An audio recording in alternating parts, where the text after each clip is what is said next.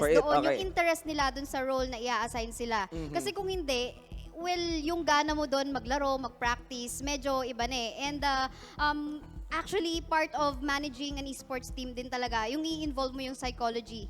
How you care for your members, hindi lang sa sige, malakas ka ikaw dito. Alam Paano ba mag-alaga? How do you care for your members ba? Binibilihan mo bang almusal? Ganon? Hindi naman. Parang you have to take care of them emotionally, at an emotional level din. Talaga, emotional level. Yes. So, hindi kasi nakaka-apekto. Let's admit it. We are human and it's part of our human nature na we get affected na habang naglalaro tayo kung ano yung nasa back ng ating ulo or at the back of our minds, 'di ba? So if you're not very open sa, let's say for example, in doing a particular role, talaga makaka-apekto ng way of play mo yon or interest. I actually have this belief na hindi lang yung players ang bahagi ng team. Of course. Para sa akin, no? It goes until, to the extent such as fans, loyal fans, no? May factor sila sa laro ng mga players. Doon din ako naniniwala. So that's why it's, I think one good headline for this or one good hashtag for this game would be the support, no?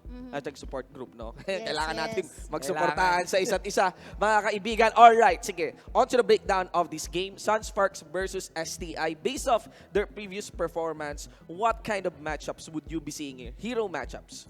Hero matchups, mas makakita ko ng links. Maraming link. Yeah, on link JP for iba-iba yung galawan ngayon. And may mga tinatry kasi yung Sunsparks, especially mga hero na pang-offlane. One time nakakita ko ng Belric sa kanila. So may mga ganon. Ganong shake-up no? Kasi nagkaroon ng dati, ngayon, Rio Reynolds, di ba? Why not try Belric? So may mga ganon ako nakikita. Totoo yan. We have our draft in, ladies and gentlemen. And ayun nga, gaya nga na sinabi mo, Prof B, we got the Ling, no? As one of the headliners here para sa side ng Sunsparks. Actually, when we got the vote, no, for the MVP, I actually voted JP. Just because he's really just stellar with that Ling, even from playing from behind, no? Exactly. When they get their match last week, no? Pero ayan, dito tayo ngayon sa draft. So, we got the Kufra first para sa side ng STI dito and Grok now. You guys, what is the trend for this draft? Trend sa draft, nakikita natin kasi dito, yung style ng Sunsparks, they have a priority in terms of securing first yung mga setters and initiators. And actually, part of their top 3 picks ay si Kufra, Uranus, and Xborg. And nakikita natin dito, binan agad ng STI yung Kufra na isa sa mga top picks nila. And actually, that is a good move. Meanwhile, Sunsparks in here, mukhang kailangan din nila, pinag-iisipan din nila, they wanna give respect din dito sa STI. Alam natin na nasa lower in terms of rankings at the moment. Kumbaga may respeto pa rin by banning out the Grok. Well, we get the Sicilian now, already banned here sa side ng STI. So medyo may scout yan, no? Mula doon sa last week natin. But what about you, Prof B? Ano yung sinisecure dito for first pick? I think there's a play here for the first pick For the first pick, ano kaya? No? Last time nakita ko kasi unusual carry. Alam natin sa class S type ang carry, di ba? I don't know kung mag-aagawan ba sila ng carry dito or of course, yung long range line na pwede mo namang unahin ng Farsa. Valir medyo shaky na. Ayun, there you go. Na malabo talaga makalabas ang Valir kasi pampagulo. Let's see. There you go, Lee. There you go. So, it's a denial, no? They got the headline from last week nga talaga. JP was really good on that link. Kahit behind na sila, so really consistent. Simple lang yung link, huwag ka lang pahuli. We didn't actually kausap ko si Coach Bon dyan.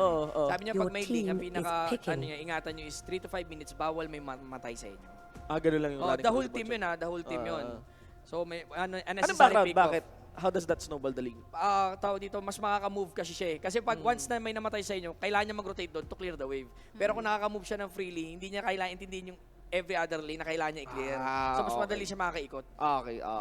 Actually, the thing about Link pa is, aside from the kills, aside from the wave clears, scout. Your team laking info. Yes. The mobility talaga was stellar that. Now, we have another 5 picks here set up para sa first rotation ng draft natin bago tayo mag-ban. We got Anana, okay? We got the Uranus once more, mga headliners ng MPL Season 5. Maring M, what are your thoughts on this? My thoughts on this, first of all, I like that Digi pick na first secure ng Sunsparks. Kitang-kita dito, gusto nilang i-utilize. Actually, hindi lang pagtanggal ng crowd control tong Digi. There's a crowd control that this Digi can provide, right? Through his second skill. Makikita natin doon, possible, itong malikot na link, pwede niyang pigilan. Anytime na madaanan niya lang yung Digi. So, I guess, respeto doon sa first pick ng Sunspark, I'm liking that one. What about you, Prof B? Your take? Para sa Digi or sa ibang ano. Actually, dun sa draft, no, we got the Digi, we got the Nana there on both sides. Split siya. I'm eyeing may carry pang available sa totoo lang. Actually, Just to protect for Digi. Yung pero, pick na Uranus para sa akin, nakita ko si Kale Wash Pagka nag-Uranus, sobrang lalim. As in, may part na laro ang Sunsparks, yung pumupunta siya right in front sa loob ng base mismo. Yes. Buhay pa yung mga tor just to cut the 2 lanes.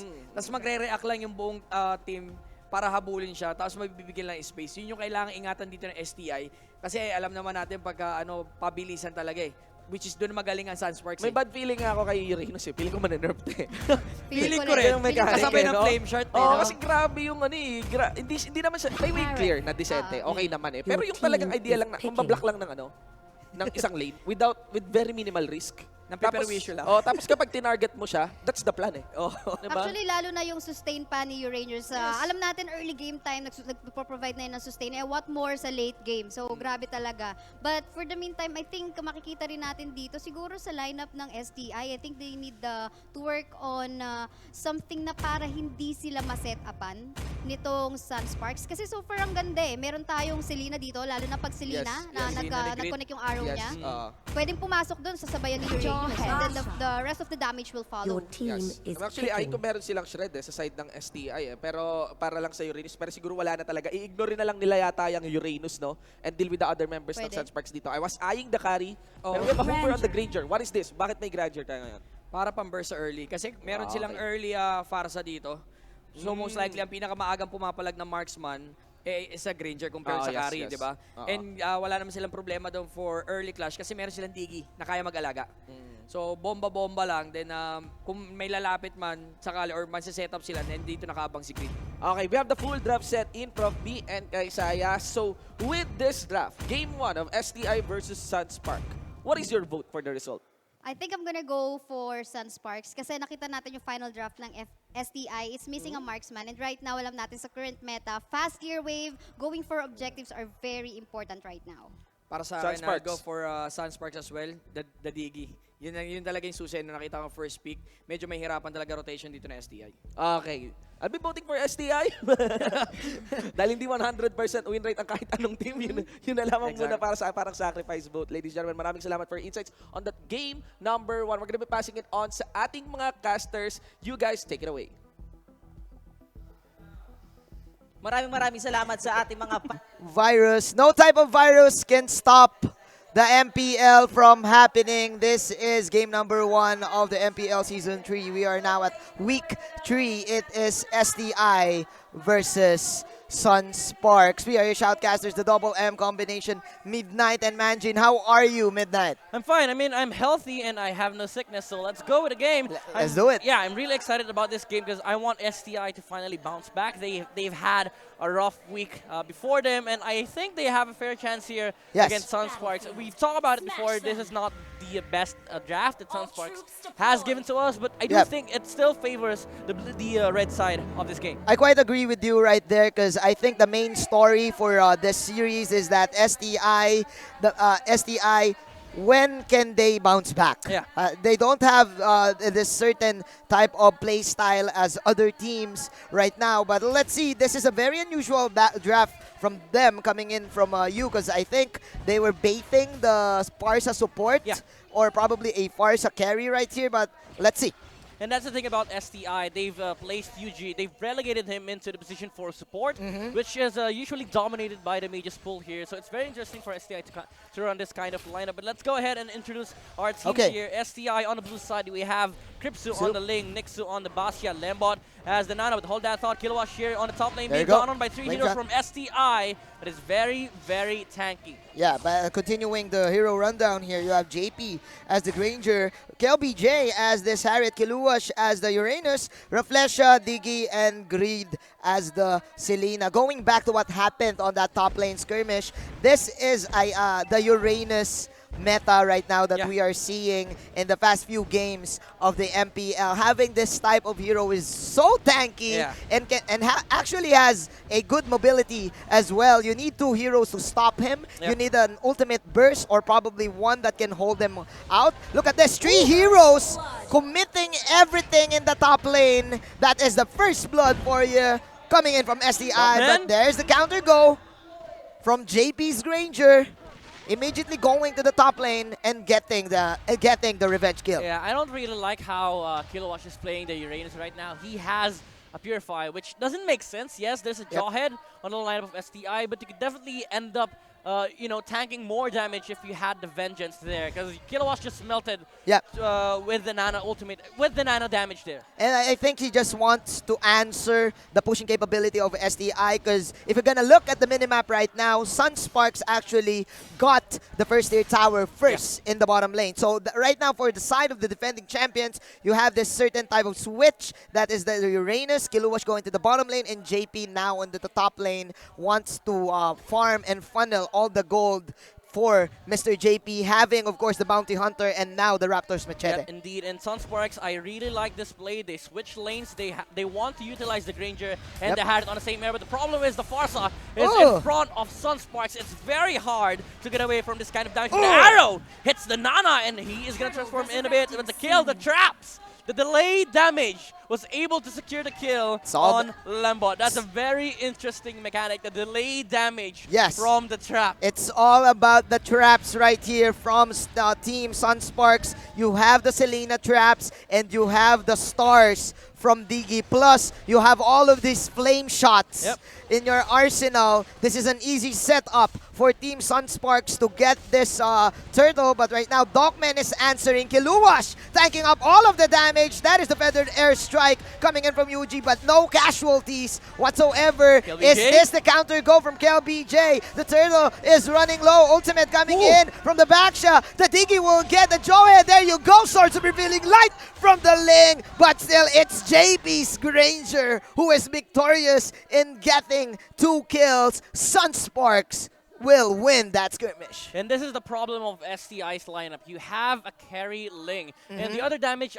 the other damage source is the Farsa. The thing is, if Sunsparks, if they're able to get out from the feathered airstrike, there's no real damage that is gonna come out from the Ling. Yes, you can use your ultimate. Remember, that is a Harith and a Uranus. Yeah, let's look at the you can't burst somebody down on the side of Sunsparks. Let's look at the replay right here. I think I'm agreeing with you right here. In terms of pickoffs, you have this team of STI that can burst you down because of the lockdowns that the Farsa, the Jawhead, and the Baksha has. But in terms of 5-on-5 type of team gameplay, 5-on-5 rumble, you really need Sunsparks to group up for you to land all of your damage. And this is Ling, of course. One of the main style to play Ling is just you need to be very safe in the first few minutes of the game and get your items going, probably get your power spike before you enter, before you join team fights. And this is where STI's lineup failed, because the thing is, Ling, he wants the early game skirmishes. He wants as much as possible to be able to snowball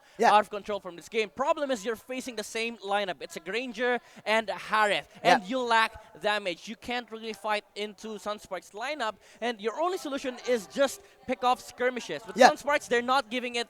They're not giving that to STI. They're grouping up as 5. They want to take objectives as 5, and they want to take turtle as 5.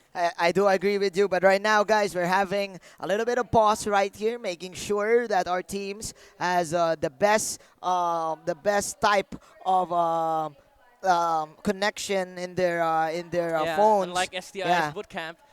No, we're just kidding. We're just kidding. But I agree with you, because in terms of pickoffs, you have this fast-paced type of lineup for Team STI, but hold on. Oh my God! There you go. That is an off-cam kill from JP. This is just a confident Granger right now, having 402 in his stats, 100% kill participation in the first 4 minutes of our game. You know what? It's crazy. Looking dangerous. JP has even exhausted the retribution just to make sure that the slow is enough to catch Farsa off guard during the feathered airstrike. And Dogman, look at the damage from this Granger. Oh no, this is looking dangerous for Team SDI. They really need to get Kiluwash right now. As you've said, unstoppable force. 4 heroes are required to take this monster down, and they're not able to get it. And STI, they're losing objectives to Sunsparks. Yes, they are. And this is looking hard, because Team Sunsparks is one of the teams that can punish you all throughout the game if you make mistakes. And JP is just having the time of his life. Bullet after bullet. Welcome to the Bullet Club, says JP. There you go, KLBJ. The King will get a solo kill for himself, and Team Sunsparks, first 5 minutes going in, going ham, getting all of the towers, and now going for the tier 2 towers. You know what? It's funny. KLVJ is sporting a flame shot on Harith, and I really That's new. like the idea. The Basha and the Jawhead cannot close the gap on KLVJ. Yes, there's an unstoppable force. There's the jump from the Basha, but once the flame shot connects, you can't run away. There's a slow from that spell. Definitely. And mind you, there's a slow on the Zaman force as well. Not just a slow, but a knockback, knockback as well, because I think it adds more mobility to this hero, and this is something new that KLBJ the King is showing us right now. Of course, having the mystery shop, and JP again having the bounty hunter. It is just going to be a fast-paced type of items, item build for the side of Team Sunsparks. There you go, that's Sonata. That is, of course, the Rondo in. Dogman is falling low. That is another flame shot, but the Feather Airstrike is there to save his life, but it's not enough. It's not enough. The damage, they really lack damage here on the side of STI. Yes, you have the control from the Nana and the Farsa, but the thing is, you need to provide the necessary burst damage to go through the shields and the health points of this Uranus and the Granger with the turtle buff. And Nana just lacks the damage without any items yet. So you only rely on this Farsa, who now has a lightning truncheon, but Kripsu is still just having a hard time in getting his endless battle. And we are now at 6 minutes in this game, and now Team Sunsparks are just choking STI inside their base. You know what? This is the softest Basha I've ever seen. Dogman melts from the Rhapsody of the Granger and Sunsparks. They're going to be able to fight 5v4. Feathered Airstrike has been exhausted by Yuji. That's going to delay the push of Sunsparks. No minion waves for them, but there are side lanes. This is quite difficult if you're playing the Ling. You have a lot of traps to look out for. You have this stars from Raflesha. You have the Abyssal Arrow from Grid. So you can't really like move all throughout the map, because the Sunsparks, they immediately went for the Diggy Selena, the first part of the picks of the draft after the Ling pick of Team STI. Oh man, just look at the Basha melting from the Harith. It is very rare to see a Basha melt from the magic damage. Yes. It's a magic damage, Harith. This is not physical. It's magic damage. And now Kilowash inside the base of STI. And Dogman gets melted by the arrow combo of the Selena. With a snap right there after the arrow.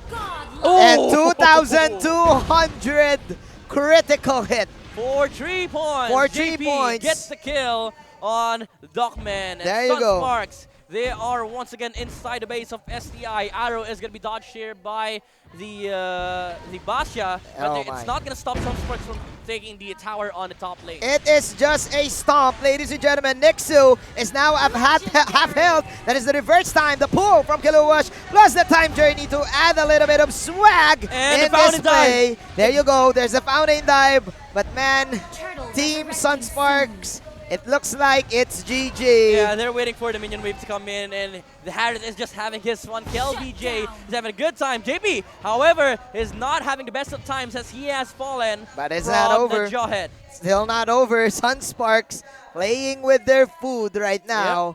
And it's very clear to say, ladies and gentlemen, that Sunsparks, they have the opportunity to actually end this game quickly. What kind of strategy can STI pull off to come back from this game?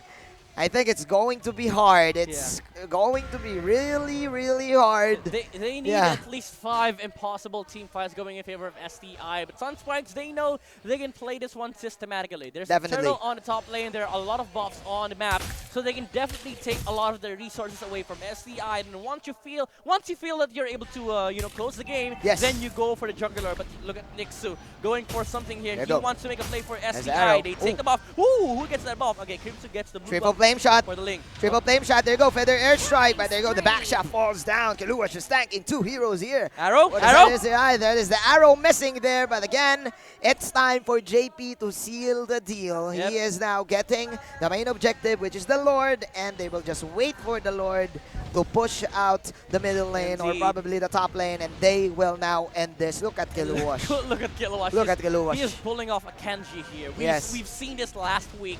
The Uranus cutting inside the base of your enemies. Look at the damage from the Granger. Dead Sonata. Not And enough to take Lembot down. And he's not dead. He's still He's still alive. But alive. the base of SDI is not. And Sunsparks 6 the victory in this game 1. And a dominating performance for the defending champions. Yep, indeed. And I think this is just a classic outdraft Yes. from Sunsparks. We were talking about it during the discussion for the panel. There's no real damage dealer on the side of STI. The Ling is not enough, and you can't deal with the Harith. And you need to wait, right? Probably around 7 minutes for the Ling to get this power spike that he needs to like get the damage going. But the rotations coming in from Sunsparks, immediately going in the top lane, immediately pushing the tower because they know that SDI will answer with their push as well. JP picking off 2 heroes early, make that 4 heroes, especially the Nana on the bottom side. It's just full ham. It's just full on Sunsparks, and this is quite. This is gonna be again quite difficult for the side of STI. How can they like come back? What is their mental fortitude right now? This is so difficult. That is us. That is the game number 1 for Sunsparks versus STI. Last thoughts, man. I think SDI, they can definitely bounce back. Just fix the draft for them. And I do think the panel has a lot of suggestions for them. So we're going to throw you to our panel desk. Shinbu, take it away. Good initiators or better initiators na pwede nilang ma-secure supposedly kanina. Initiate an objective. Yes. Alright, what about you, Prof. B? Yun, part doon yung draft issue. Nakalimutan nila yung pamprotect eh. Ang ginawa kasi nila, sinecure nila yung core, nalimutan nila yung pamprotect. Mas gusto ko yung part na sana, kinuha muna nila yung pamprotect. Then from that, yun yung ginawa nilang foundation para magpaikot or pumik ng pang-core heroes nila. Probably. And you're speaking of the core priority here on the Ling. Yes. Yes. Ah, Medyo okay. hindi ko gusto yung ano, Yung first pick. Yeah. Yung Ling mismo. Yes, mas gusto ko yung kung nagdigi first pick and from that, pwede na, kasi ang digi pwede mo alagaan kahit anong core eh. Diba? Mas maganda iikot ang draft mo doon. Actually, observing lang Observing lang yung running meta natin ngayon, Prof. B. Baka isa sa mga heavy deal breaker would be of the support position. Kasi ang dami pumapasok sa support position ngayon eh. I'm not so sure if dumadami ang possible supports ngayon or ang konti kasi ng viable supports. That's the thing. Kaya a lot of players has been experimenting on the likes of Nana, gano'n, pinapasok the likes of Selena back then, di ba?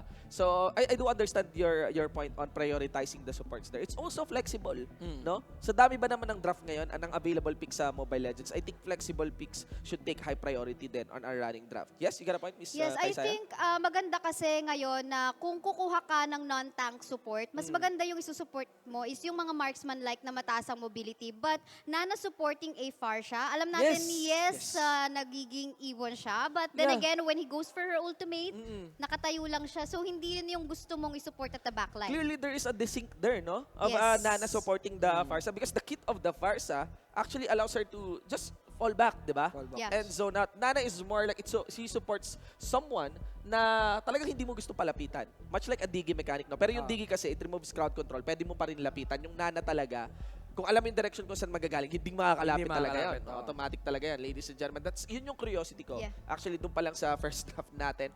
Pero, I don't know, I feel na, of course, this is a manifestation din pa rin nung kakulangan sa practice dito ng STI. Pero how do you see game number 2, kung sakali man? Mukhang kailangan nila magbago talaga ng first pick ng ganong sa bagay. first pick rotation. Sa first Okay. pick rotation talaga nagkakatalo eh. Which is, naka-ready na yung Sunsparks eh. Yeah. Kung pansin mo, right after pag-pick na Ling, rekta lang Digi. Totoo yan. Which is totoo ang yan. inasa ko Digi talaga. Of course, you got here, automatic naman yan eh, JP. Di ba? Parang sa side dito ng Sunsparks. For the most part, lots of approach ng mga laban ng Sunsparks dito has been playing around on enabling JP, no? To do what he can. Sometimes naman it goes both ways, no? Si JP yung nag-enable para sa team niya. Pero it goes without saying na pagpalo ng late game and when on times that it matters, si JP pa rin yung parang nagiging key carry dito, no? Alam with KLVJ din naman, di ba? Yes. So, Okay, ladies and gentlemen, in this juncture pala, gusto ko lang bagitin sa inyo to avail of the Smart Giga Games 99. Enjoy 1 gigabyte of games all day. Okay, for Facebook Gaming, for Mobile Legends, and more. And of course, just dial *123# to activate Giga Games 99. Of course, you can also do Facebook Gaming. You can watch Facebook Gaming and watch your favorite streamers with Giga Games 99. Again, guys, for game number 1 result natin, 1-0 in favor of Sunsparks. This is gonna be played on a best of 3 series, which is our running champion Sunsparks is eyeing to push this to a 2-0. Kasi ano pa rin tayo eh. Point system. Defeat minus win. Yes. Pa rin yung scoring system natin. So, malayo ang 2-0 sa 2-1. Yes, Diba? yes, Into the draft we go, ladies and gentlemen. And ayun, no? So for the role of our first ban rotation, we did see kanina a Kufra and a Grak priority. Dito pa Your rin, we're team gonna be is seeing banning. Grak, but this time, STI, instead of eyeing and securing the Ling, compared to that game number 1, they are securing it for a ban. Okay. Your Yes, team is obviously yung banning. ano dito, yung respeto ng STI sa link. Kanina, kita mo, nung first pick sila, they wanted to secure it for themselves. And this time, nung second pick na sila, ayaw nilang ibigay sa Sunsparks. And nakita naman natin, alam natin kung anong potential meron ang isang link dito. Although nasa around 40% win rate lang siya, no? Hindi, it tells something na hindi porket ma-secure mo to, yes, you have a higher chance on winning. May binabagayan eh. You have yes, to yes. make sure na yung other roles or other heroes na Your ipipick mo him. Totoo yan. Totoo yan. What about you? If we're eyeing not just... Diggy. Your team is So picking. dito yung STA kasi napansin ko last week nagma-marksman. Ngayon tinatry nila yung fina-follow nila lahat sa mid lane. So may part sa akin na nakakapag-adjust ang STI ng drafting nila. And kailangan lang mas madaliin ng STI yung drafting dito. Ayan, tulad kanina from the previous game, ang inaasahan ko, ang foundation is the Diggy. Tapos tsaka iikot ang pick. Ngayon, dito nangyayari sa Sunsparks, sila po yung first pick. Well, sila naman yung first pick priority dito. And I do feel nga na limited yung pool talaga ng supports ngayon eh. Unless you do Your something team is unique. medyo kakaiba. Kakaiba, di ba? Kakaibib. Kaya parang sa pool na yung mga digi natin ngayon dito. Although we still see the likes of Estes naman sa kamay dito ni nila o may Venus pa rin, di ba? Pero there's priority also on the Uranus which might be available for our running game, ladies and gentlemen. This time, Kimi. Another core priority dito para sa side ng STI. Prop B, your take. M, ikaw. Yeah, I wanted to say na hindi talaga ako like, well, Selena. majority hindi talaga ako Your nag-go for team like is first picking. round of picking Core? doon ka sa core. Oo. Pero let's give STI a benefit of the doubt kasi this time they have followed wherein yung Nana magsusupport Sa pool. sa isang Kimi. marksman na alam natin very mobile. Yes, yes. And of course, ang taas ng DPS. Yes, yes. Nung Kimi dito. Pero I feel like, sorry, may nagda-drop din ako dito. Sa pool ka agad yung Uranus, Your no? team is Oo, banning. para sa Kimi. What are your thoughts, Prop B? Yung second rotation dito ng Sunsparks, Uranus plus Selena. Medyo mahihirapan sila in terms of kung paano, ang Your bilis kasi team mag-rotate is pag may Selena eh. Which is kailangan mo lagi magtingin-tingin. Which is, ang key dito is si Nana, na kailangan pang scout niya Your para team maalagaan is lang etong picking. Kimi nila. Kimi, yes. Ang inaabangan ko dito is a good double marksman lineup for the STI, which is the carry and Kimi It's combination. a possibility, Oo. no? Yun ang Oo. iniisip ko dito, pinakamagandang gawin as of now. Overwhelm the Oo. Uranus. Yes. In terms of that DPS. Actually, Your maganda nga yan. team And there is we go. Not just picking. overwhelm, gumaganda. Umiinit ang tarima ng STA, ladies and gentlemen. Ang ganda ng Granger pick. No, kung hindi nga naman carry, you wait for the scaling. Sige, subukan mo kami lapitan with your Uranus. Sabog yung mukha mo with that Granger. Ikaw, maring we're eyeing the Claude here sa kamay ng Sunsparks. Actually, mas surprise ako if they will be locking in the Claude dito kasi mas nag-expect ako ng maybe carry or something Oo. else. Pero okay lang kasi hindi naman tanky yung lineup ng STI so you don't really need a carry in here. If Claude, we can expect Sunsparks most likely will be going Your for team team is fights. Kasi picking. makikita natin dito, Diggy and Uranus, pang team fight sila. And pwede nating ma-expect sila, pwede nilang bulihin yung tatlong squishy heroes na nakikita natin ngayon sa STI. Yan, taas din ng damage. No? Pumasok yung Parsa bigla. Prop B, your take. Ano nangyayari as we close in dito sa dulo ng ating draft? May more na ang Sunspark pampabilis pa rin ng ikot, which is walang natural direct counter para sa Claude as of now sa ganyan lineup na SDA unless yun nga Yes.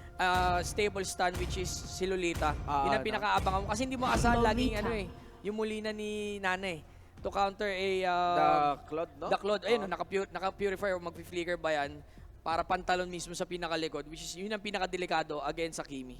Pag natatalunan siya. And even the Nana, The actually, Nana, yes. Kasi ang Molina is based on the position lang naman eh. Di Oo. ba? Kung mahabol ka o hindi. We have the full draft here. Okay, may co-panels. So, Sunsparks na nanalo kanina. We have a very new draft coming in from this game number 1. What are your predictions? Okay, gusto kong bigyan ng benefit of the doubt ang STI this time. Mm-hmm. So, gusto kong makita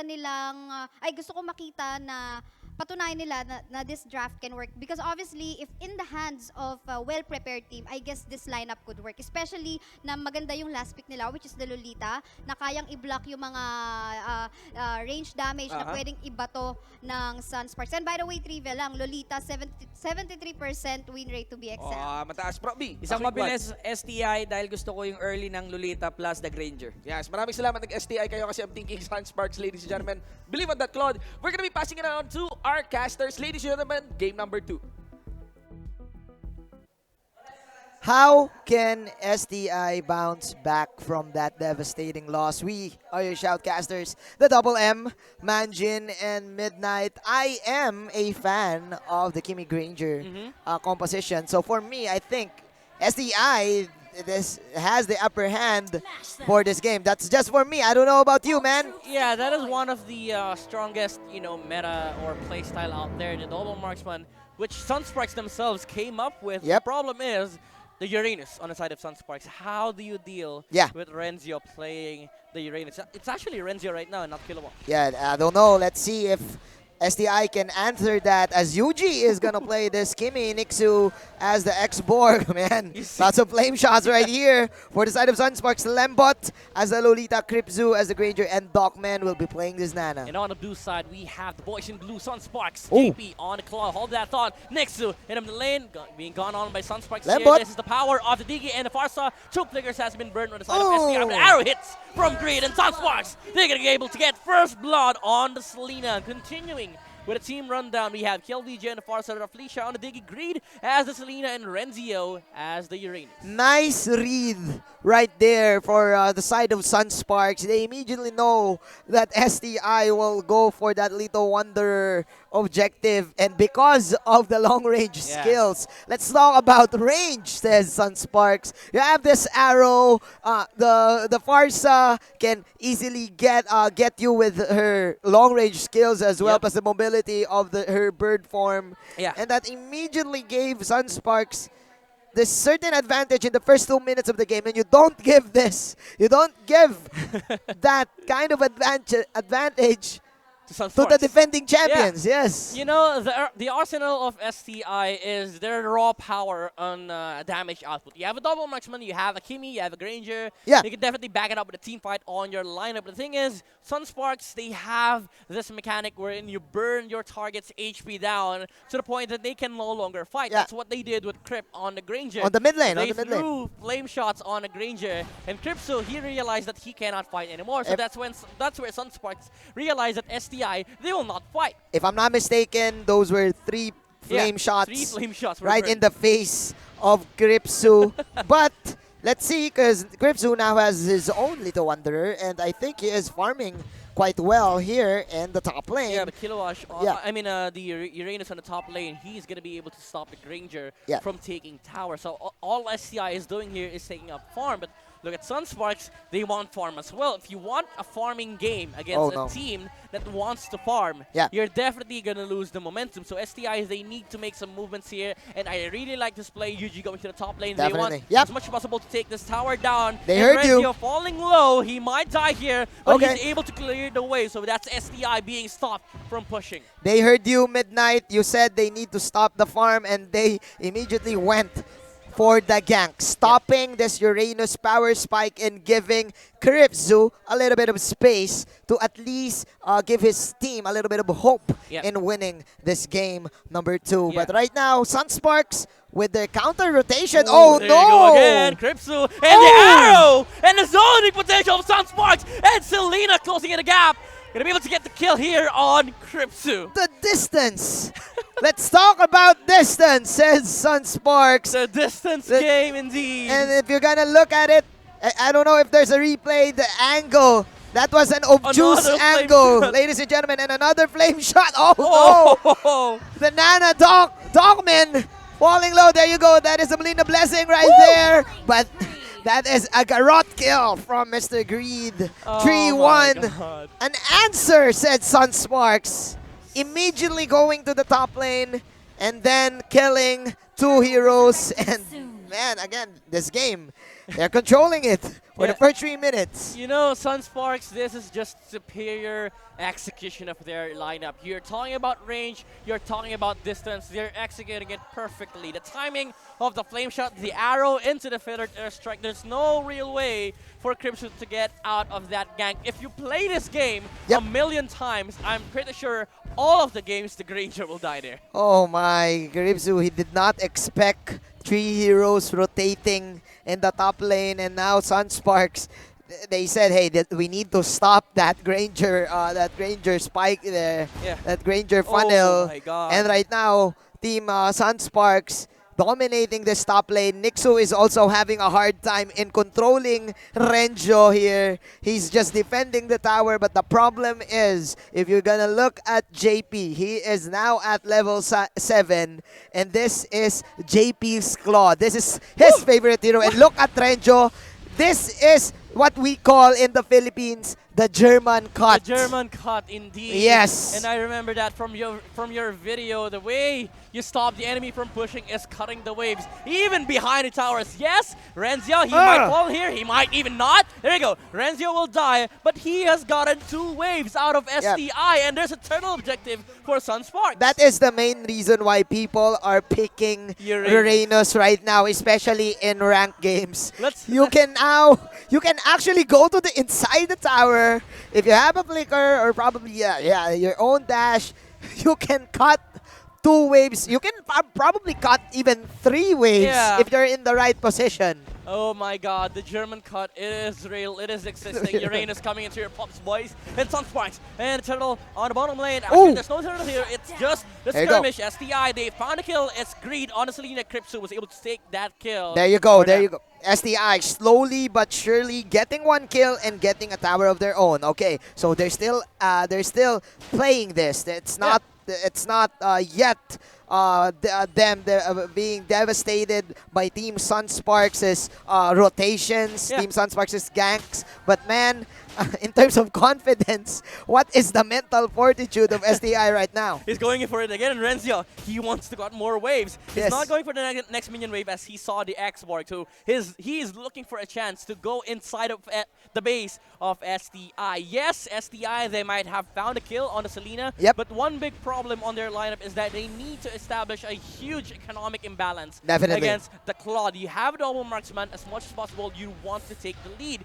because you know at some point this Claude will turn into a monster. But remember, this is not the end for STI. They are the better late game. They are the better late game lineup. And hold that thought, Kripsu being gone on here by Renzio. Sunsparks, they're not going to be able to take that kill. And continuing with the train of thought, STI's lineup scales way better into the late game. Just remember the game from Bren versus Sunsparks. If your double marksman has the double immortality, this Claude will definitely be shut down. Yeah, I agree with you, yes. But that is the late game. Yeah, that is the late game. You need to eat more rice. Yeah.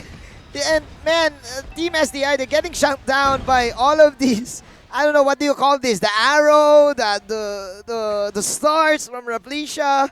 And man, this is the protractor strategy. The protractor strategy, and Kripsu is having a hard time in farming and getting gold by all of these distant type of skills from Team Sunsparks. Yeah, it's very frustrating to play against this kind of lineup. It's very hard to play Mobile Legends. It is. When you have to expect a lot of things. The bombs from the Diggy, the pullback, the arrow, the flame shot, and even the feathered airstrike. And you don't have a Purify in your battle spell to probably cancel one. So one hit of the arrow or probably a flame shot, boom! Instant dead for the squishy heroes of Team STI, and right now all they are doing is just defending and getting rid of the minions and hope for the best that they can also poke out Sunsparks. Yes, they have distance, but where is the hold? Where is the confidence from Team STI? How do you actually defend against the push of Sunsparks? Yes, you might say that this X-Borg, he has a lost insanity, but the thing is, he's gonna melt from the damage of the Granger, from the Claude and the Farsa. And I would actually take the Claude against the Granger in terms of late game, in terms of one-on-one. Yeah, definitely. Yeah, in terms of one-on-one, Blazing do it. But let's see. Once again. There you go. Numinum Blast coming in from Lembot, but that is another arrow here. Nixu still has his ultimate, but he won't waste it as STI will just back away and disengage. But meanwhile, Team Sunsparks is going to push the second tier tower. Easy 100 gold. That is the last for their remaining team. outer tower for STI. It's all inside their base of flame shots once again. Okay. And the Blazing do it into the flicker, getting 2 heroes on the backline. Make it 3. Oh no. The Nada has a respawn, and the Lolita had his shield. So STI, they're only gonna lose 1, but that was an amazing play from JP. JP's Claude once again, an amazing play, but actually sacrifices himself, and it created a space for Team STI to probably get kills. There you go. The rocket will miss, but the story remains the same. Reggio is still tanky, and he is choking a lot of damage for Team STI, and right now, Sunsparks, they're pressuring this team, playing mind games. That was just JP being a little bit of carefree. JP carefree, that's what you call him. Yeah, but this is really scary for STI. The combo, the 3 flame shots into the feathered airstrike, into the blazing do it, into the flicker in. Yes, Sunsparks, they might have realized that they don't have the damage yet, but it will come. It will come. STI, you need to prepare. You need to start saving your money for those immortalities. Oh my, this is just the third turtle, laughing. and they're laughing. They're laughing. They know, yeah. They knew, JP. We had it. It's yeah, just that we don't have damage yet. That's JP's curse, by the way. He actually plays like this if he knows that they're quite ahead by far. And he goes for the risky play. He goes for the risky plays. In the Philippines, we call that the sour play. Yeah. The sour play, right? The maasim. Yeah, the sour play. And right now, Team Sunsparks, they're just waiting for JP to respond, and they're waiting for a turtle take, and they could probably go in the mid lane and end this. But again, like what you've said, man, STI, they have this huge advantage in terms of late game. This is Kimmy, this is Granger, Kimmy magic type build, and Granger with the all crits build. You will definitely melt if you are the Claude and you are Sunspark. So let's see if STI can still bounce back in this game. Yeah, but do take note, there's one condition on their lineup. Again, they need to establish a huge lead against Sunsparks to have an even fair game. So Sunsparks, they know they're in the lead right now. It's so far, the timing is so far for STI. Sunsparks needs to throw at least 3 team fights. That's one. That's one, okay? So you need 2 more for STI to be able to claim the late game victory. But the thing is, Sunsparks, will they be able to, execute this next team fight better? You need another JP type move if you are Sunsparks. That's just classic JP. That's vintage, man. JP, ever since 2018. Yep, that's we've been Flashback casting Friday his for you. game, and you know what? He always does this. Ooh, flame shot? He always does this, and right now it's quite a game that is really dominant by the Team Sunsparks. Yeah, and you know, there's an additional layer of problem here for STI. The Uranus now has an immortality, so that's one big problem for them. Who do you actually take out on the side of Sunsparks? I don't know, man. I think it needs to be KLBJ. Yeah, look at Renzio playing on the base of SCI. Okay, guys, you have no damage. I'm letting the Cloud farm. I'm letting him take the top lane. In the bottom lane, it's shove in favor of STI, but they don't really care. They're poised here to shove into the base of STI. The traps are there for the Diggy. There's and waiting. Nixu, he might be baited out here. Waiting for another arrow. There you go. It hits the grip! Granger! Oh my god, the Granger! It hits! The arrow hits from the parking lot, and now Team Sunsparks, They're hoping to end this game. Renjo and All eyes on company. JP! There All you eyes on go. JP! And Lembot will mount from the Blazing, do it on the Claude. He's gonna be able to take out the Lolita Nixu. Not enough damage with his ultimate. And SDI, they're back against the wall. Sunsparks, they might be able to claim this game. The Lord is still alive. Renzio is shoving out all the waves. Sunsparks, they're pushing all three Dogman. lanes. Dogman, he's not gonna be able Banana. to sustain the damage. And Sunsparks, they might close this game out. The Nana, what you gonna do right now, Nana? Because Sunsparks defeats SDI for the first series of the MPL regular season week 3. And let's face it, it is an easy game Yeah. for the defending champs. And I do hope that SDI, they need to go back to the drawing board and plan things out, because it's gonna be a really difficult season Yeah, it's for high this road. team. It's high road, and we are close to the half. We're close to the half month. We're actually at the 3rd week. Yeah. We're I don't know. Probably we have 8 weeks of 6 weeks regular still. season or 6 6. weeks, yeah. So right now, So we're literally in the half of the regular season. So Team SDI, they're at tilt mode right now. So man, I hope for the best for this team, because all of these players are just quite good. And Yeah. man, Team Sunsparks, the better team for that series. Yeah, they're really good. I mean, it's just an outclass and outdraft for Sunsparks. Don't get me wrong, the better draft came in for STI during that second game. It's just, it's all on execution. And Yeah. Sunsparks, they executed that game pretty well. We've seen that from the executions of the gang on the top lane.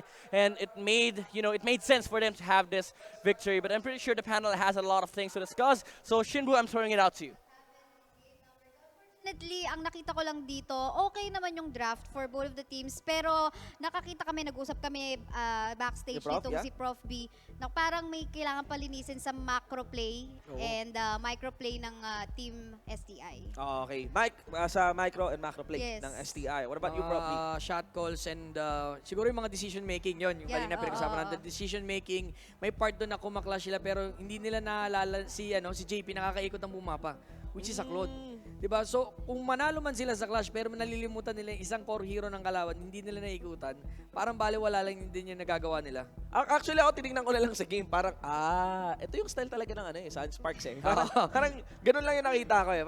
Sa akin, sa totoo lang, of course, not totally discounting STI, no? Not totally discounting STI. Microplay, decision making ni Crips siguro doon. Parang, alam mo, nakita niya na na tatlo yung papalapit, pero tapos low HP siya. Sana nag-back na lang siya doon. Yung mga ganong bagay.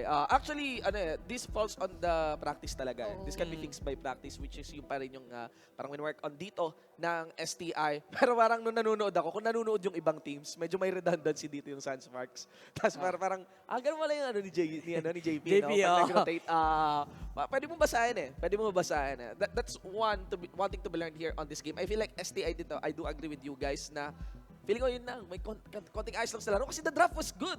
Exactly. No, on STI. But it doesn't feel like na-pull off nila ng todo-todo yung win conditions ng draft nila. Yes, that's true. Diba? So, we get a replay here. Kita nyo naman yan. It's not really that one-sided game compared to that game number 1. Pero, ayun, any final thoughts? Ano pang mga kailangan ayusin dito ng STI? STI, yung internet connection nila na ayos na raw, di ba? Oo nga Ayos na eh. raw. So Gamitin na. Gamitin lang, grind lang ng grind, and for sure, kailangan nilang i-replay yung mga reviews ng mga laro na previously. Yeah. We got KLBJ here as our running MVP. Hindi sorpresa, no? JP, tapos KLBJ.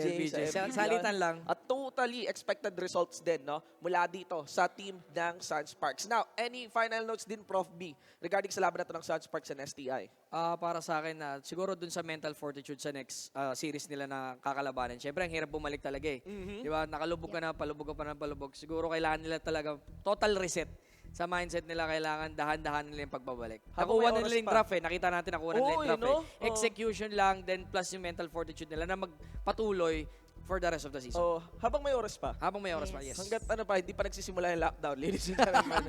Alright, mga kaibigan, that has been our first series between Sunsparks and STI. Once again, congratulations syempre sa Sunspark. And syempre, maraming salamat sa insights ng ating mga malulupet na mga panels, Prof B and Kai Saya. Of course, MPL Season 5 is presented to you by Smart with our official sponsor, Realme, official gaming headset partner, Logitech, and is organized by Munson. We're going to be heading on to our top 5 plays of the series, brought to you by Realme.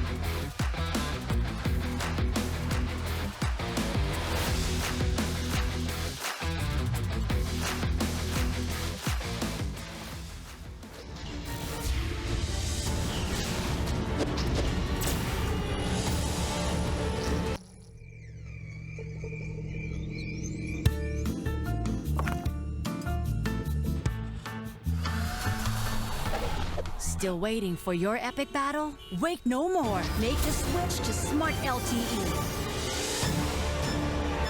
And experience greatness with the country's fastest mobile data network. Fighting Jimmy!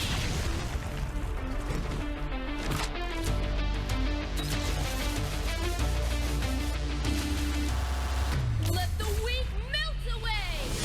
Legendary! Double kill! Legendary! Double kill! Triple kill!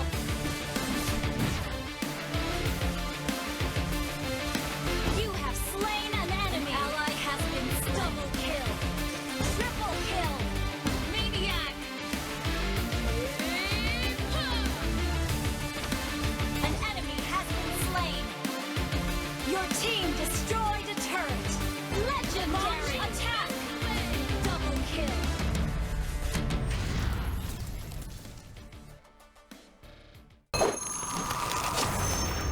Download for free Mobile Legends Bang Bang. Only love and night are everlasting.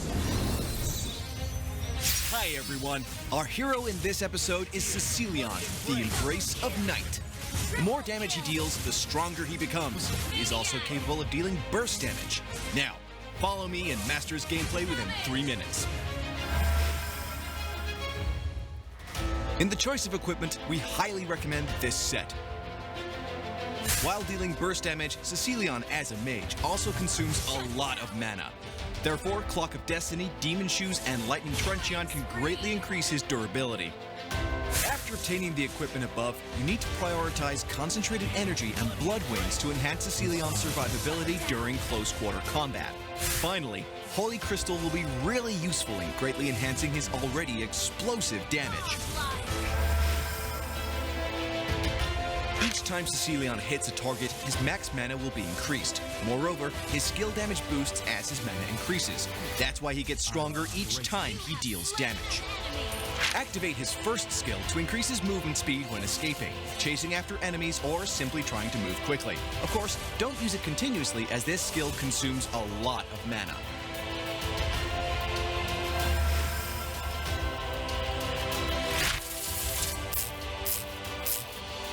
In the laning phase, Cecilion is quite advantageous as his attack range is very long. After reaching level 2, activate his second skill and then use the first skill to deplete and suppress enemies. It may be a little bit hard for Cecilion to use his first skill alone to hit targets. However, combined with the crowd control effect generated by the second skill, no one can escape. In mid and late game, when teamfights burst out frequently, it is wise for Cecilion to activate his ultimate in advance to slow enemies down. Then he can use combo in sequence with first, second, and then back to first skill again to control enemies and deal sustained damage. Cecilion can deal explosive damage by continuously activating first skill when in team combat.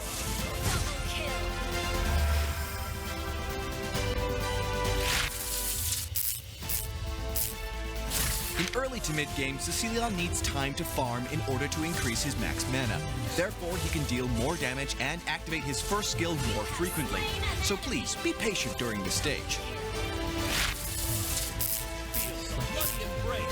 In late game, when teamfights burst out frequently, please choose a good spot to make full use of Cecilion's long-range attack and crowd control ability. In cooperation with allies, it's easy to snag victory in teamfights. That's all for the new hero. Stay tuned to Road to Mythic and rank up as you wish. See you next episode. Download for free Mobile Legends Bang Bang.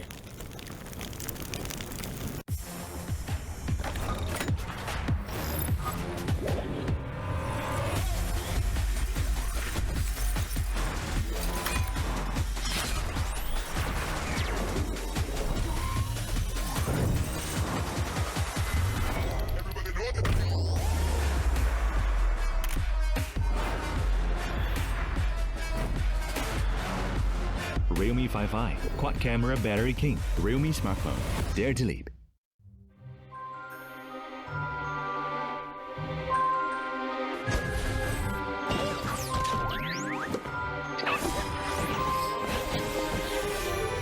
It's time to go to the NFT show for some fun.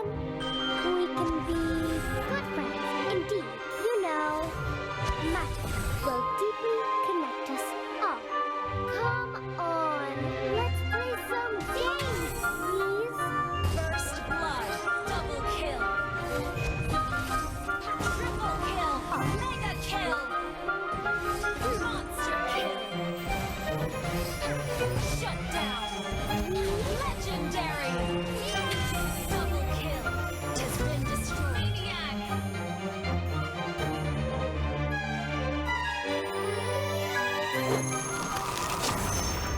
Download for free Mobile Legends Bang Bang.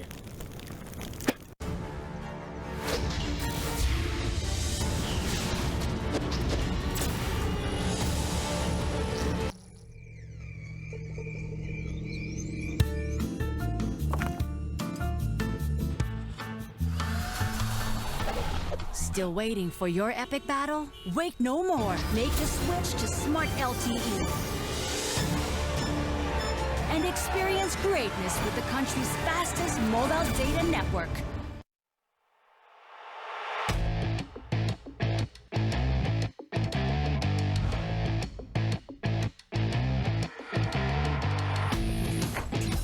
Still swords run deep.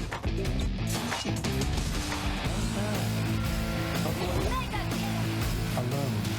Unstoppable! An enemy has been slain. Legendary! Double kill.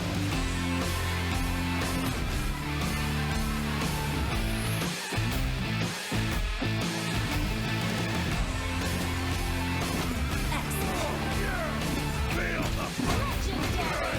An ally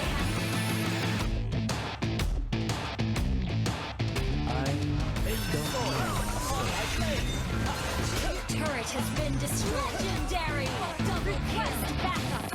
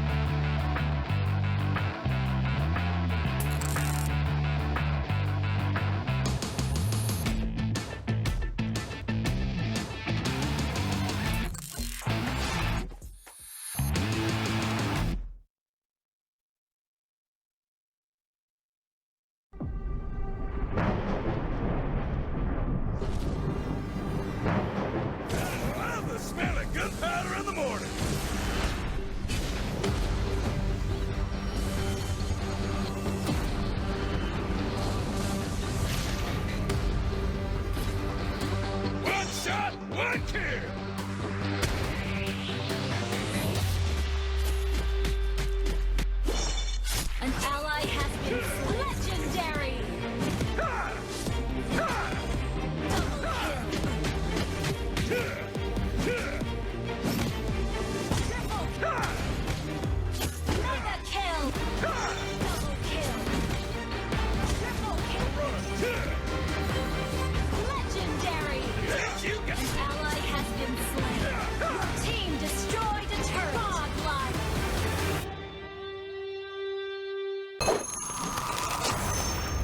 Download for free. Mobile Legends Bang Bang.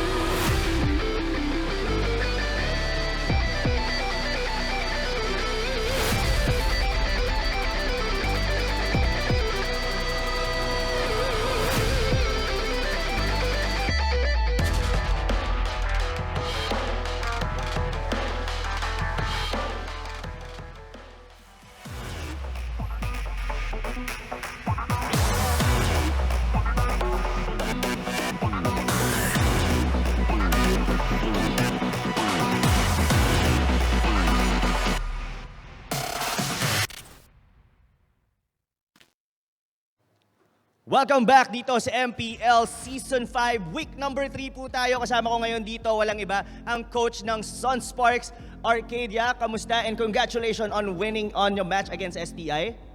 Thank you. Okay naman. Ayun, so siguro a few questions lang, Coach. Kasi yung panel natin, especially on the game number 2, medyo favored sila, especially on the lineup na ginawa ng STI. Pero it actually didn't went well. So nakita naman natin with an amazing performance dito ng the whole team. Pwede mo ba kaming bigyan ng konting insight what actually happened on the game? Actually, yung ano kasi draft, it's a subjective topic eh. So we can really say na it depends if kung favorable ba talaga dun sa person na nagsabi na kung gusto niya yung draft na to. Kasi sa drafting, like, you can only choose eh. It's either you focus on the team synergy or you focus on countering the opponent. So I think dun sa game 2 kasi, nag-focus kami sa team synergy namin. So it's all about the team synergy over countering. So parang pwede rin nating sabihin like, specialty ng mga roles ng mga players as well. Gaya nga, actually, narinig ko rin yung sabi ni Prof. B na why not nasubukan nila na bumalik sa mga current roles nila like si Lembot kasi known as a marksman user, yung mga ganong bagay. Pero on my second question lang, Coach, since this is gonna be the first day then na dalawa yung magiging series dito ng Sunspark, they will be up against the Execration on the final series of this day. Paano mo pinrep ang whole team ng Sunsparks? Ano lang, nag-focus kami sa health namin na like natulog kami ng maaga kasi since 2 consecutive yung laban namin. And then ano rin, kumakain rin kami on time kasi kailangan rin namin energy throughout the game. Wow, very well said, Coach. Talagang kitang-kita natin how he actually managed the whole team dito ng Sunspark. Pero set us aside, mga kaibigan, do you have any final shoutout especially sa mga sumusuporta, sa mga fans na nanonood online ng Sunsparks? Thank you sa lahat ng sumusuporta sa Sunsparks. Just keep supporting us and also all the MPL teams. Tapos keep safe tayo lahat, guys. And thank you sa lahat ng boss namin. Sayang wala si Boss Jeff. Di ko tuloy matanong saan kami kakain. Yon, pero I'm sure nanonood dito si Boss Jeff saan nga ba kakain ng Sunspark. Pero maraming salamat, Coach Arcadia. So ngayon, wag na nating patagalin itong second series natin, mga kaibigan. Now, the wait is gonna be over for the second series. It's about to start. It's gonna be between Blacklist International versus Execration. And for the first team na dito nasasama sa atin on stage, ito yung team na medyo mas kilala ngayon as feeling blessed, ika nga. TikTok lang daw ang malakas. Let us all welcome here on stage, Team Execration.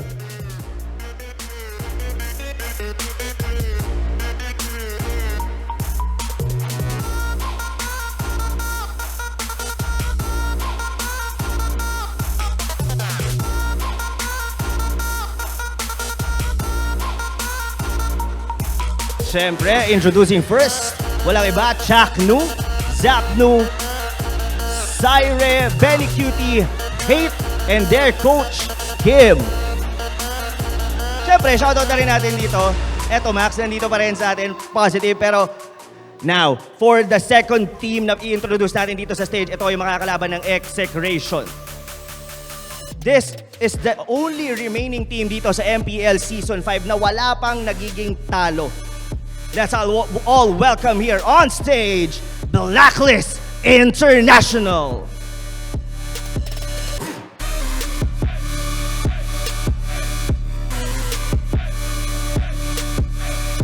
Introducing Captain Dexar, Riddler, Aqua, Killer, Edward, and their coach, Bon Chen. Okay, so syempre, unang-una nating kakausapin ngayon, walang iba kundi si Boss Chaknu. Pero syempre, congratulate muna, medyo madaming nakakita, medyo in a relationship na daw ang isang Chaknu. Kamusta naman? Kamusta naman ang... so, ito ba hindi fake news? Totoo pa ba to? Yung ano? Na in a relationship na daw ang isang Chaknu. Hindi ko to sure medyo galing lang to sa mga viable sources. Totoo yan. Yon, totoo pa mga kaibigan in a relationship dito. Pero syempre, kidding aside, this gonna be an epic battle in between sa inyong team na to. Blacklist International, hindi pa nagkakaroon ng kahit isang talo dito sa MPL.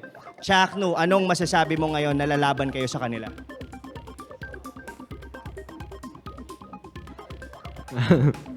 Ano ba? Ano yun?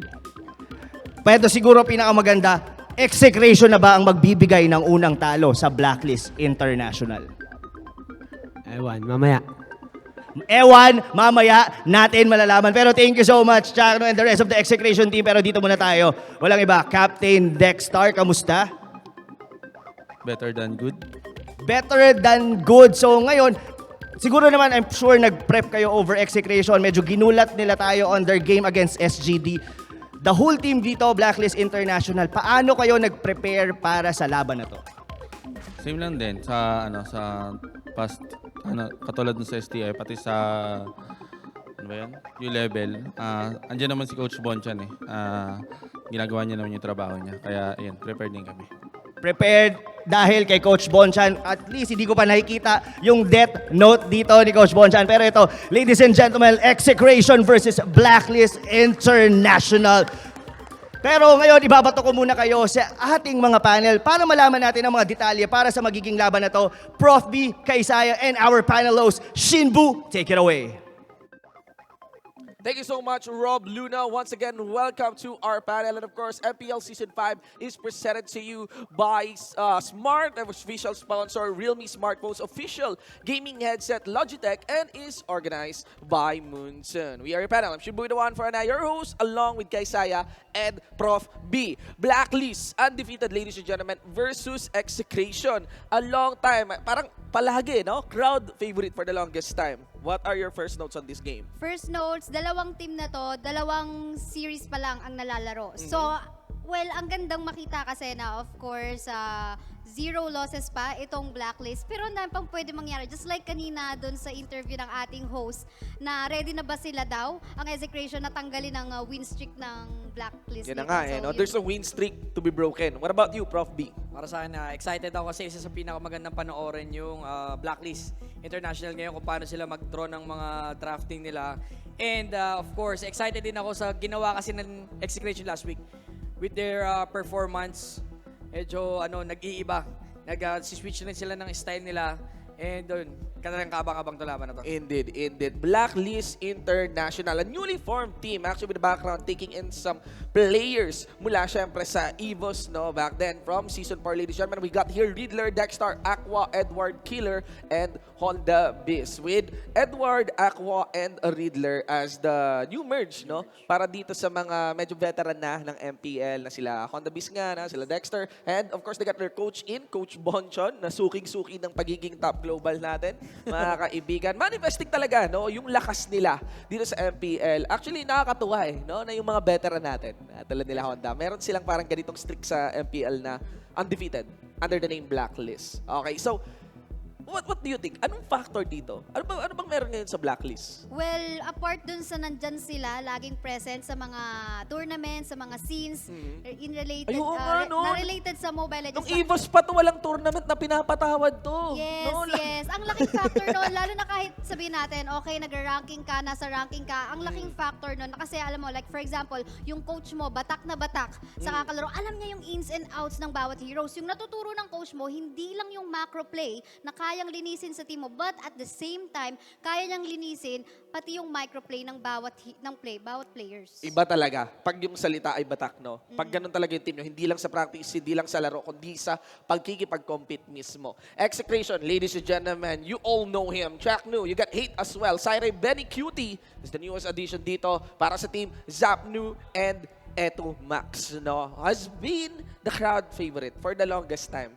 Baka nga kahit hindi MPL, maging crowd favorite pa rin ang Execration dito. So much headlines from this, guys. Pero alam natin na inaabangan pa rin natin ang Execration na bumalik sa pagkakaroon ng isang podium finish sa MPL. Prof B, what are your notes on Execration? Gusto ko yung pag-upo ulit niya, sa first 5 ni Zapno. Ang laki nung nadadagdag na potential ng buong team. Diba, nothing against sa nag-6 months sa kanila ngayon. Pero kasi iba yung dala mo. Alam mo, si Zapno, hindi mo matatagi experience niya, tsaka yung mindset niya Plus nagiging boses siya eh. Kung makapanood mo sa mga inside game na kung bumoses siya pag nagka-clash sila. Iba eh. So nakakadagdag yun ng kumpiyansa. May bumoboses, nakakapagkumanda maayos. Nakakagalaw yung buong execration the way that they wanted. Not to mention, it manifested last week, no? Exactly. When Zapno started playing from the 6-man position, entering the main roster na dito, it feels like yung buong team, I mean, upon the entry of Zapno for the whole team, hindi ka naman pwedeng sabing gumaling yung bawat player. Pero mas merong connive, no? Mas lalo silang in sync, kumbaga, at mas assertive eh. Even taking the likes of SGD. Diba? Exactly. Winning a series against SGD, which is a team to be considered on the upper echelons din ng ating rank. Ladies and gentlemen, we got the draft in game number 1, Blacklist International versus Execration. We have an Alucard ban. Totoo ba to? Is this real? I'm not so sure, Or maybe they're fixing something. Okay, I think that is gonna be a test round. I think we get a test round on that part. Ladies and gentlemen, all right. But we can discuss that. Pa-discuss na ako, sabi ko. Kala ko nagkasakit eh, mga kaibigan. All right, in this juncture, guys, do not forget to avail of the Smart Giga Games 99. Enjoy 1 GB games all day for FB Gaming, Mobile Legends, and more. Just dial *123# to activate Giga Games 99. You can also enjoy Facebook Gaming, wherein you can watch your favorite streamer with Giga Games 99. All from Smart, ladies and gentlemen. So, ayun, no? I think nag-check ping yata to. I think they're just doing check ping. Pero, let's review from our notes mula sa previous laban ng mga teams natin dito. What are your expectations na from this game? Well, one thing first of all na napansin ko dito sa parehong team, priority nila pareho is Johead. Johead, okay. And there's a reason why Johead is actually one of the, actually siya pala yung top pick ngayon sa, so far for the first 3 weeks na meron tayo sa MPL Season 5. 21 times siya na pick, to be exact. And ano nga ba meron sa Johead? Fast clear, crowd control, and of course yung sustain na meron siya. So ang daming meron sa kanya na na hindi mo ganun makikita agad sa ibang heroes. Sa ibang heroes, no? Kaya may restoration din ni Johead dito. Actually, I have some notes on that one as well. What about you, Prof. Bido? Para sa akin yung iniintay ko yung Natalia. Ulit ng Blacklist. Pero ito yung Natalia, kalaban ng pinakamagaling na so far pinakamagandang gumamit ng Rafaela sa Season 5 is itong Execration. Okay. Which is ang direct counter ng... Kay Chakno, no? Ang direct counter ng isang Natalia is a Rafaela. Kasi once na magkaroon ka ng exclamation mark, di ba, nandun na Natalia, once na ginamit mo ng first kill, lalabas eh. Lalabas. Holy comes, ganun lang. Automatic yun eh. Saan ba pupunta Natalia? Kung nasa ng kalaban. Which is lagi nandun dapat ang Rafaela. Hindi mo kailangan pumasok sa bush. Pag nag-first kill ka, kung may nakatago doon, marireveal din. Natry ko eh. Sabi ko sa direct counter. And mana is not an issue for Rafaela. Pipindutin mo lang talaga yung automatic. Wala tayong problema sa cooldown tsaka yung mana. Nandun lang yun automatic. And we did saw one game as well from Execration winning against a Natalia pick. That was against SGD Game 3 from last week's last day. Diba? So, isa yun, no? So, you got Johead, Miss Kaisaya, we got Natalia as well. Actually, kung ako naman, magkakarakterize ng ating running meta for a running meta, I think we're still slightly moving away, but we're still in there on the meta of the jungle changes, of the strength of that lava spirit, no? The red buff, ladies and gentlemen. So we're eyeing more on the marksman position. Now the thing there is in the marksman position here, there's a lot of value for tanks, just like Uranus, as you mentioned earlier, which is a heavy counter for marksman. Kasi auto-attacks yun diba? Auto-attacks which proxies passive effectively. Now I think I want to point out, I want to layer on that Johead point mo kanina, no? Kay Saya na, what makes Johead really good is he's such a good matchup against marksman. No? Of course, marksman yun, shred yun, no? Even kung kano man kakunat si Johead dito, masishred siya ng marksman. But he has very good initiate, no? And actually, if the smart missiles is always in there, ang hirap i-out DPS. Yeah, no? especially he has a shield and at the same time, kaya niyang humabol. Yes. Ayun pa. The direct attack from Johead. Talagang may pinpoint ka eh. Yeah, not to mention, Johead compromises your position, no? Pag nakadikit ka. You can even deliver a teammate just to catch that marksman eh. I think we're really rolling a lot on the marksman pa rin hanggang ngayon. Despite ang konti lang naman din naman ng nasa pool ng marksman. Pero it's possible to do double marksman eh. Di ba? Hindi yun out of the table. Okay, so let's see what are the possibilities for our draft this game number 1. Once again, Execration versus Blacklist International. On the blue ang Execration, red naman ang International. No Alucard ban now. This time, we have the meta bans here. Farsa sa Execration, habang Grok naman para sa Blacklist International. Guys, what is the trend for our draft? Para sa akin, ang Blacklist para sa trend nila dito is the early. Ang lakas ng, isa sa Blacklist sa pinakamalakas na Blacklist International, pinakamalakas na early game na team. Nakikita mo meron silang Lolita. Ang Lolita kasi level 1 kaya bumakbak eh. Yes, yes. Diba? Kaya nilang gumaw. So that's the main strength of Blacklist International. Then later on, international highest win rate eh, Oo, Lolita. Lolita. The best din yun sa chaos mode. Ang pinaka pa doon is hindi kasi parang worth ban ng isang Lolita. Yes, Your yes. team Diba? is So yun picking. yung nakikita ko dito. What Ako about naman, you? ang nakikita kong trend dito so far sa first 2 weeks na pinakita ng Blacklist International is that they make sure na that they will secure sa first few picks nila yung mga early game time pa lang, kaya ng mambuli, kaya ng mag-take ng advantage like going for invades, yun. And for the side of Execration naman, I think balance lang, initiators and Your team damage is dealers. But picking. we have to see more kasi 2 games pa lang yung nalalaro nila eh. nga eh. That's the Yeah. thing. Actually, on our running schedule, we have 2 games now for Execration. So, talagang babatak ngayong araw itong Execration. Picks are coming in. First priority dito ng Execration. Blacklist International answer with a Diggy and a Ling. I saw Prof. B smiling on that one. Why?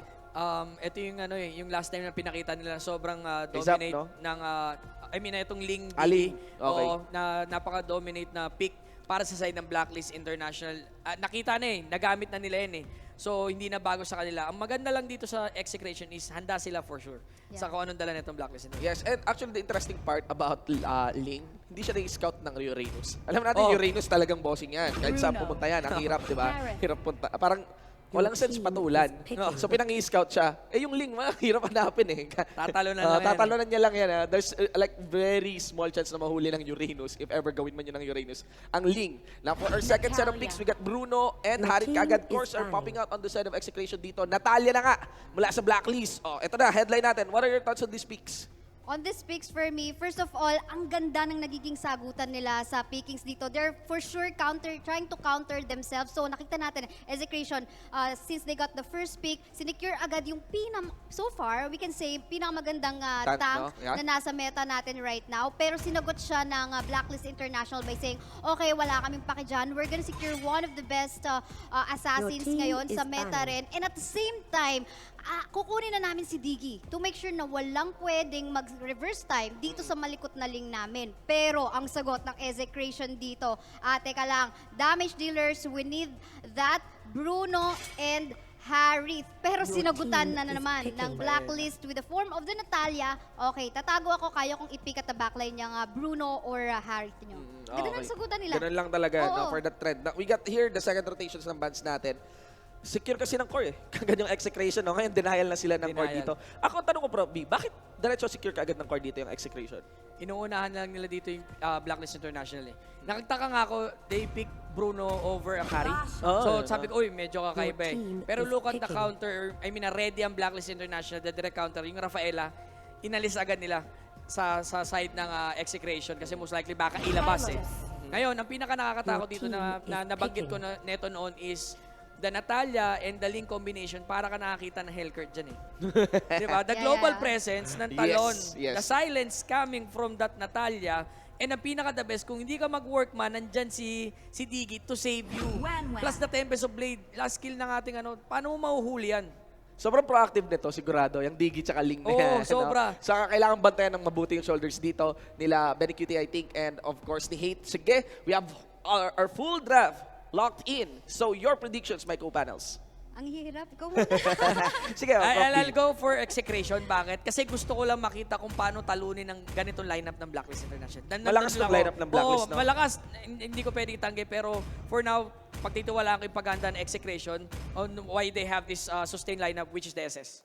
Ikaw, Miss Kaisaya. Alam mo, sobrang hirap talaga pag ganito. Sobrang ganda ng draft at the same time, alam mo yung capabilities ng bawat team. Pero kung pipili ako, to be honest, gusto kong makita yung pwedeng ipakita ng Execration. But for the meantime, I think I'm gonna go for Blacklist just to counter his... Okay, so we got a split here. Breaking the split, ladies and gentlemen, I'm gonna be putting my vote on Execration. We're gonna be passing it on to our casters. Guys, take it away for this game number 1.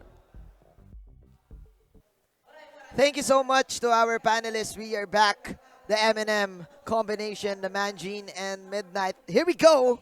Series number 2 for today. It is Blacklist International versus Execration, considered the dark horse in this tournament. The dark horses, I mean, in this tournament.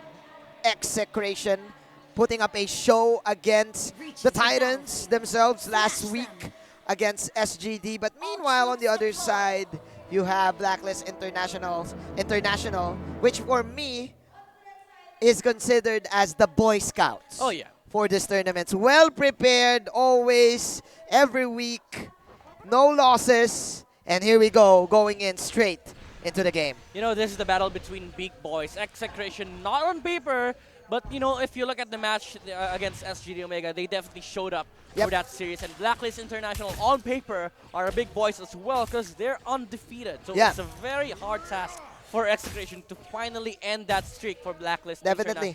I do like the draft here for Team Execration because we've talked about this. They have this insane amount of sustain. Yeah. It rhymes. Insane amount of sustain. You have the Hylos, the Uranus, the Estes, which actually I think was supposed to be a Rafaela, but Blacklist International chose to ban it. So Execration right now playing it safe, getting the Serpent from Team Blacklist International, getting their own blue as well. But meanwhile, Blacklist International playing it with their cards, their ace cards. Oh, the Bruno! But the Bruno damage is just too much for Aqua. 1-1. We have ourselves an even ball game here, Midnight. Yeah, the final heal that came out from chat that was able to sustain Benny QT with the red buff advantage. Execration, they had the damage that they need to take down the Ling. Edward almost falling as well in hate. But a catch flicker out for Riddler. So Execration, they will not be able to get another kill there, but it's a very big rotation that came out from them. I like the answer here from the side of Execration. They have, again, a huge amount of sustain. Plus, they do have damage in the mid game up to the late game because of this Harriet and this Bruno. Right now, Team Blacklist International, they are betting. They have this Edward Natalia, who is very successful in the past few weeks. Let's see, can they pick off another type of game, because they do have a good pick-up game. Top lane on Blacklist International. They're going on against Zapnu. It's a Uranus, but sustain with the Revitalize. The Uranus is able to survive, and he has cleared the minion wave, so there's no objective for Blacklist International. And meanwhile, in the middle lane, 1-1 has been slain by the Hylos SS and Harith combination. The Zaman Force plus the Glorious Pathway plus the Estes Slow. Layers upon layers of skills right here, of movements as well. Almost falling low. For the side of Execration, and man, the Natalia pick and Ling pick is answered with just one Revitalize from the man himself, Zapnu, in the top lane. Right now, Execration, they are now in control of the tempo of this game. Oh, Killer in the middle lane going on a Basha, but the thing is, they have no damage. It's just a Ling and a Basha here for Blacklist and Execration. They're heading straight towards the turtle. They've seen Natalia. There's no invisibility for her anymore, so they will be able to take this easily for Execration. Look at that. The Harith is able to get a turtle buff with the Retribution into the first skill. So just to secure turtle buff for him, he just needed to get that power spike for Execration, and now this is their snowball. Yes, they will definitely snowball, especially Hate. And plus, if you're gonna look at it, Execration, this is a 4-1 type of rotation. 4 heroes for them, and then Zapnu is just gonna split the map. The problem right now for Team Blacklist International, how will they separate Team Execration? Because looking at their lineup, all of these are single target skills. You have Riddler's 1-1, Edward on the Natalia, even Ling. Yes, they have a good amount of AoE, but that's not burst. Yeah. You have this Killer's Baksha with the ultimate, but again, it's not enough. It's not an X-Borg type of ultimate to probably get all the burst for the side of Execration. And man, Execration just putting on a show and clearing all the towers, clearing all the objectives. This is insane pressure from Execration. The Uranus himself was able to zone out the Ling on the bottom lane, and I really like what Execration did there. They cut the wave before the Basha was able to clear his own minion wave in front of the tower. So they were able to dive him in the turret with the heal provided by the Hylos and the Estes. Let's see, because Team Blacklist International, I think they will just invest on Riddler's 1-1 here. Probably get the damage, but man, with this type of gameplay that Execration is showing us, what do you call this? The 4-man 1? 4-1. The 4-1 rotation. 4-1 rotation. And Can we create another name for this? Probably a creative name. Oh, the Harriet, Zaman Force, but look at the damage from Blacklist International. Is it going to be enough? No, the sustain from the Revitalize. Nobody on the side of Execration is dead, and they're able to take down 2 on the side of Blacklist. The Estes, the Hylos, and the Revitalize from Zapnu. Yeah, man. Plus, they have Purifies as well. Yeah. Oh, my. God. Again, we've talked about this. You don't pick Ling in front of Execration, and we are seeing why. Look at this. Zapnu is fighting against 2 heroes on Blacklist, and he is not taking any form of damage whatsoever. Sustain is the name of the game for the side of Execration. Again, even crowd controls here is lacking for the side of Blacklist International. Yeah. And Execration just getting towers after towers after towers. Look at this. Hate with an immediate Calamity Reaper can now take down probably the Diggy or the 1-1 himself. There you go, another skirmish here in the mid lane. Time journey for Killer, for the Diggy, for Dexter. But is it enough though? It's not! Look at Hate! Hate on the Harith from 40% HP back to a full 100. And Benecutie, a very dangerous spot there. Blacklist International almost gotten the kill. But man, again, the sustain. You've talked about this before. The Basha, the heal counter. But what do you do against 3 sources of heal from Execration? I've talked to Zapnu last week, and he revealed this. He revealed where he discovered this type of composition. It is because of the chess TD. In Mobile Legends, when he picked Uranus, Estes, and the Rafaela at once, and man, you cannot kill this. You can't kill this. Edward, can't you're kill in a this. very dangerous position right now in Execration. They will definitely punish. As above from the Bruno follows the Ling, but Execration, they definitely have a huge lead right now. Wow. They're feeling it. This Bruno and Harith, they're on a momentum. Benecutie, he's getting a lot of items. And mind you, Hate, he hasn't hit his peak timing yet. The refresh on the Zaman Force, that's what he wants, the unlimited dashes. But again, man, defense is the best offense for Execration.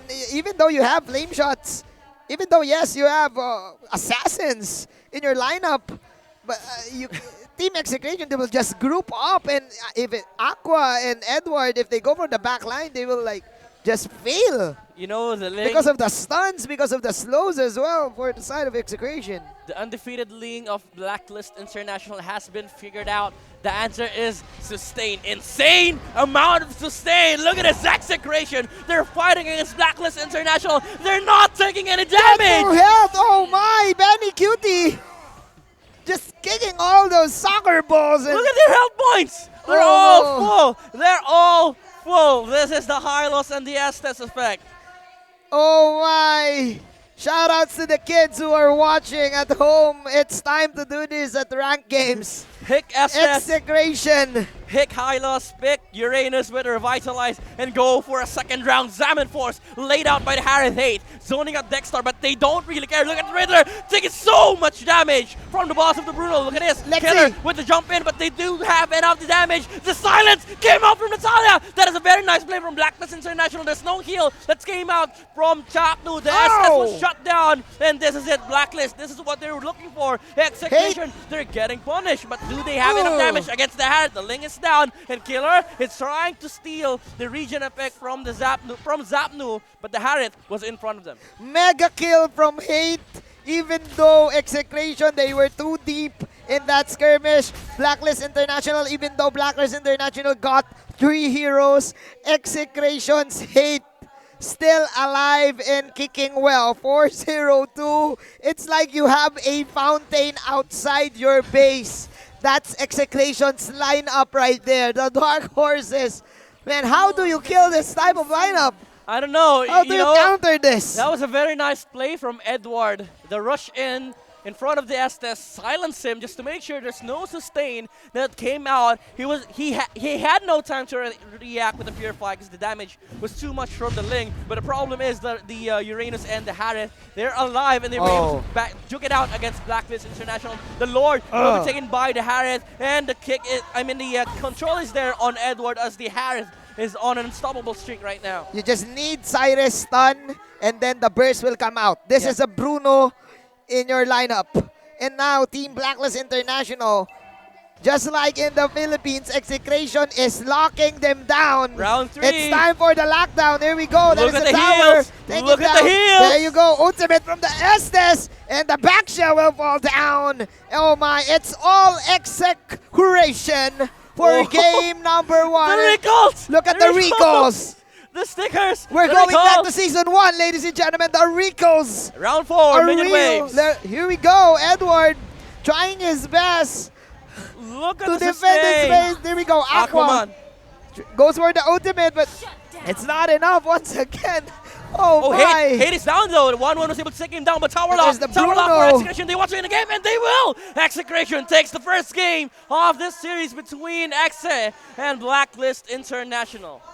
Sustain is the name of the game. I'm going to emphasize that again and again because Execration was successful last week and even right now. Oh my, that was just beautiful Mobile Legends right there. Heavy for amounts Team of Execration, sustain. man. Yeah, you know, it's like you got your alcohol with you. You drink vitamins and you eat vegetables. Yeah. That's how healthy Execration is. Anti-NCOV for the side of Execration, man. oh my god, if you count the amount of team fights that Blacklist International was able to get their HP below 40%, there were a lot. But if you count the number of team fights that they were able to dish enough, the required damage to actually take out Execration, there was only one. And it was a single time where Edward was able to get the silence off on the Estes, but at the entire game, they were riding on full HP. I don't know, man. How do you deal with this? Because for the side of Blacklist, you have single target skills. Yeah. So is this part of the draft? Do you ban the sustain heroes? Do you ban the Estes? Do you ban the Rafaela? I don't know. Well, I think if you first face Ling, you should, but we should ask the panel as we're heading on to Shinbu to answer those questions. Against them. Okay, kay Saya and of course Prof B, kakaibang resulta no? Mula dito sa ating it's not everything that you see na natatalo ang Blacklist International. Now, what happened in that game? Well, for me, I think pinanalo dito ng Execration yung sustain. Okay. Sustain is the name of the game para sa Execration tonight na against sila sa Blacklist International. Kung napansin mo, hindi nila kinailangan ng flame shot. All they had in their spells was itong revitalize and at the same time purified para at least hindi rin sila ma-crowd control dito. So basically, ang laya nilang nakakagalaw sa map eh. Plus at the same time, may sustain pa, healing, and of course purify to go up against the crowd control. What about you, Prof B? Your take for this game? Best counter, nakita namin ni Kaisayo kanina, nag-uusap kami, is Moonlight Immersion. Napansin ko kasi nag-clash sila sa mid. Ang ginawa ni Chuck, hindi siya naglagay ng Moonlight Immersion or the ring light sa harap, sa gilid. Doon galing yung Natalia. Pagdaan, si Natalia pa yung nadali nila. So pagka dumadaan si Natalia, makakakuha siya ng damage, slow, siya na yung may kita, mapipick up siya. Ano yun, prediction, palagay mo? Or talagang pinagplanuhan? Pinagplanuhan no? May 5 yards sa akin ang ginawa ng Execration, hayaan mo i-pick yun. Tapos i-bait natin siya. Kasi napagplanuhan na namin eh. Di ba? And then, isa pa dito, pinaka-key factor kung bakit nanalo Execration, if I'm not mistaken, never nakahawak ng blue buff ang Ling, which is a buff-dependent hero. Umpisa pa lang, up until the end of the game, hindi ko nakita na humawak or nakahawak man lang ng blue buff ang isang Ling. Kaya hirap na hirap siya. I actually see din kung gaano ka-crafted itong composition ng Execration. Kita mo agad yung win condition, no? Gaya ng sinabi mo nga, kanina, sustain is the name of the game. Pero one key strat dito, kasi narinig na natin yung sustain is the name of the game. They have a very strong under-tower team fight. No? Yes. As in, they can just walk in your tower, walang iindahing sakit. Estes, Hylos, Uranus. Oh my God. Anyway, guys, to pinpoint our MVP for this game, we got Hate delivering in. And that's what I like about their composition then. They have nice sustain, they have very strong survivability under tower, pero with the likes of Hate kanina and Benny Cutie din, pre, ang bilis ng Torre. Ang bilis ng tower take nila eh. Yun eh. Kaya ang ganda nung pang tower dive nila eh, di ba? Yes. Lahat ng siege nila sa pool. Kanina, 3 nga yung nagbe-babysit dito sa ating Bruno at sa ating Harith. Sinabi mo kanina yung team fight na kaya nilang gawin even under turret kasi parehong may mga heals eh. Itong si Hylos, kaya niya na mag-sustain sa sarili niya. Mag-ultimate lang siya and of course may movement speed pa yon para sa teammates niya. And at the same time, sa backline naman, nandun si Estes para mag-protect. Paano makakapasok yung Natalia kung front and back merong nagpo-protect sa kanilang carries? And it doesn't matter eh. Parang nawala yung pag-scout ng Natalia, yung scout factor. sobra. Kasi nasa lane lang sila. Tama, nasa lane. Walang nagtatago. Sama-sama lang. Sama-sama lang. Wala ka nakikita plano. Ang plano nila, mag-push, puwersahin yung torre mo, di ba? Mamain. Oh, imaginein mo kung meron, I mean, wala sa meta, pero imaginein mo kung may Lolita. I mean, pasok sa meta yung Lolita, pero kung may Kagura. AOE spells na binabato doon, di ba? Kahit isang Durance nga, kahit Kaja nga lang na ring eh. Di ba? Di ba sana eh. Yun yung ano dito eh, win condition ng Execration eh. Pero for this game number 2, what are your notes siguro for this? Prediction, something, gano'n? Adjustments? Yeah, for sure, I guess dito, may pipigilan yung Blacklist para hindi ulit mabuo ng Execration yung ganong klase ng composition. Kasi they have to stop Execration. And they've shown dito yung Execration na sobrang gamay nila yung for as long as makuha nila yung ganong composition na okay, 3 protector and then wala nga silang fighter, di ba? 3 protector and then 2 carries in the form of the DPS and burst damage. Yun lang kailangan nila. And I think Blacklist, kailangan lang nilang maybe, kuhain or iban yung isa sa mga composition nila. Okay, on the draft we go, ladies and gentlemen. Game number 2. Let's kung may tutulak ito ng Blacklist International. I do believe that, no? They're very much in a position. And a team with a very good capacity to push this to a game number 3 para maging 1-1. Ikaw, Prof B, adjustment sigurong nakikita mo mula sa Blacklist. Balikan nila yung normal ban nila. Napansin ko napakawalan nila yung high loss. So, isa yun sa kayang rumekta eh. Okay. Diba? Which is, dun na sanay ang Execration doing a great foundation. Nakita mo yung first pick nila talaga eh. Sabi nila, eto, tank ito. Mamana. Usually, ang ginagawa side by side lang ang yung Blacklist eh. So, bakit natin gagawin yung laro nila? Eto, laro namin. Kayo dapat mag-adjust. Which is, dun may hirapan ang Blacklist. Na towards sa ganong style ng Execration. Okay, so we got here, Uranus kaagad. Wala na yun sa kamay ni Zapnu. Actually, kanina nagkakwentuhan tayo. Imagine that, no? Nasa kamay ni Zapnu, yung Uranus, no? How far we've come, no? Tagal na natin sa MLBB, mga kaibigan. We got here, Farsa naman para sa side dito ng Execration. With the ban of that Uranus from Zapnu, there is a demand to change na. Given na yan, yung composition ngayon ng Execration. What are your predictions probably? Anong direction ang pwedeng gawin ng Execration dito? Makakaramdam ako dito ng baka mag-change sila sa long range lineup.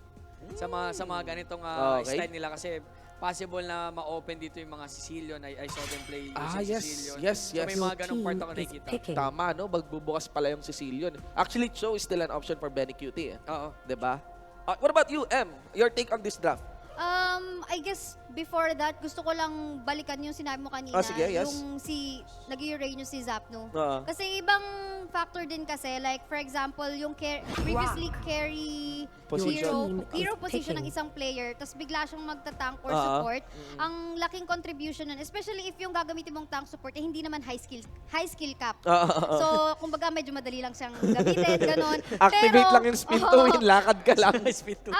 Ang mindset kasi nun, alam mo kung saan poprotektahan yung carry mo. Yes. Kasi So alam niya kung saan pupunta, kasi naging carry na siya. If you have a hero that is very easy to manage, then you can allocate that effort to your team. You can manage your team. Exactly. Hindi nakikita ko sa captain's position dito ni Zap eh. Pero yon, going back to your question, ano kaya yung nakikita nating trend dito? Well, hindi ko sure kung ang questionable kasi ang ganda ng ginagawa ng Execration, hindi mo alam kung anong strategy lalaruin nila. From maybe the previous matches na nilaro nila or previous series, iba, this time kanina, game 1, iniba rin nila. Sustain. yung game nila. And dito, with them picking Sicilian first rather than someone na Grak, initiator, actually, iba rin eh. nagkaroon ng trade no?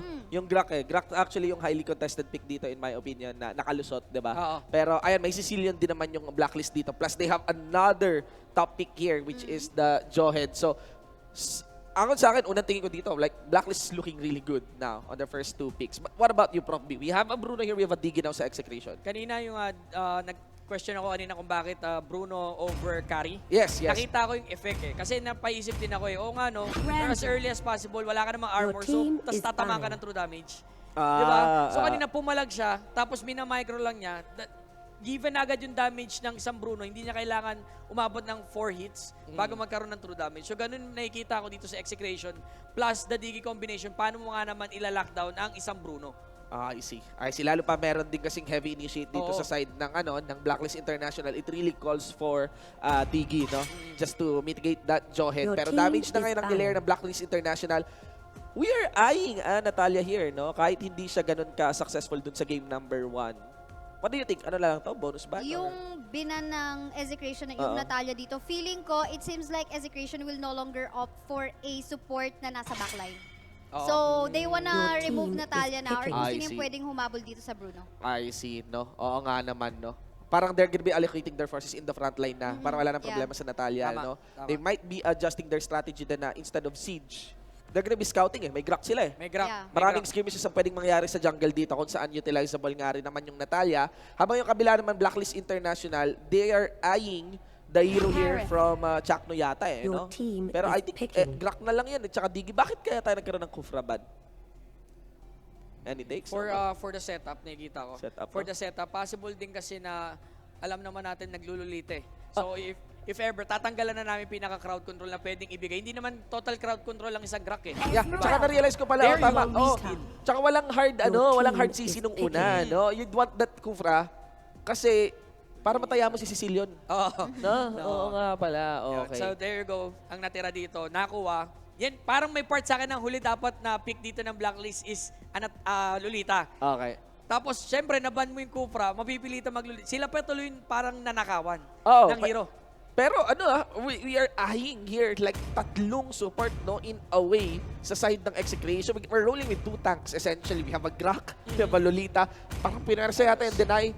What do you think of this? Sa side ng Execration? Parang ito rin yung kanina. Feeling ko parang yan din. 3 tank support na kaya mag-provide ng protection para sa kanilang carries which will be in the form of Bruno as well as Esmeralda. Okay. It's just that it's kind of different now because Esmeralda has to go sa front line. And I think yun nga, that's the reason why hindi nila kailangan ng... I mean, they have to ban out the Natalia kasi yun nga, nasa front line naman si Esmeralda and you know. Okay, your take. What's your prediction dito? Meron kay Isaiah for this game number 2. For this game number 2, pwede ba mauna na lang si Bennett? Okay, I'll go for Execration. Having that Bruno and Diggy combination. Plus Esmeralda. Direct counter sa loob. Yeah, I think I'm gonna go for Execration this time. A while ago, I voted for Blacklist. Primarily because of the Bruno then and yung Grak. Yeah.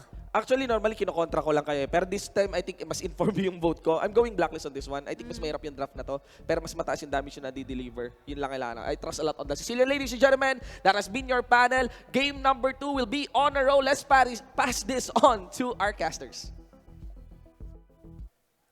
Thank you so much to our panelists. It is game number 2, Execration versus Blacklist International. And the plan for Blacklist right now is to ban all of the sustained heroes, the Uranus, and of course the Estes for Team Execration. It's a different story right now. What are your thoughts, man? I think this time, Blacklist International, they have a much better time when it comes to, head-to-head matchups between team fights and timings, because there are a lot of conditions for both teams to clear. Definitely. To have, a sustainable advantage. Definitely, yes. This is, I think this is the second or the third time that we're gonna see an Esmeralda core here. Yeah. In the MPL. Ooh, 5 heroes. 5 heroes here in the mid lane. And look at this. This is a classic Blacklist strategy. Prioritizing 2 Little Wanderers in the first minute of the game and probably hope for a push. But right now, they will just go to their own respective lanes and then sustain that lane and go for probably a little bit of ganks. Yeah, that has been the the classic rotation since week 1. Yep. We've seen that executed from open qualifiers, actually done by, if I'm not mistaken, Boom eSports. Yeah. The prioritization on the 2 Little Wanderers, and you're heading back to your blue buff. Because the thing about the Little Wanderers, they give a lot of XP. Yep. And if you get them, even if you lose the blue buff, you're fine. You're good. And actually, you've said this. That's 2%. That the 2% plus 2%. If you have 2 Little Wanderers, make that 4%. Yeah, 2% of heal of your max HP. Yeah, of your max HP. And 2% of your max mana. So effectively, you're getting more than what the blue buff provides. Yeah, what the blue buff without provides, the cooldown reduction. But let's see, because the Lito has now expired, and both of the teams just rotating and stalking each other here in the bottom side, as Aqua and Edward will secure their own crab coin, and Dexstar is here lurking behind Chaknu. Yep. What is the plan here? It is a Lolita defending alone against 3 heroes on the side of Blacklist International. Flick her out, but Dexstar was actually predicting the movements of Chaknu, and they're going to be able to get that kill, but the Hylos was taken down by the tower. I like the movement there coming in from Chaknu, using the bush to actually juke out a little bit of skill here for the side of Blacklist International. So both of the teams, same plan, it's 1-1. And both of them will get their own respective towers. Yeah, this is definitely a victory here for Execration, even though they lose the Lolita and the tower on the bottom lane. Yes, you're faced against the Granger and the Harith, 2 heroes that snowball, but remember, there is one of the heaviest counters against these 2 on the side of Execration, which is the Esmeralda. Yes, the Esmeralda ever since Season 2, if I'm not mistaken. Yep. Probably one of the heroes that can answer the aggressiveness of this Harith. Just going inside the Zaman Force and stealing all his shields. Yeah. That is it for the side of Execration. But right now, Blacklist International, that is Killer resetting the Fiend there. Yeah, that's quite for a little bit. That's quite ironic. Killer saving the jungle creeps here. The jungle creeps, yeah. But it's just to delay the movements of Execration as they take down a turtle in the middle lane. Yeah, that is a nice setup right there for Team Blacklist International. They're confident right now. There's the second round of rotations, and that's the second round of Little Wanderers for their team. So, in terms of scaling, I think both of the teams is looking strong, strong. And Edward right now, we've talked about this earlier, this is a support Sicilian. Yeah, it is a support Sicilian, and it's a nice idea because the thing about Sicilian is that his damage scales. So there's no real problem for Blacklist International to not have enough damage on the Sicilian. He will always get enough damage, as soon, as the game goes later. So in the meanwhile, there's the movement here being executed by Blacklist International. It's against the Esmeralda, but one big problem that they have is that they have the turtle buff. If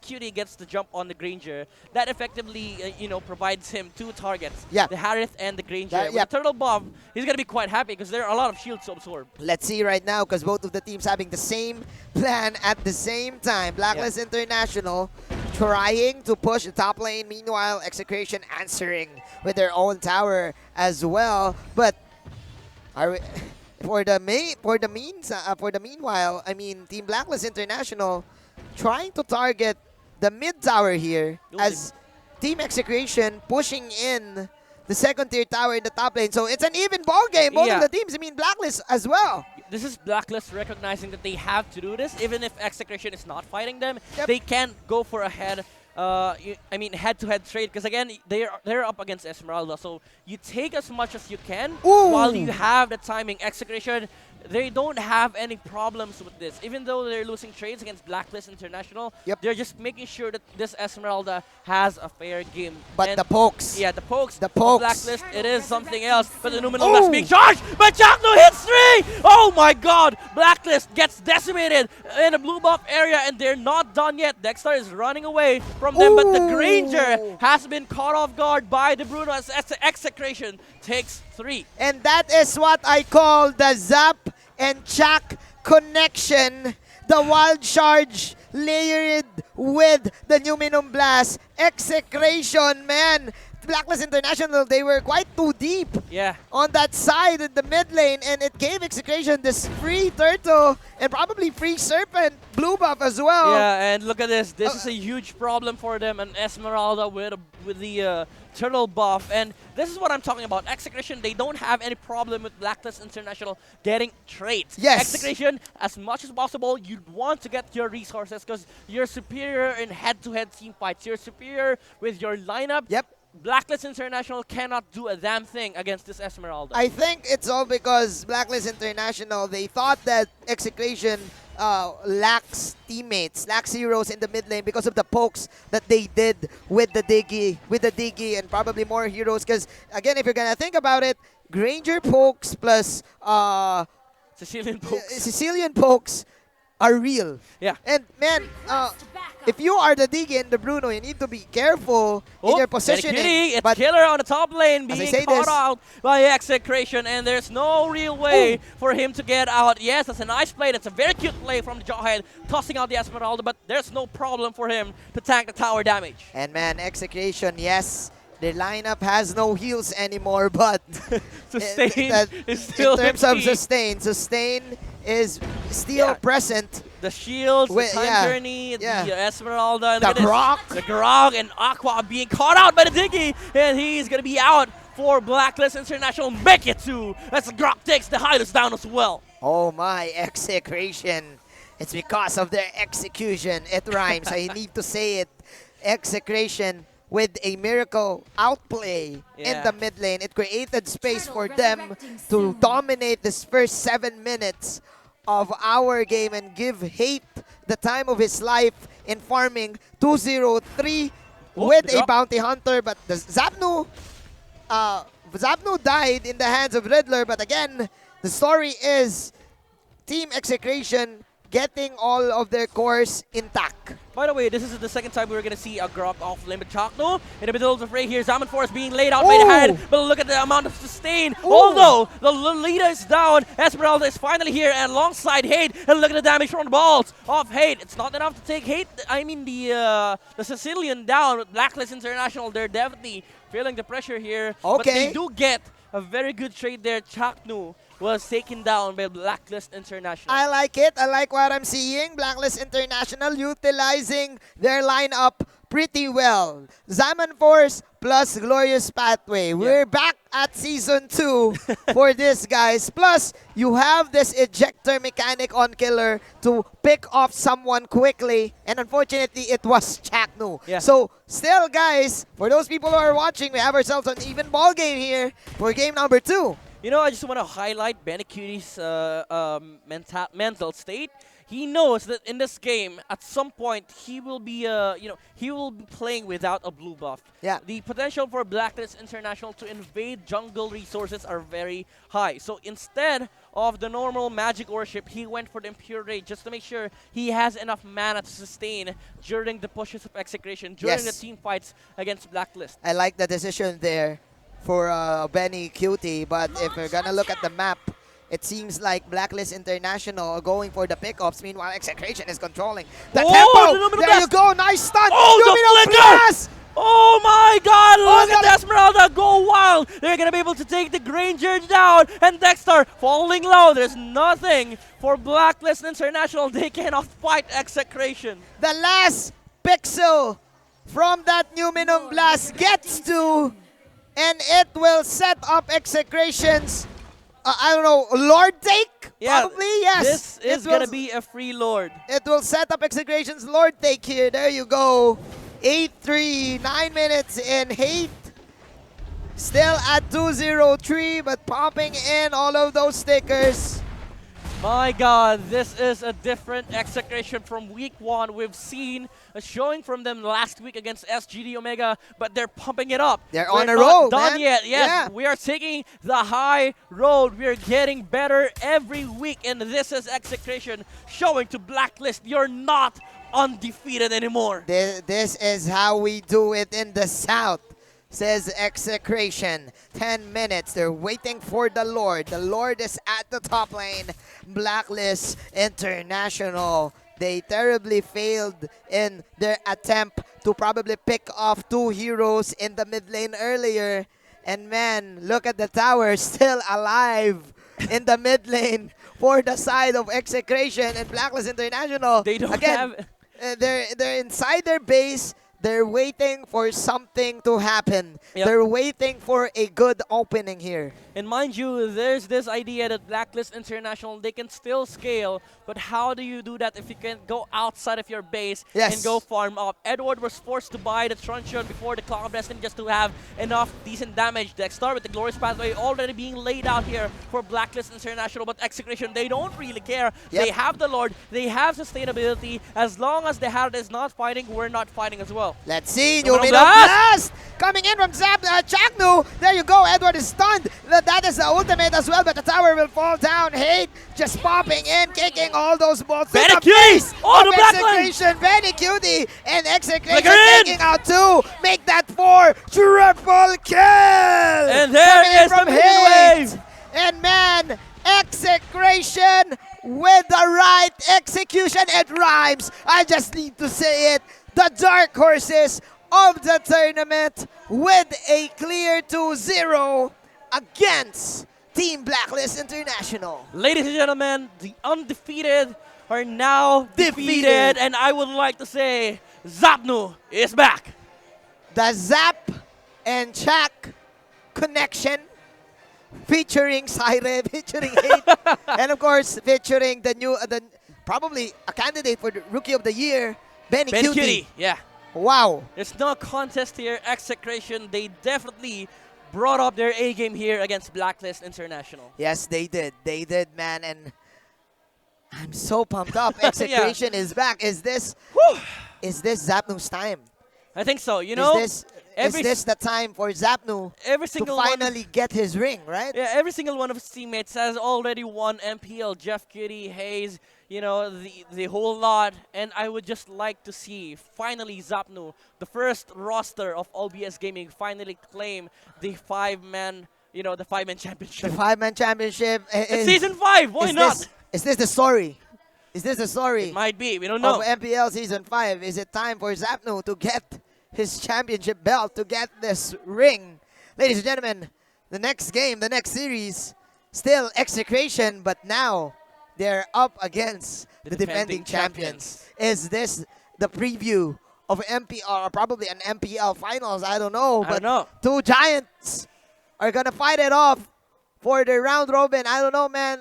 That's it for us here in the English cast. What's up? Shinbu, what's up there? National receiving their first full defeat na.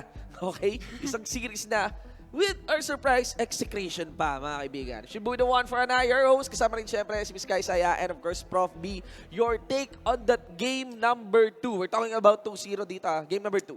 Game number 2, uy, they have empowered. They have empowered lalo pa yung ginawa nila from game 1, which is sustain. Yon, may calculator tayo.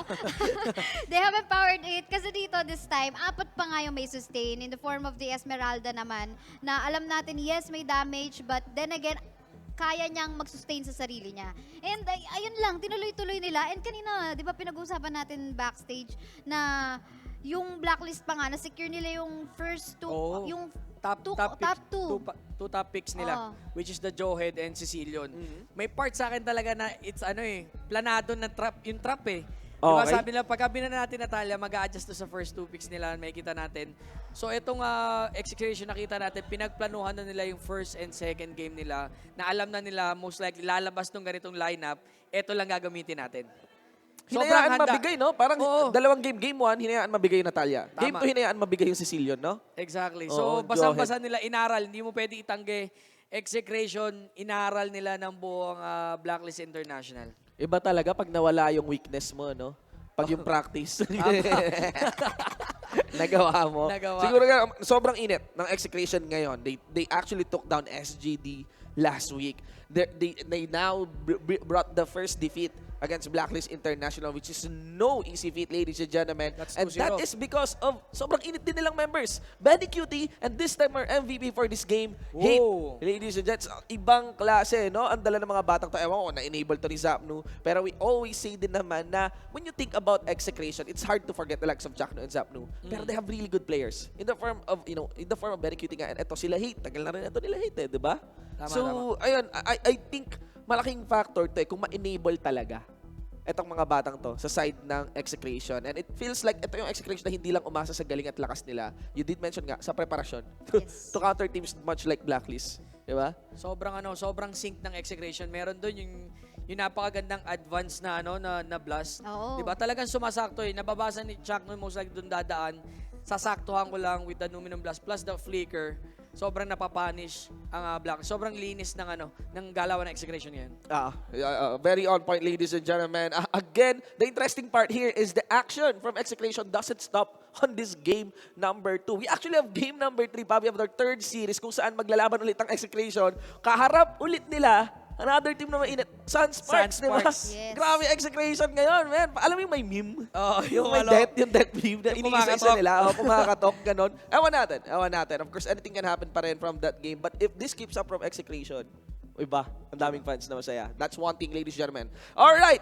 So, that should be the conclusion ng ating game number 2. Once again, guys, MPL Season 5 is presented to you by Smart with our official sponsor, Realme Smartphones, official gaming headset partner, Logitech, and is organized by Moontoon. It's an honor to do the panel for this one. I'm your host, Shilbu, the one for kasama syempre si Miss Kaisaya and Prof B. But before we head on to our break, we're gonna be bringing you in to our top 5 plays of the series brought to you by Realme.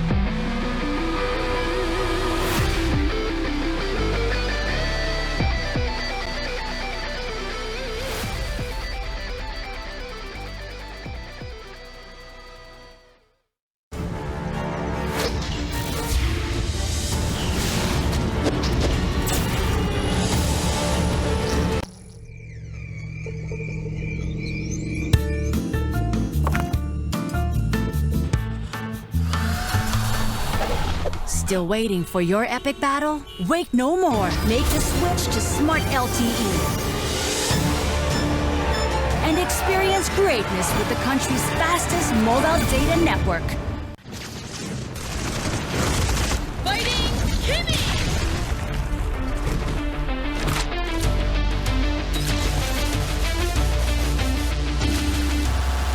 Let the weak melt away!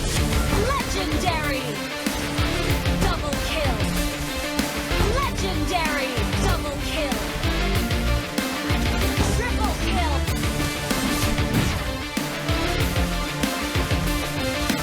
You have slain an enemy! Ally has been double kill! Triple kill! Maniac!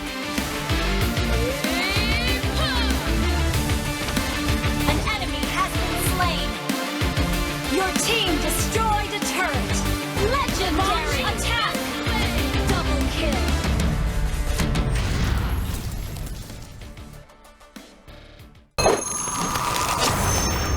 Download for free Mobile Legends Bang Bang. Only love and night are everlasting. Hi everyone, our hero in this episode is Cecilion, the Embrace of Night. The more damage he deals, the stronger he becomes. He's also capable of dealing burst damage. Now, follow me and master his gameplay within 3 minutes. In the choice of equipment, we highly recommend this set. While dealing burst damage, Cecilion as a mage also consumes a lot of mana. Therefore, Clock of Destiny, Demon Shoes, and Lightning Truncheon can greatly increase his durability. After obtaining the equipment above, you need to prioritize Concentrated Energy and Blood Wings to enhance Cecilion's survivability during close quarter combat. Finally, Holy Crystal will be really useful in greatly enhancing his already explosive damage. Each time Cecilion hits a target, his max mana will be increased. Moreover, his skill damage boosts as his mana increases. That's why he gets stronger each time he deals damage. Activate his first skill to increase his movement speed when escaping, chasing after enemies, or simply trying to move quickly. Of course, don't use it continuously as this skill consumes a lot of mana.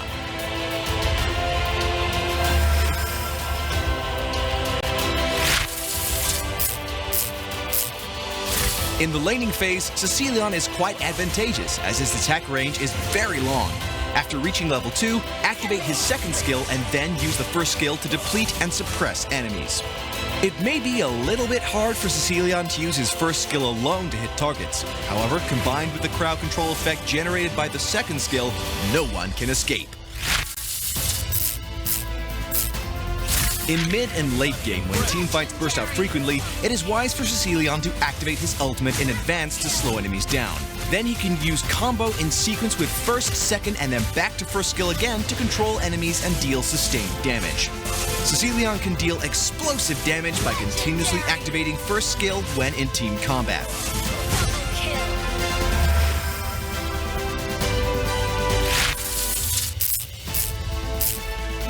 In early to mid-game, Cecilion needs time to farm in order to increase his max mana.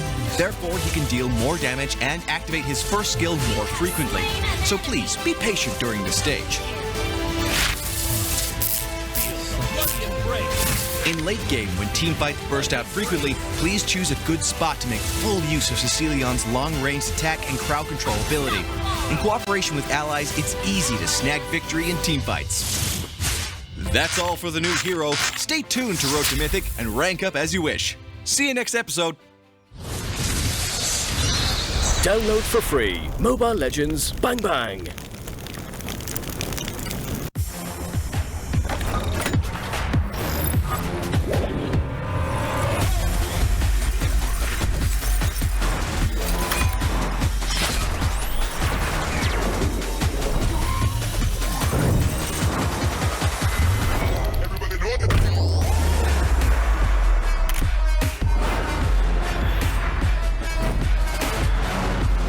Realme 5i, quad camera battery king, Realme smartphone.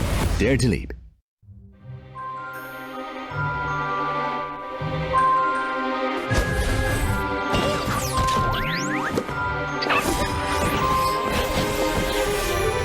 It's time to go to the NFT show for some fun. We can be good friends, indeed. You know, magic will deeply connect us all. Come on, let's play some games, please. First blood, double kill. Triple kill, mega kill. Monster kill. Shut down. Legendary. Double kill. Has been destroyed. Maniac.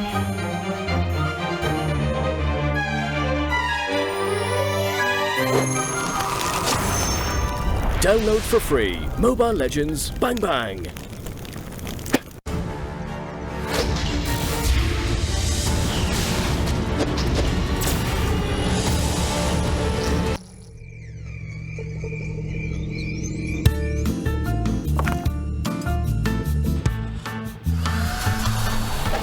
Still waiting for your epic battle? Wait no more. Make the switch to Smart LTE. And experience greatness with the country's fastest mobile data network.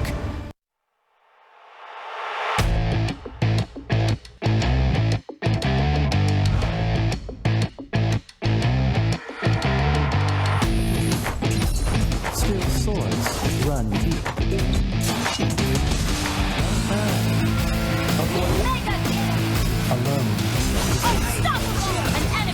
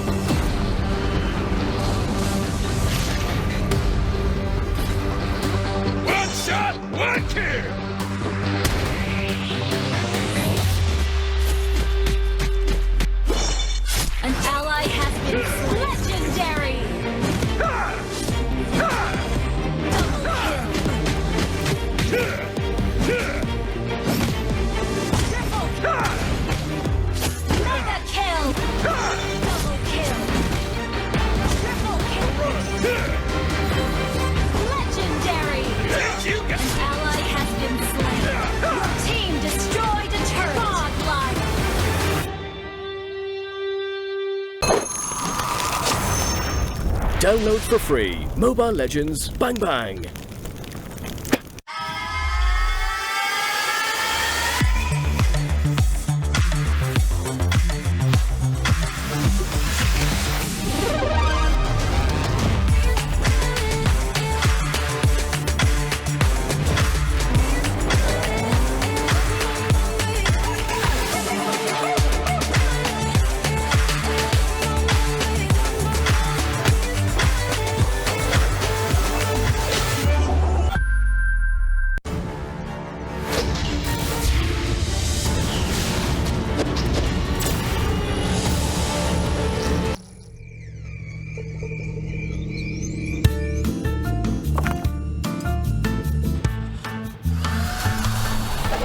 Still waiting for your epic battle? Wait no more. Make the switch to Smart LTE. And experience greatness with the country's fastest mobile data network. Fighting Kimmy!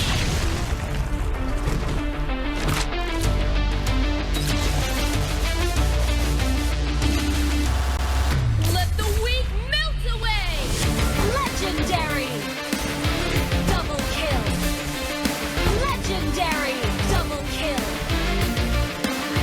Triple kill!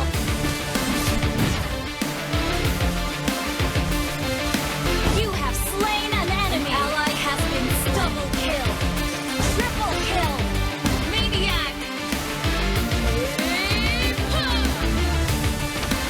An enemy has been slain! Your team destroyed a turret! Legendary! Attack! Double kill!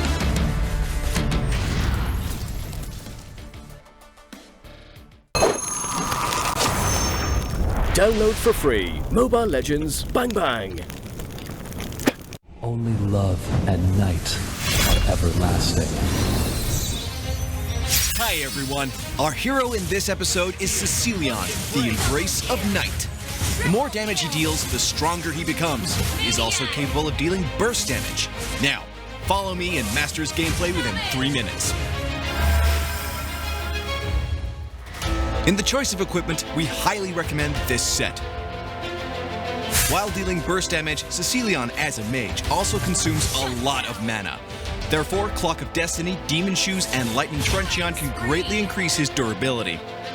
After obtaining the equipment above, you need to prioritize Concentrated Energy and Blood Wings to enhance Cecilion's survivability during close quarter combat.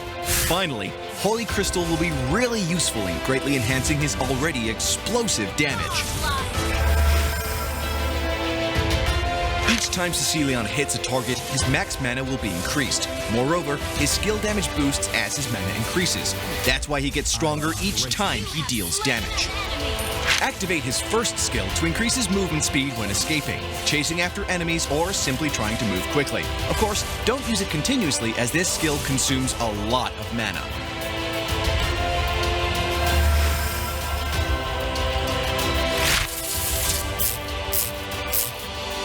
In the laning phase, Cecilion is quite advantageous as his attack range is very long. After reaching level 2, activate his second skill and then use the first skill to deplete and suppress enemies. It may be a little bit hard for Cecilion to use his first skill alone to hit targets. However, combined with the crowd control effect generated by the second skill, no one can escape. In mid and late game, when teamfights burst out frequently, it is wise for Cecilion to activate his ultimate in advance to slow enemies down. Then he can use combo in sequence with first, second, and then back to first skill again to control enemies and deal sustained damage. Cecilion can deal explosive damage by continuously activating first skill when in team combat.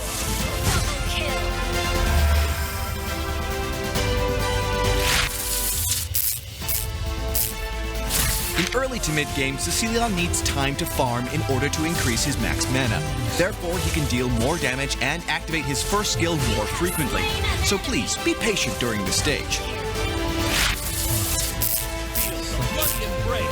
In late game, when teamfights burst out frequently, please choose a good spot to make full use of Cecilion's long-range attack and crowd control ability. In cooperation with allies, it's easy to snag victory in teamfights.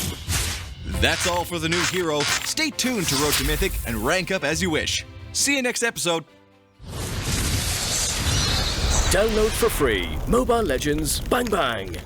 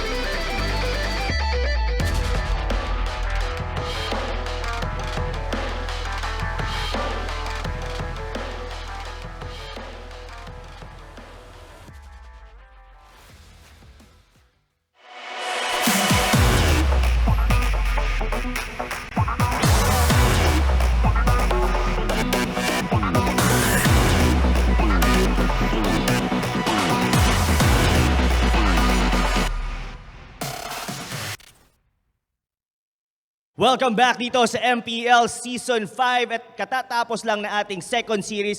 Congratulations to Team Execration giving the first loss para sa Blacklist International. Kasama ko ngayon dito ang ating MVP, Hate. Kamusta? Okay lang po. Grabe yung performance na pinakita mo. First game, Harit, then followed by Bruno. All throughout the game, ang ganda ng execution. Pwede mo ba kami bigyan ng insight ano nangyari? Especially on game number 2 na halos dikit lang yung laban doon sa mid-game. No, parang medyo lamang po kasi sila sa early nun. Tapos, yun po, nalugi. Nalugi. Would you agree with me na ang turning point ng laban na yon is doon sa pagkuha nila ng blue buff? Yung patong-patong na crowd control, wild charge, Numinum Blast hanggang sa nagsunod-sunod na? Opo, kasi dun kami nakaubos dun yung turning point namin. Yun talaga ang naging turning point dito. Pero ito, maiba ako dito, Hit. Your next opponent are defending champion, Sunsparks. Ito, I'm sure hindi ito magiging isa sa madaling laban nyo. Pero, ano ang naging preparation nyo? Lalo na magkasunod pa tong laban nyo na to. Ganoon lang din po. Parang yung ginagawa namin daily. TikTok ba yan, Hit? Opo. Yun na nga ba sinasabi ko. TikTok lang talaga ang malakas para sa Team Execration. Pero I'm sure meron sa mga sumusuporta sa Team Execration, meron ka bang gustong batiin? Shoutout sa mga fan ng Execration dyan, sa mga walang sawang suporta, at saka sa mama ko, sa family ko, at sa girlfriend ko. Iyon, maraming salamat, Hate. And I'm sure marami pa tayong makikita para sa Team Execration. Pero you could join your team na ngayon dahil ngayon magsisimula na tayo para sa ating third series. Pero bago ang lahat, bago natin ipakilala dito sa stage yung dalawang maglalaban for our final series, we would like to award this Real Me Buds 2. Pero ngayon, since hindi tayo nag-a-allow dito ng audience on the MPL Arena, kumuha kami ng winner dyan online. Kung makikita nyo dyan sa pin comment natin sa official page dyan sa Facebook, meron dyan, you just have to share the stream and like the official page ng Realme and their community fan page. And, di ko na patatagalin, our online winner for today, for winning this Realme Buds 2, walang iba, that's gonna be Eliza San Pedro. May mag-PPM sa'yo about the details kung paano mo makukuha this Realme Buds 2. So ayun lang. So since nga mga kaibigan na wala tayong hindi tayo nag-aalaw dito for safety precaution dito sa MPL, abangan nyo sa mga susunod pang mga araw ng MPL, may mga pasabog at may mga giveaway tayong ihatid sa inyo ng MPL.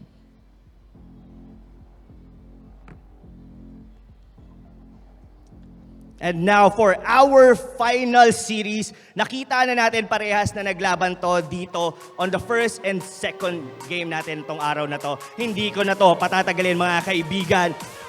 Let's give it up for Sunsparks versus Execration. Para sa una nating team dito na makikita dito ngayon sa stage, they just won against STI on the first series. Our defending champion once again, Sunsparks.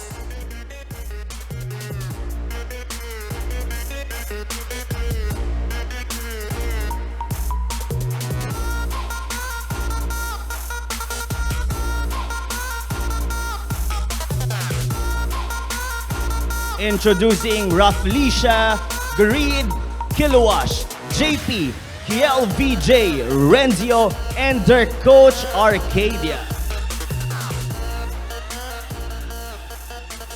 At para naman sa makakalaban ngayon dito ng Sunspark, kakapanalo lang nila with a convincing win against Blacklist International. Walang iba ngayon, Team Execration!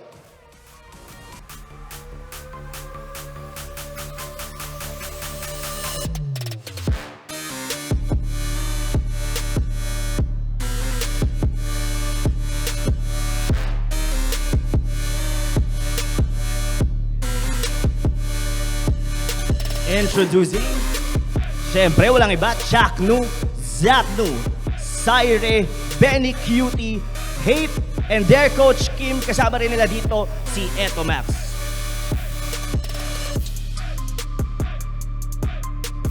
Alright, para sa ating final series, kausapin muna natin dito, the offlaner, isa sa pinakamalupit na gumagamit dito ng Uranus, mga kaibigan. Kilowash, kamusta?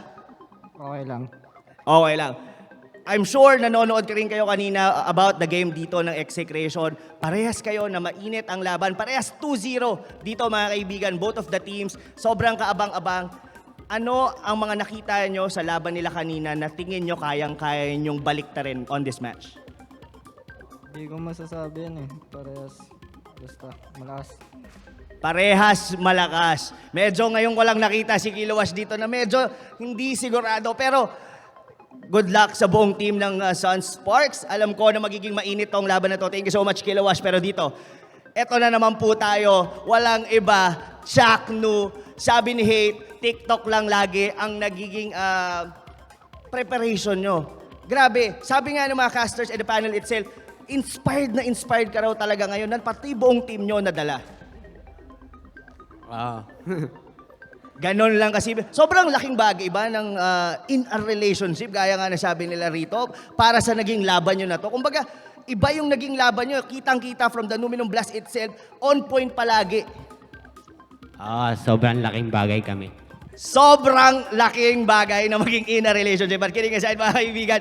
Pero ito na, hindi ko na to patatagalin dahil alam ko lahat dyan ng mga nanonood sa Facebook and as well with YouTube na gustong-gusto niya na makita ang laban in between Sunspark and Execration. And ibabato ko na kayo sa ating mga panel, kay Saya, Berting, Magiting, and our panel host, Midnight. Take it away. Maraming salamat, Rob, Luna, and ang laking bagay na inspired ang ating mga players. And of course, makakuha niya inspiration na yan dito sa panonood ng MPL Season 5 this event. It's presented to us by Smart. Gusto nating pasalamatan ang ating official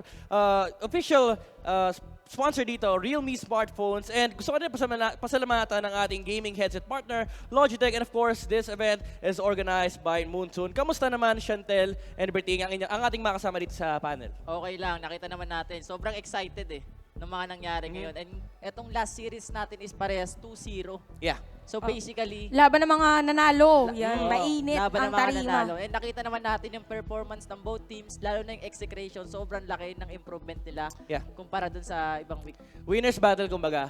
Talagang sapakan ng mukha. Kasi, hindi sila pwede magsapakan ng cellphone dito kasi 3-9 na naman Jin yan. Natatalo siya sa cellphone eh. Siyempre si Manjin, Realme yung cellphone niya, binabasag niya, ayaw mabasag. Literal matibay. So, imbis na yung cellphone, mukha na lang, di ba? So, I think for this specific matchup, kailangan natin pag-usapan kung ano ba yung mga sikreto ng mga teams natin. I think I would start with you, Chantel. Ano ba yung sikreto sa tingin mo yung ng Execration dito? Dito for Execration, mas sila on the counter.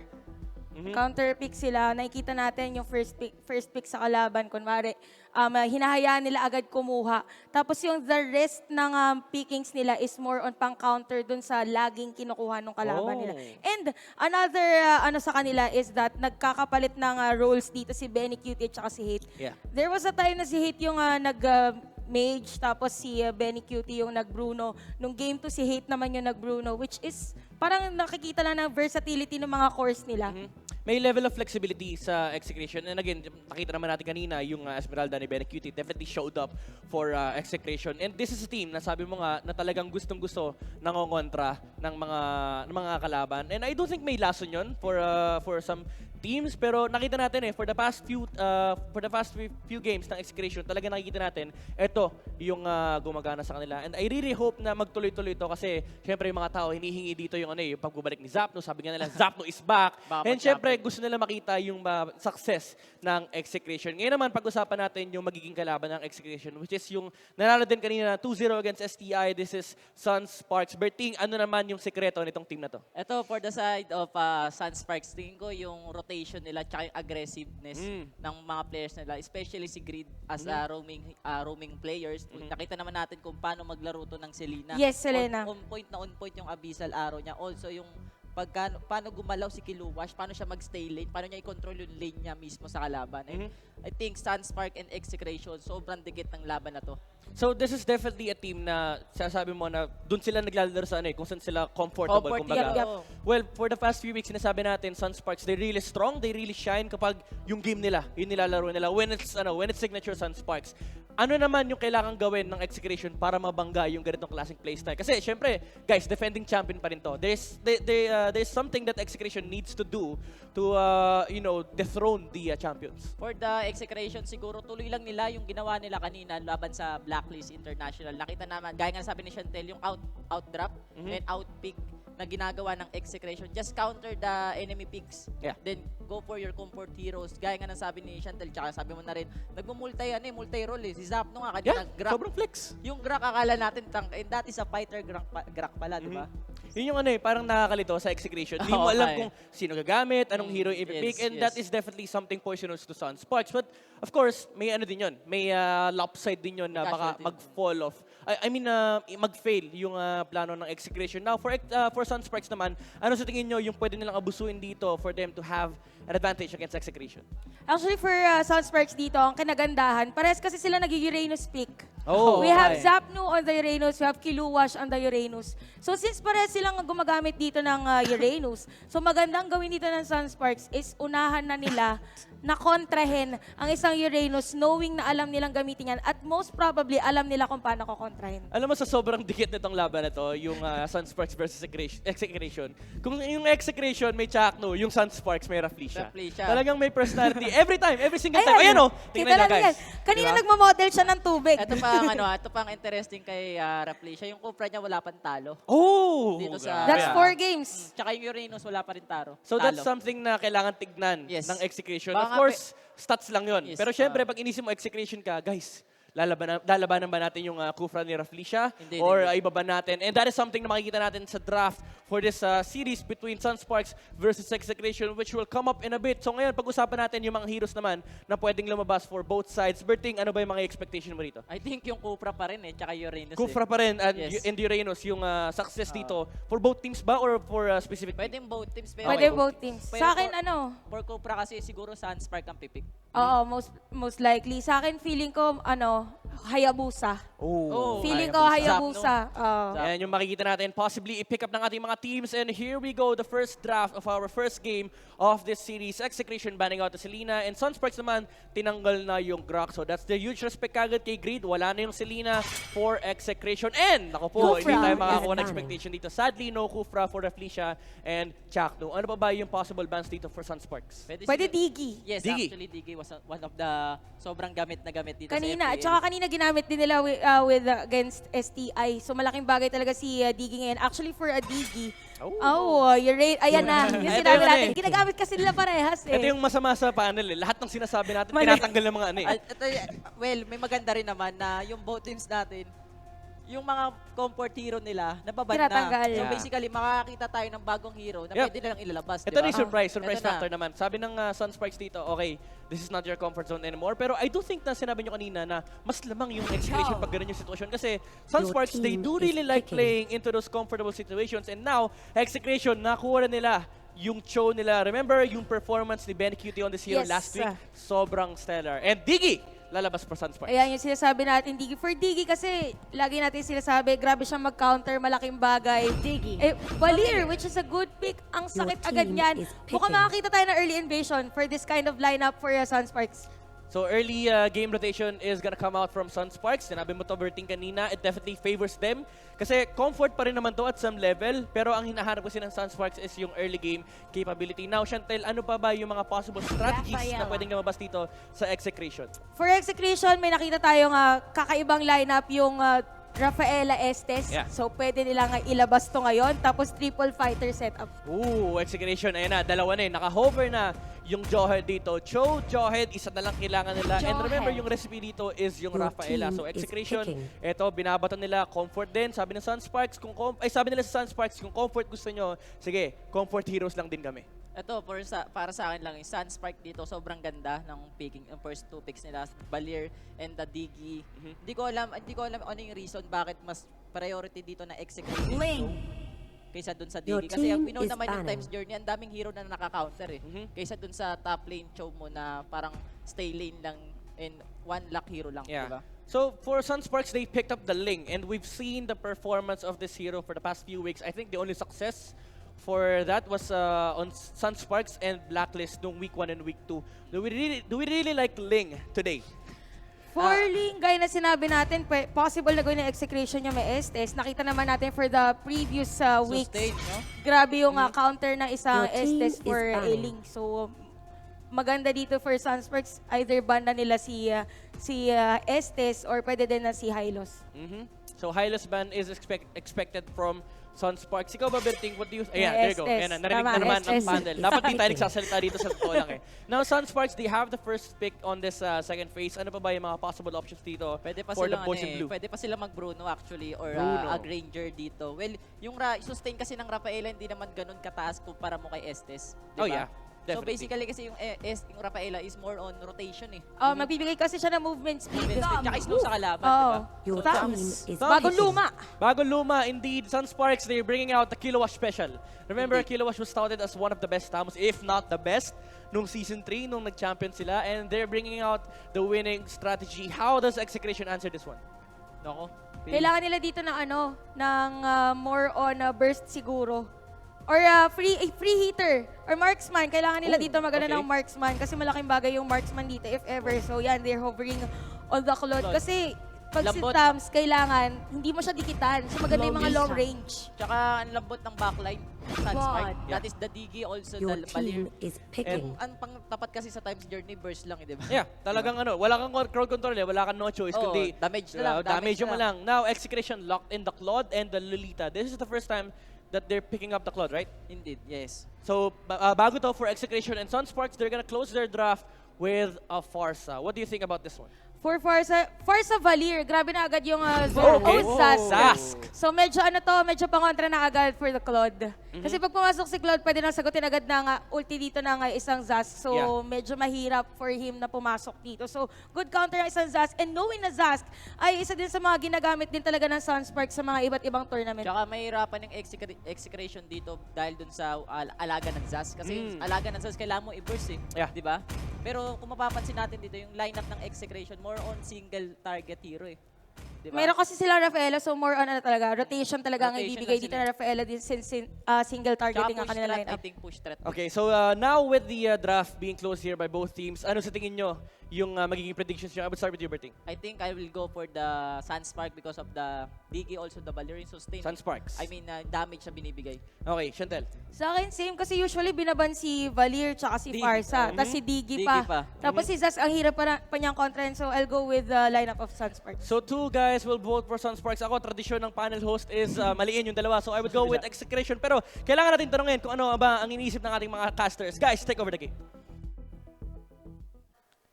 It is 2-0 from the panelist desk, going to Sunsparks, the defending champs, versus the Dark Horses Execration. My name is Manjin Valdas, and I am with Shinbu with the one for an eye, and we are the Manjin Boo Tandem. The biggest shoutouts to all of our audience there from the English stream. Welcome to the Philippines, y'all. Welcome to Mobile Legends PH. Mobile Legends PH. The tournament never stops, bro. Never No, we're so stops. hyped. We're so hyped. The tournament never stops. There's no type of virus that can't stop, that cannot stop this tournament from happening. Indeed. It's Mobile Legends, ladies and gentlemen. Here we go.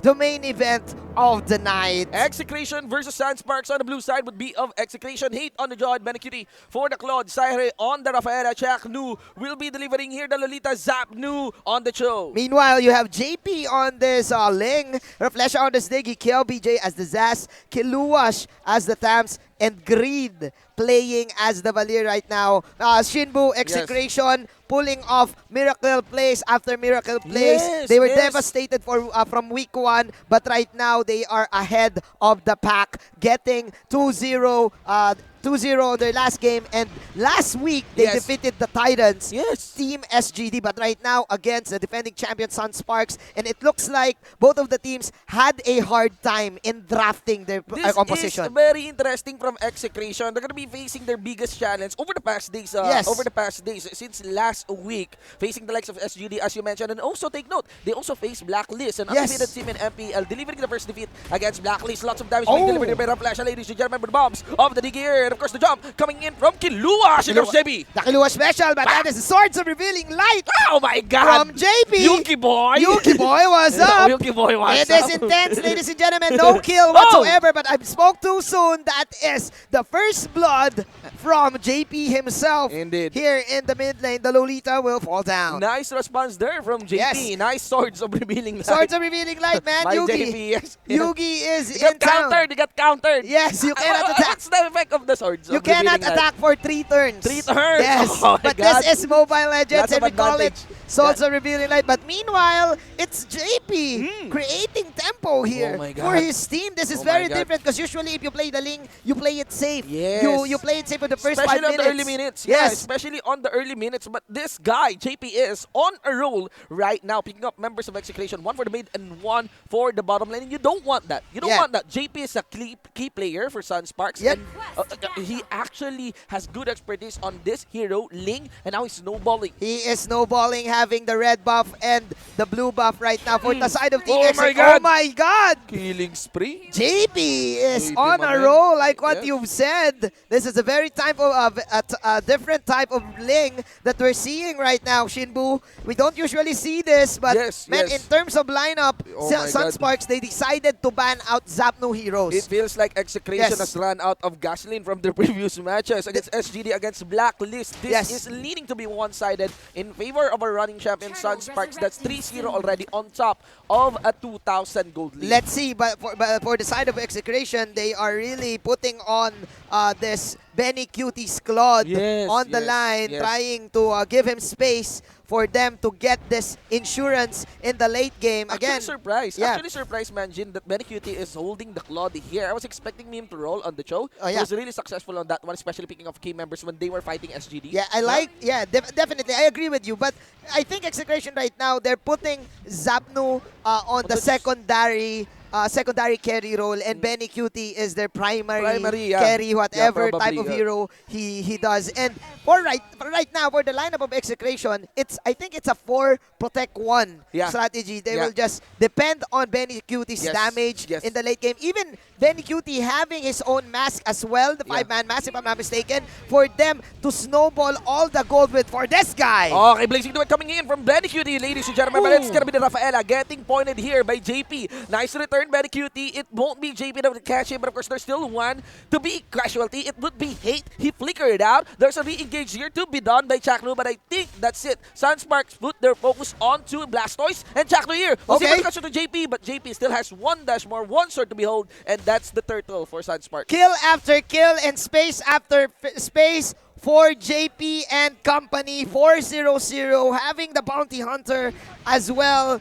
Having 400 gold, easy money, easy power spike, and it looks dangerous for Benny Cutie right now because, again, the main answer for an ADC, for a marksman, is this Ling assassin. So with the Ling having more items, again, the Claude can actually pull up Miracle Place. He has the BMI, but if JP enters at the right timing, definitely it's going to be a dead Claude right here. Yes, that's the thing. There's a trinity for that. But hold that thought. Kiluwas here getting clapped on by the members of Giniriodan. You can actually see here that Exe takes their first kill as the Tamus goes down, but not without any exchange here. Sunsparks takes home Zapnu. And again, last hit is, I'm not sure, but JP is still rolling here. He's able to get an assist or probably a kill from Zap. And this is what you call the JP special. And the Killua special that we saw on the top lane. This Tams, he really knows how to play this, especially with the Vengeance. Execration, they took their time. They put in a lot of skills just to kill Mr. Killua. And the problem here right now for the side of Execration, with JP's lightness, the passive from this Ling, he can easily defend towers. And for the side of Sunsparks, 4 heroes or probably 3 heroes, Greed, KLBJ, and Raflesha can rotate. Yeah, can rotate and actually do the push on their own in an effective manner. They have the zest for that one. They have very nice DPS. They have nice protection coming in from the Digi. Guys, things are looking so tight for Execration. It seems they're on the verge of getting the lockdown by Sunsparks. But let's see here. Let's see, yeah. They're converging here from the mid lane side. Zapnu showed himself.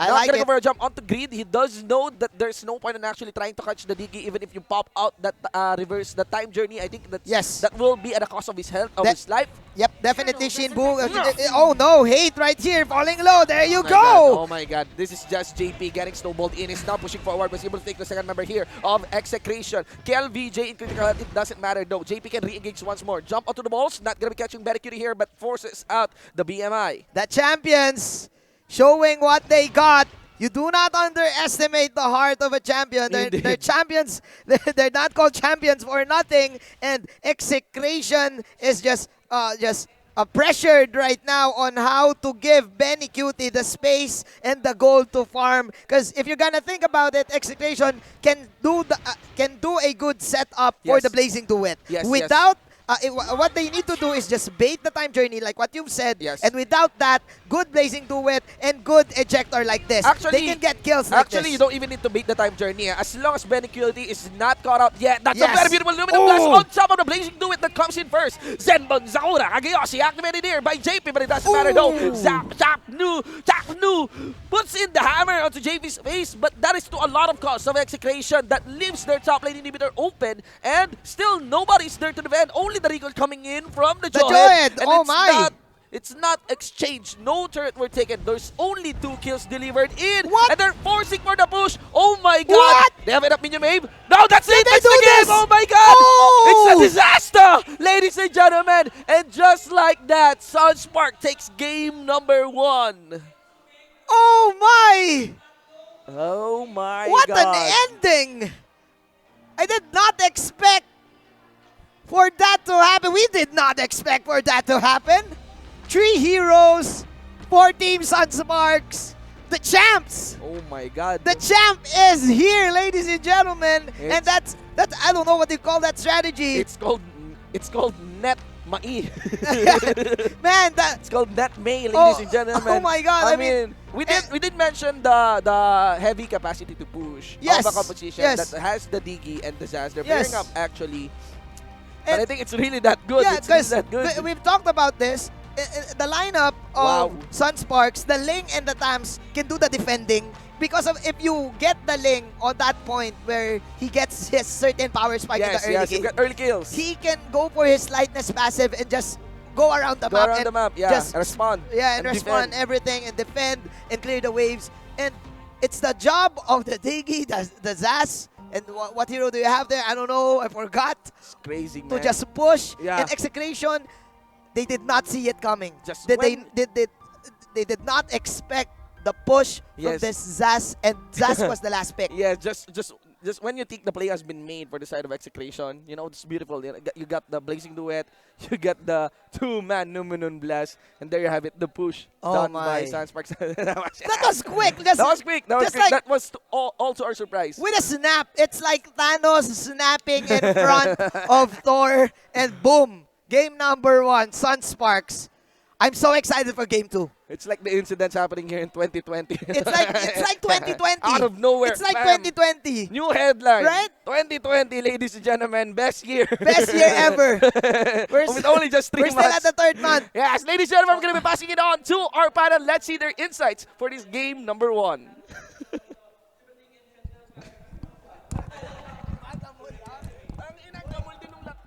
Feeling ko talaga yung first pick doon nagkatalo sa Cho.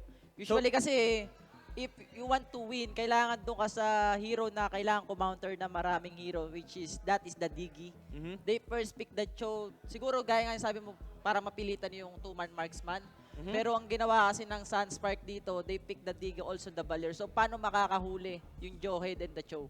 So, imbis na yung Execration yung nangongontra dito, Sunsparks pa yung nangongontra sa Execration. And I really like to see kung ano ba yung mga nangyari during that specific game. As we saw, Sunsparks overtake yung early game. Sila talaga nagdikta ng sobrang tempo bilis. dito. Yeah, nararamdaman natin na parang yung Execration humihingi ng breathing room. Actually, nakuha naman nila. May isang laban na pick off nila, si Ling on the bottom area. Pero ito nakikita natin yung dominance talaga ng early game ng Sunsparks. Although nakakapatay naman yung Execration. Si Kilosh kasi yan It's on the thumbs. Tsaka, hirap na hirap sila. Actually, thumbs na nga lang. 4 sila. Ayun yung, diba? Yun yung sinasabi natin. Gumagamit sila ng Uranus pareha. So hanggang naisip nila na gamitin na hindi Uranus is yung Thams. Si Thams kasi may sustain na siya, may damage pa siya. So ang hirap niyang kalabanin. Kasi pag dumating yung backup, baka mapatay pa yung Execration. Nakahanap yung Sunsparks ng equivalent ni Uranus. Sabi niya, Uranus pala sikreto nating dalawa. Sige, tamos tayo. And I think Sunsparks talagang pinakita lang nila yung disiplina nila dito, yung experience. Kasi even though Execration, they found a very beautiful team fight sa bottom lane. Nakita natin, ayan, yung top play na ginawa ng Sunsparks. Sabi nila, butas yung base ng Execration. And I really want to highlight yung yung mga players sa Sunsparks dito. But of course, we have our smart match MVP, which is GP, of course, showing up in this game for Sunsparks, delivering a very wonderful performance. Guys, Sunsparks, ang tagal na natin sinasabi, these guys are very comfortable with each other. Now, for Execration, ano ba sa tingin nyo yung dapat maging adjustment nila dito for our second game? Siguro, mag-pick talaga sila na yung makakatulong sa buong team fight. Oh, yung parang Focus, naging no? confident kasi sila masyado sa Chopic. Okay, Open pa so si tanggalin muna natin si Joe, no? open pa si Diggy, ang open daming si open. Farsa, open din Valir. si Valir. Parang naging suicide squad yung kahit sinong gustong lumapit doon sa tatlong yon. Parang familiar rin Suicide Squad, no? Parang, Parang tayo pwede naman. Pwede Pero naman. yun nga, talking about the draft of Execration dito, you've said a lot of heroes, but do you really think it is the natural way of Execration's playing? Kasi sinabi natin may sarili silang playstyle dito, they really like to counter. Medyo mahirap kasi sa kanila sa first phase. I really want to see pag second pick sila. Kasi Execration, I do think na ito yung talagang yung comfortability nila kapag second pick. Kasi during the second pick, kapag nasa red side ka, ang dami mo nakaka-counter So if they're on a second pick, ano sa tingin nyo yung mga magandang openers dito for Execration?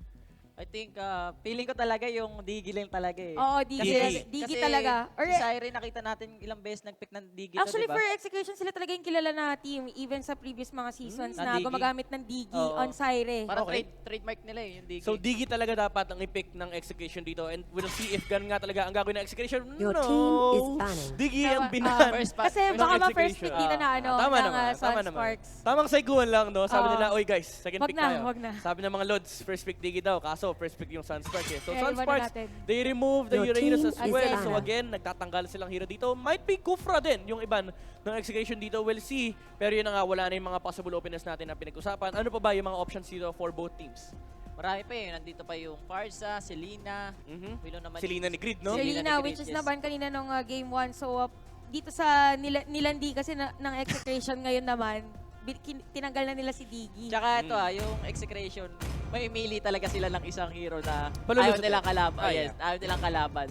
So Execration dito, their last ban will be the Your Hylos. team Medyo is weird picking. considering na sila yung naglaro niyan last time. Pero let's see, Sunsparks, they do have the first pick. As we've said, Cho Kufra. is open. Pwede pa yung Kufra actually. Kufra din, di ba? Kufra. ni So, Raflesia. di pa natatalo yung Kufra dito ng Sunsparks. Although for Execration, pag nakuha dito yung Kufra ng Sunsparks, sila naman pwede mag-Selena. Meron silang mga Selena users here Valir. for their team. Valir pa, and even the Farsa. Dahil pwede pang counter sa totoo sa first pick pa lang. Pero there I you think go. Valir will be. So sabi nila, kung counter si Kufra, Your pag team finish pick is natin si Kufra, picking. counter ng Valir. Why not pick the Valir para di sila mag-Kufra? So Execration, they're one step behind here, pero marami pa naman silang Actually, for possible choice Execration, here. di sila nagpa-prioritize actually ng Kufra kahit ma-open yung Oo Kufra. nga, yun nga yung feeling ko Hindi sa... sila, hindi sila yung certain team na gumagamit talaga ng Kufra. Yun nga yung feeling ko na parang nasa isip ng Sunspark na... Huwag muna natin kuhanin Oh, kasi I see. hindi sila, Your narinig. Sabi ng Execration, mali kayo guys. Ling and Kufra will be the openers here for Execration. Now, Sunsparks, meron silang Valir, sir. I don't think they mind, pero it's something ng Execration, pinapakita nila that they're confident enough to pick up these two heroes. Ngayon, ito na yung naka-1 portion na naman. Kilowash will be on the show. Well, pwede pa silang gumamit ng Nana kung to Nana. counter the Si Kufra Kufra, also the Ling. Tama. Your Dalawa Kasi team pagka is gusto nila picking. pumasok, kaya magiging mali na lang sila. Molina. Pero for Execration dito, pwede silang kumuha ng pang zone out na hero din. Para kailangan nila pantayin din dito yung Valir ng Sunsparks, or else may hirapan sila pagdating sa team fight. Hindi lang nila kailangan ng isang hero na good initiator, kailangan din nila ng pang zone out na may damage. Yeah, so Execration will be picking up the Jawhead while Sunsparks closed in on the Cho and Carry. Now, is this really what you want for Execration to get an advantage in the second game? Hindi, nanakawin nila Your yung team is Selena banning. ni Greed. Sunsparks, nagulat sila, nakalusot yung Selena, hindi nila pinili, and Execration, they surprise Sunsparks. Sabi nila, kung ayaw niyong kunin, kami gagamit. Ganda ng first 3 picks dito ng Execration. That is puro initiator eh. Diba? Yung backline dito si Ling, yung Cobra with the Tyrant's Revenge. Tama. Tsaka yung Your team Abyssal Arrow is dito ni banning. Selena. Tams. Maghihintay lang may tumamang stun yung Yeah. Execration. Tsaka maganda dito sa Execration, ang lineup nila is talagang nakakalapit sila sa'yo. They don't mind the Valir. Yes, si Kufra mo problema dito kay Valir, pero you have a Ling, you have a Selena. Once na mag-close mo yung gap, Sunsparks, they'll have a lot of problems during a team fight. Ngayon, Sunsparks, tinanggal nila yung isang option dito na Execration, which is nangangailangan sila ng fighter. Hindi nyo pinili yung Johet kanina, now we're gonna remove the Tam. So the replacement for Uranus, wala na yun for Execration. And on the side of Execration naman, their last ban will be Anakai. So possibly makakita tayo ng 1-1 dito. I don't know, baka yun, surpresahin tayo ni diba? Ni Benny QT. Nakita natin yan kay Carl TZ.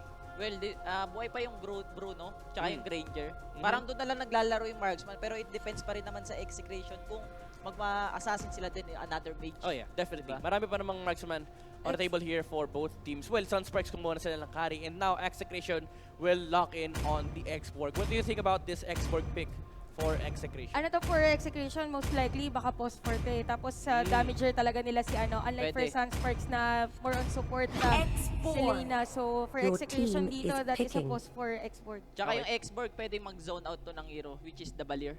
Isang blazing duet mo lang tatakbuhan kagad yung Last Insanity. Yes. I mean, Last Insanity. Pares daw kasi umiikot. Sorry. Well, pares naman sila itsura. Medyo magkamukha sila. Sorry.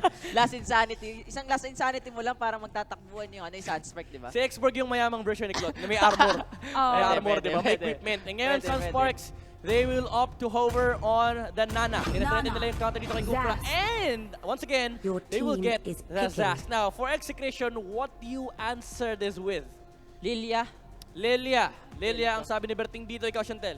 Pwede sila ditong wag na mag-marksman, feeling ko. Wag na sila mag-marksman, pero pwede sila burst. AOE.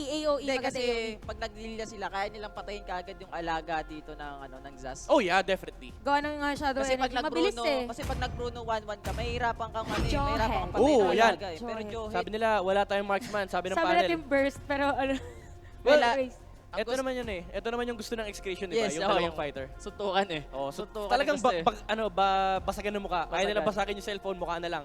So Execration closing in on the Jawhead here. Hinover nila kanina, ngayon they pick it up with the last. Execration, they do have the last pick. So effectively, ito yung hinahanap nila. Ito yung comfort nila, the reaction against Sunsparks.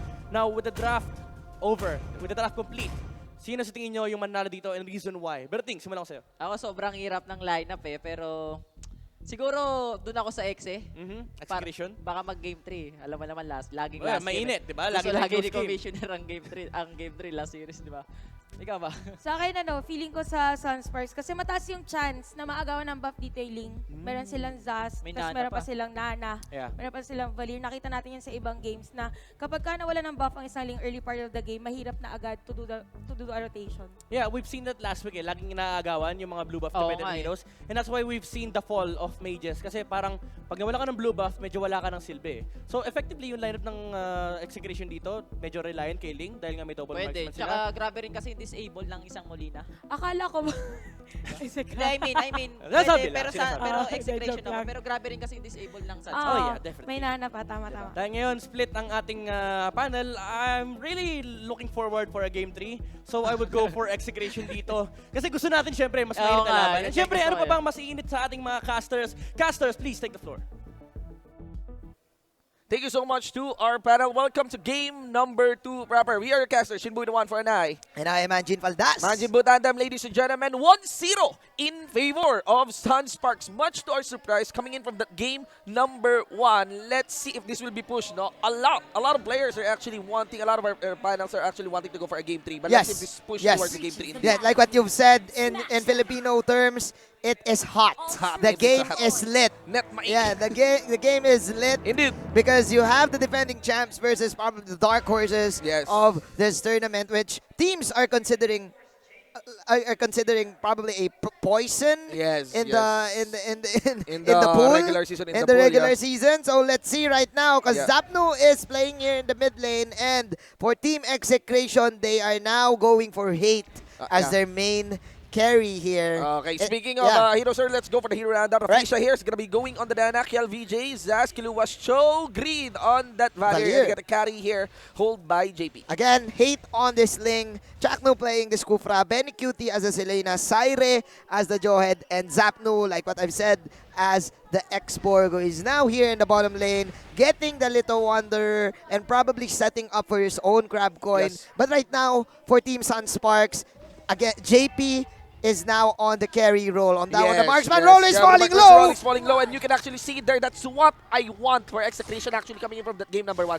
It's really interesting, but they did have very cute play the Claude, which is, I mean, Berger is really a really good player. If you assign him to a damage position, yes, I do understand he will deliver. But the thing about Berger's strength is when he was holding onto a Cho or something much like a setup hero, he delivers as well. He's very aggressive. Yes, and that impacts better. That impacts better because if he is a Claude, he needs some setup in preparation for him. But if he is an initiator, much like a Cho, much like a Selena, for this one, like a Selena, he will deliver and will enable other key players of Execration. That's how he plays. Yes, that's how he plays. And right now, it's first blood on Benny QT. Yeah, you're gonna compare it like to probably Kobe Bryant. Rest in peace, Kobe Bryant. Kobe Bryant doesn't pass. Yes, yes. Yeah, and Kobe Bryant likes to score. And for Benny QT, if he plays the role that farms, that's not his type of play style. Yes, Right? Because he always goes all in. He likes to initiate. He loves this action Jackson heroes. Yes. So what we call it. So for Team Execration right now, getting the first blood, it seems like they had a good start. And for Team Sunsparks, JP died. Yes. So that will delay the farm of this carry, and it will give Execration enough space to probably dominate the game. Yeah, you can actually see. That actually emphasized the strength of Berry here, catching the likes of JP in an early game. That's what you'd want on that game number 2. And actually, I would dare say a disastrous game number 2 for Execration. Yeah. But again, much like to your Kobe reference, what you want to point out here is that Kobe doesn't need an enabler. Yeah. Right? And same goes for Benny QT here. Definitely. Right? So you don't want an enabler for Benny QT. What you'd want is for him to enable someone.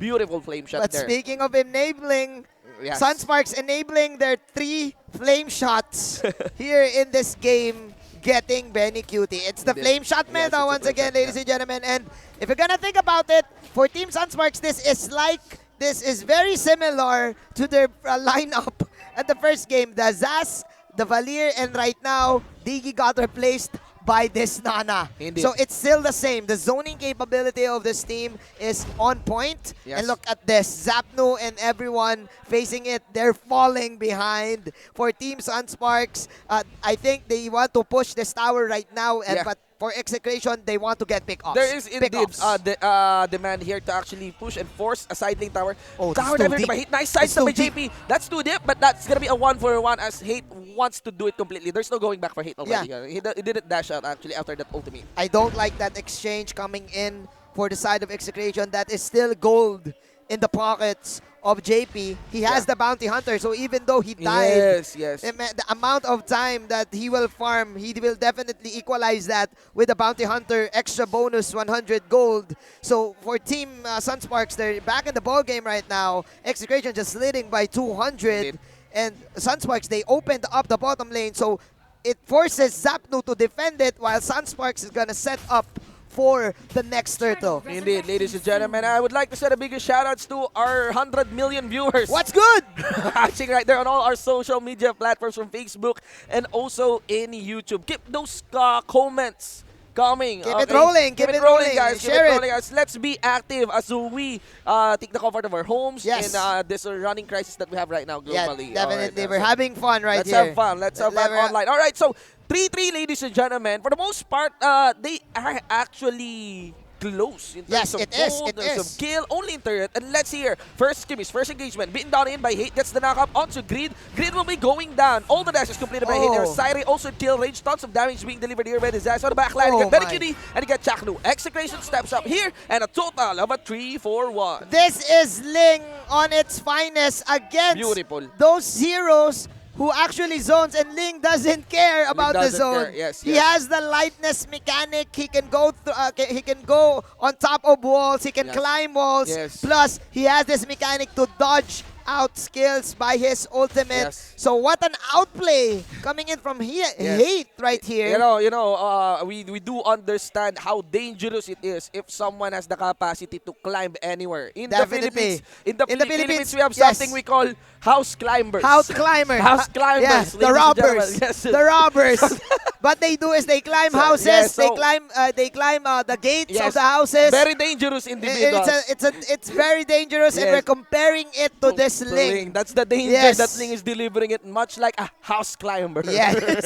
I don't know if that is the proper term for the word, but yeah, that's highway robbery right there for Hate, and it negated the push coming in from the three heroes of the Flesha, Greed, and KLBJ. Let's see, because Team Execration, in terms of pick-off, they're much stronger rather than Sunsparks, because again, you have two main initiators. Benny Cutie can provide the threat of the arrow. Siret and Chaknu follow up as well. So now for Team Sunsparks, will the lineup work? Because I think they don't have this certain type of initiation.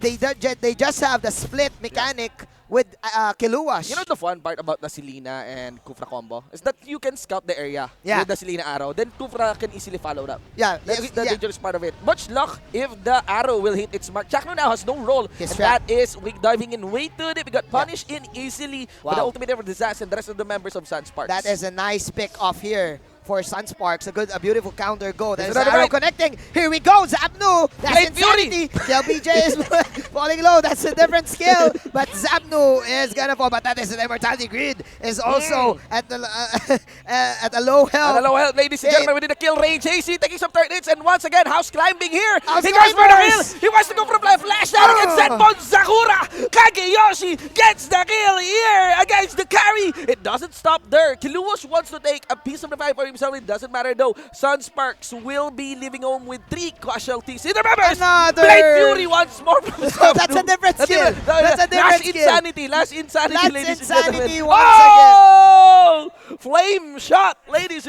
Flame shot. Flame shot, man. Rocket launcher. Rocket launcher. But from Sunsparks was able to make an answer. It was a crazy fight. I think an overall trade would be 3-2 or 3-1. I just want to emphasize with this Ling pick right now, 8-1-1. It's same as game number 1. JP as the Ling and now Hate as the Ling. Now with the Berserker's Fury, you definitely want to get away. You want to position yourselves because right now for Team Sunsparks, they don't have any certain type of hold to get this Ling. All they have is the Way of the Dragon for Kiluash, but Kiluash is not playing this as an initiating Cho. He is playing this as a split push type of Cho. Ling here is very dangerous, man. His blades are so sharpened just by looking at it. Just by looking at it, yes.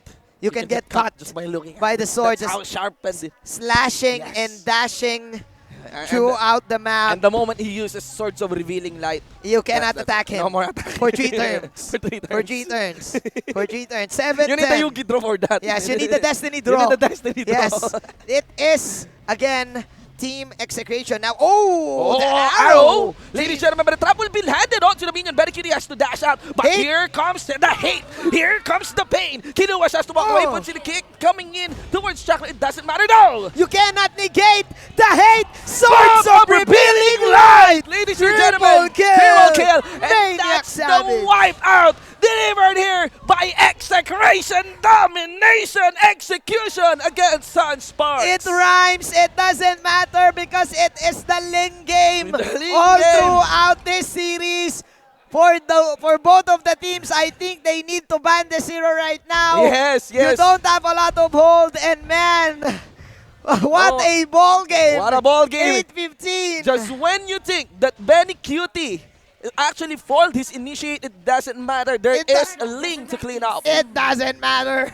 It doesn't matter what you think. It doesn't matter what you think. Says the Ling. Says the Ling. And now it's just the third turtle. And Ling now having 13 kills. Look at this replay. That is, of course, the bait play for Team Sunsparks. But look as Ling. At Ling. Reflection just got right in 2 hits. Highway robbery. 600 critical. And then there you go. Destiny draw. Boom! He actually used the Swords of Revealing Light just to dodge the pushback Yes. of the barrier. Just the Yes. dodge of the shot. Just the dodge of the OP skill, OP card, OP card. You have a ladies and lot gentlemen. of mechanics. You have a lot of dodging capability. Yes. If you are ailing and No. the arrows. This is for scout. This is just Oh, round two. Round 2. Not yet. Not yet. But still, if you are a viewer of Filipino MPL, of Yes. Filipino Mobile Legends, if you are a viewer of Sunsparks, you know that this is just normal. This is normal. This is just a normal game for them. They always pull off this miracle plays, this miracle comeback plays. So let's see if that's gonna happen. Yes, you I cannot don't discount. know. Yes, you cannot discount. Sunsparks yet. Yeah. You know what? You know what? In the Philippines, we have this thing called the commissioner. The commissioner. And the commissioner, he sets up all of the games. The matches. And he sets up LPL, all of the matches. And every time the Sunsparks has a certain match, it's always, I don't know if it's part of the script, but it's always at game 3. Yes. It's always at game 3. So let's see if that's the story here. It's like a very long adventure, right down and down. When you have a Sunsparks match here, despite getting pushed here already within their base, you can actually see the patience here for Sunsparks. They don't care. They don't care. care. They have no plans of going out of the We're base. used to this. They're used to this. They're used to this. They know how dangerous those grass is. Yeah, they already know that. They know that. They know that. And the Yes. commissioner, I mean, You don't want to step whatever is that on the grass. yeah, you don't step on the grass. Do not step on the grass. If you are Sunsparks. Yes. What I'm saying here is that Sunsparks, they're used to this. So they're used to defend. They're one of the teams that can pull off, again, miracle comeback plays. So right now for Team Execration, what they need to do is just secure the Lord and hope for the best that they don't do this so-called sour play that they go too deep and they throw games. Just don't do that. Just don't do that. Just be Actually, look at patient. that here. Chaknu here was able to get a jump man to the members of Sunsparks, but it doesn't matter. They have no firepower as most of the members was in the Lord, finishing the job. Arrows here is, for a moment, they're connecting to some key members of Sunsparks, but it doesn't matter. Sunsparks, why did they give up the Lord?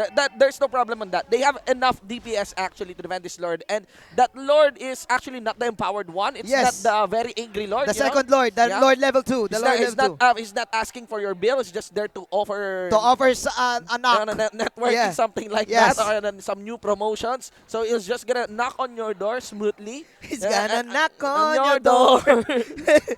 Destroy the tower. And cover the minions too. All right, there you go. Chaknu goes for the dive. And of course, he got it way too deep. Receives the feed coming in from the show. And just like that, the first customer is going to be down here by Sunsparks. They still have the Lord. Execration, that is. Pushing here. Like for the bottom lane side. Let's see if the event will be completed. Zapnu also first the issue here for the top lane side. Greed will be destroyed here by Hate. Next into the customer would be Raflesha. No, it won't be it will be the tower taken down. That is 1-for-1. Chaknu, I think that was a miscommunication coming in from Execration. There you go, Last Insanity coming in from Zapnu. Two heroes falling low. And him, he wants to finish the game. Once again, slashing and dashing. And it doesn't matter. It doesn't matter. That's it. That's the game, ladies and gentlemen. They knock on the door, delivered the Lord. We're gonna knock on the door, deliver the Lord. This victory. Yes. Ladies and gentlemen, Sunsparks will lose. Execration takes this to a game 3. Wow. Like what we've said, if you're up against Sunsparks, if it is a series against Sunsparks, there's always a final game. And Execration, they proved that. And they're back. And both of the teams getting 1 point. Yes, ladies and gentlemen, I think something has to be done with this Ling. No one is safe. No one is safe against the Ling. House climbers. Yeah, it's like a virus. Yes, like a virus. It's like the 2020 virus right now. It's like Corona. I don't know. But again, if you're up against the Ling, you really need to put a lockdown on him. Put a lockdown and a damage because he can easily get away. Of course, That's what we Sunsparks say. will, and everyone should, not panic. Yeah, don't panic. Yes, just like Sunsparks. Don't panic and just stay at home. Relax. Just stay at home. Just stay at home. Enjoy. Stay at your base. Yeah, enjoy the company of your family. Yeah.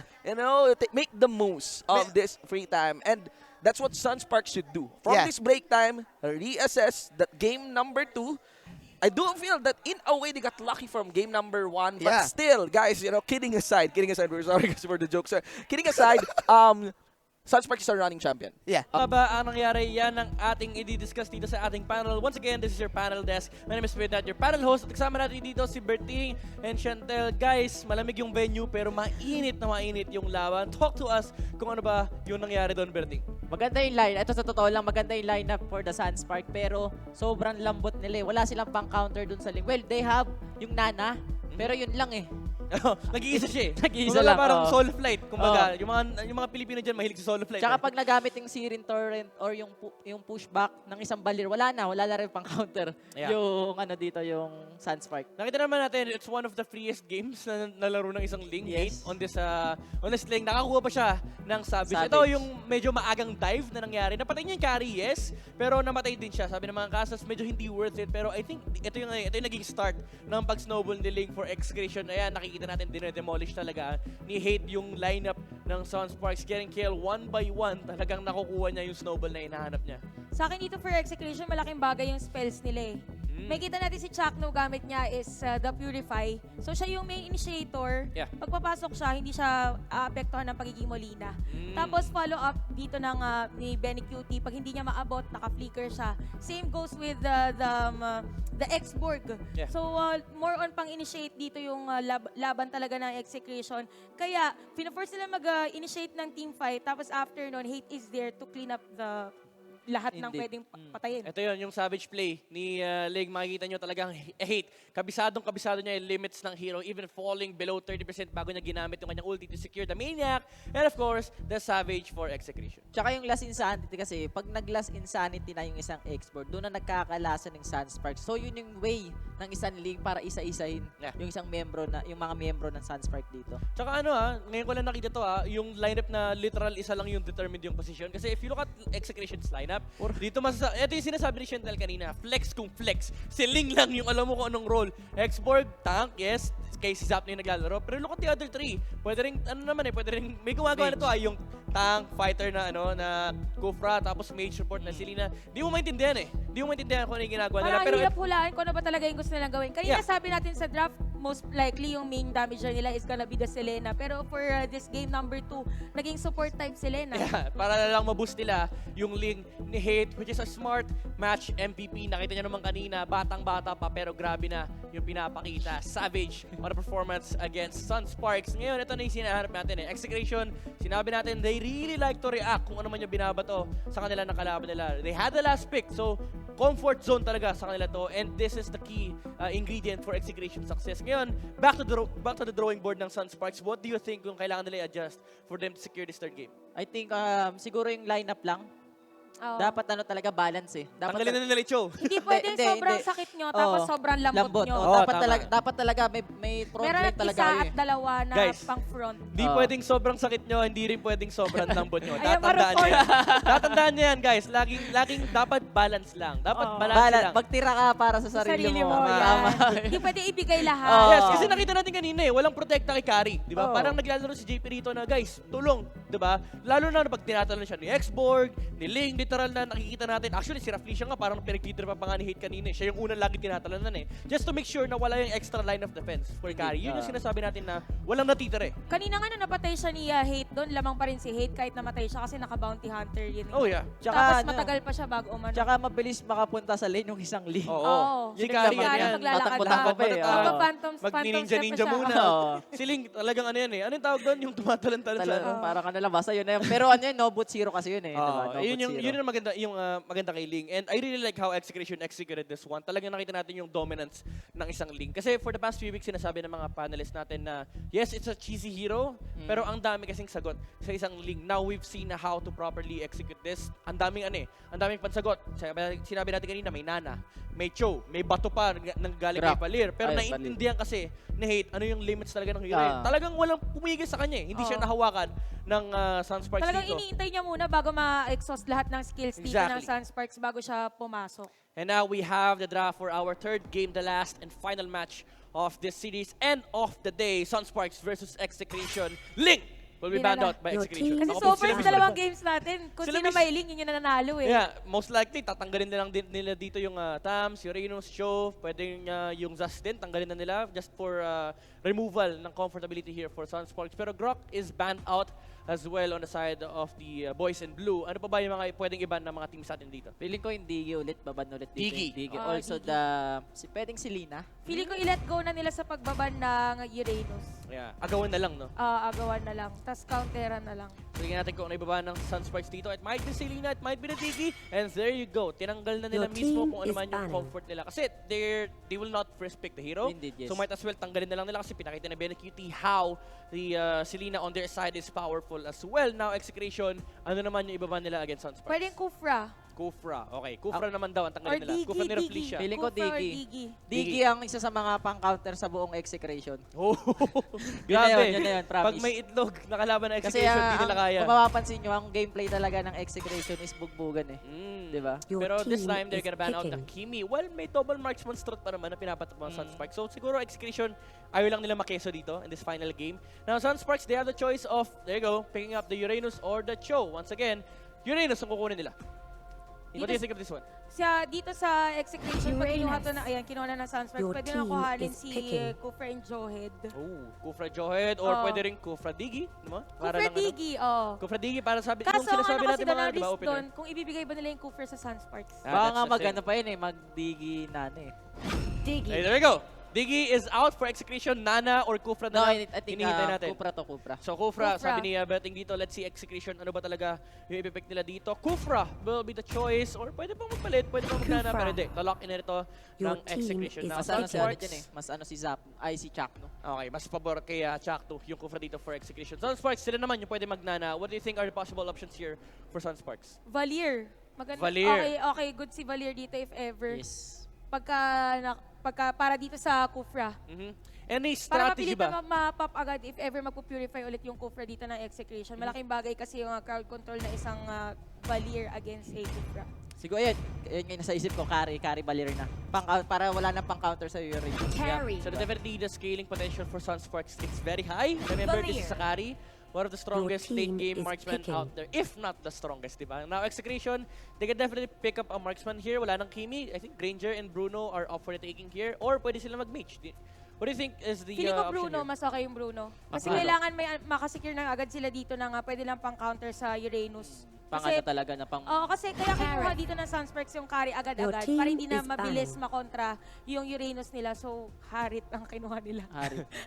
Bakit, sa tingin nyo, bakit Harit yung kinuha ng Execration? Para mahirapan dito yung Valier magbato ng skills niya. Kasi malikot na isang Harit. team Usually is pagka banning. Valier, maganda siyang pangontra sa mga heroes na padiretso na yung Pag-hit na, galaw. pandiretso na. Unlike dito for Harit, meron siyang chrono dash na Synchro kahit saan pitch, siya pumunta. May dance floor si Harit. May dance Wala floor. siyang pakialam sa... So mahihirapan dito si Valier. Tsaka yung Valir naman, hindi naman siya yung hero na nakikipagsabayan. Oo. Talagang Pwede siyang pa-chepe-chepe pasukin lang agad. siya eh. Pa-bato-bato lang siya, tatakbo, ganun. Ganun ang Very- strategy ng Valir eh. Very one-dimensional nga yung Valir dito ng Sunsparks. Now, tinanggal na ng Sunsparks yung Bruno ng Execration. Again, Granger is still up there. But the choice is there kung magpapatakbo sila ng either double, Your team double is picking. fighters ulit or kukuha sila ng marksman. I think Granger na lang talaga yung natitira dito for Execration. Feeling ko Johed eh. Johed. So, Feeling ko mukhang- hindi na Feeling sila ko, magana. It's either Ay, double Johed fighter. or Leomord. Hindi na Okay. sila magano, hindi na mag-marksman, I guess, yung Execration. Sawa na mag-marksman yung Execration. Well, pwede pa silang mag-zas. Sa totoo lang, yung Exe, para lang ma-zone mo yung carry also the Valir. Your team Dito kasi is wala pa picking. namang burst hero damage dito yung Sunspark. Well, pwede sila mag-pick dito ng isang Lilia. Yeah. That's really nice, no? Looking at the lineup of Sunsparks, sabi nga ni Berting, walang burst damage. That's definitely scary for Sunsparks kasi there are a lot of heroes on the side of Execution na mahirap i-burst. Now, ipapares mo yung hinaharap mong hero which is supposed to have the burst damage with Akaja. At least nakikita natin yung idea. Pero hindi, naku po, wala silang burst damage. We really like this one day. Pinalitan nila yung Kaja ng Esmeralda alongside the Hylos. So magiging crucial dito yung galaw ng Kufra. Kung paano niya ipoprotect yung Harit. Yeah. Kasi pagka nagamit na agad dito ni nung Kufra yung kanyang bouncing ball, it's a signal for the Esmeralda agad na pumasok. So tignan natin dito for Sunsparks naman, they got the Hylos para yun yung gamitin nila na pang pilit dito or pang pressure dun sa isang DD. Feeling ko mahirapan na Execration kasi para sa akin outdrop yung Execration. Wala lang mapili dito yung Exe kung magma-marksman ba sila or a fighter. Pilit na pilit yung Claude dito. Yeah. And we know naman, I agree. well, yung lineup ng Sunspark, pang early to late game eh. Yeah, tsaka nakita natin to na sila mismo nag-execute yung Esmeralda. He played the relaxed game. Sabi niya, counter ako dito, talagang lalabanan natin to kapag timingan natin. So Execution, they're on the other side of the coin naman. Sila yung may hawak ng Harit. Siguro mas okay if nag-pick sila muna ng Bruno bago yung Oo, Harit. bago yung Harit kanina. Diba? Kasi yun lang talaga yung magandang pangontra for Uranus. The Uranus. Yung kailangan magpo-proc talaga yung criticals from time to time. So with the draft completed right now, ladies and gents, mukhang alam ko na ang predictions nyo dahil sinabi nyo out-draft. Pero syempre tatanungin pa rin natin, Berting, who do you think will win this series? Sinabi ko na eh. I'll go for the Sunsparks. Sunsparks. Outdraft na, well, hindi naman sa pagiging pero outdraft na outdraft para sa akin. Outdraft na outdraft. Ikaw, Chantel. Feeling ko for this match, bibigay ko yung trust ko sa Execration kasi meron silang Harit. 1-1. Kumbaga, hindi na kita mahihirapan. Para hindi ka mahirapan mangontra. Although kasi meron kasi silang Harit. Yeah. Nakita natin yung Harit ni Hate. Yep. Or pwede si Benny Q In gumamit Hate with Trust pala to. Ganon. Personally, I would favor this lineup of Sunsparks. Historically speaking, Esmeralda is better than Harit. Pero syempre, kailangan natin ang tanungin ang ating mga casters. Sino ba talaga ang mas lalamang dito sa ating matchup? Maraming salamat, Midnight Shant. It is, of course, 1-1 for our panelists. Manjin Bu tandem once again. Here we go.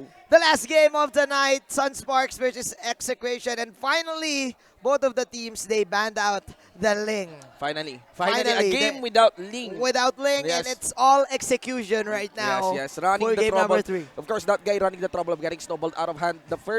The two victories that we witnessed in this best of 3 series is clearly impacted by that Ling. Yes. Our panel actually mentioned that it is an outdraft by Sunsparks. For Sunsparks. Yeah, That's for Berting. That's for Berting. But for Chantel, the non-biased, she puts her faith on Execration because actually she's low-key a member of Execration. But again, for the hero rundown right now, it is Saire as the Digi. Chaknu will be using the Kufra, Hate as the Harit, Benikute as the Claude, and Zapnu as the Cho. Meanwhile, on the blue side would be Sunsparks. Raflesha here for that high-low scale VJ on the Esmeralda. Kiluash, Uranus.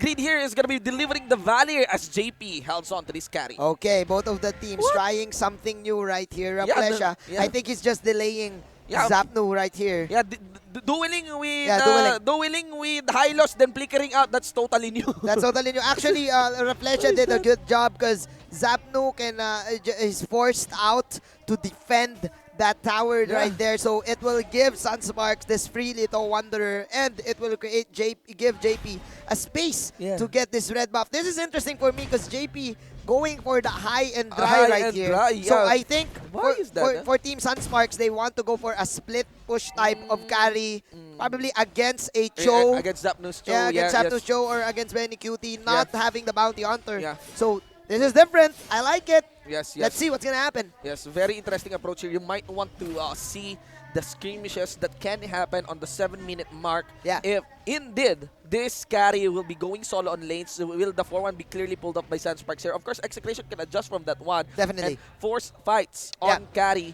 Again, remember that high and dry doesn't proc easily against 2v1s. 2v1s. It only works on 1v1. Let's see. So, yeah, there's going to be a switch here for both teams. Both of the teams playing safely. Again, this is game number 3, and a point counts here for MPL. So you don't want to risk something here. JP now having his mana boots. He will easily spam that Phantom Step.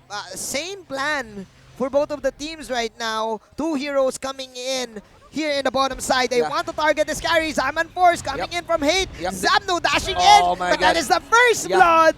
Outplay right there. That's a big disaster actually for Execrations. Upon that execution, Hate was delivered within the third range. It doesn't matter though, but at least Chaknu was there to respond, pushing the trade towards a 2-2. It is a 2-2, but in terms of map control, who got the lead? It is Sunsparks. Yes. Kiluash on this Uranus. Keep on ushering the minion wave up top. Yeah, pushing the minion wave up top and securing the farm here to negate Benny Cutie, to enable him to get all of those scripts in the jungle. But meanwhile, we're going to have a clash here. That's going to be KLVJ, of course, clearing out the kick from Zapnu. Still, members of Execration might re-engage here with Benny Cutie arriving on the scene, but it's actually 3 voting that they should retreat. As members of Sunsparks, I think would be in the position to take this turtle. Greed and JP, that is. I just want to emphasize the team fight that happened in the bottom lane. lane. bottom lane, go. Grid was really good on that one. Yeah. What he actually did is he actually moved forward.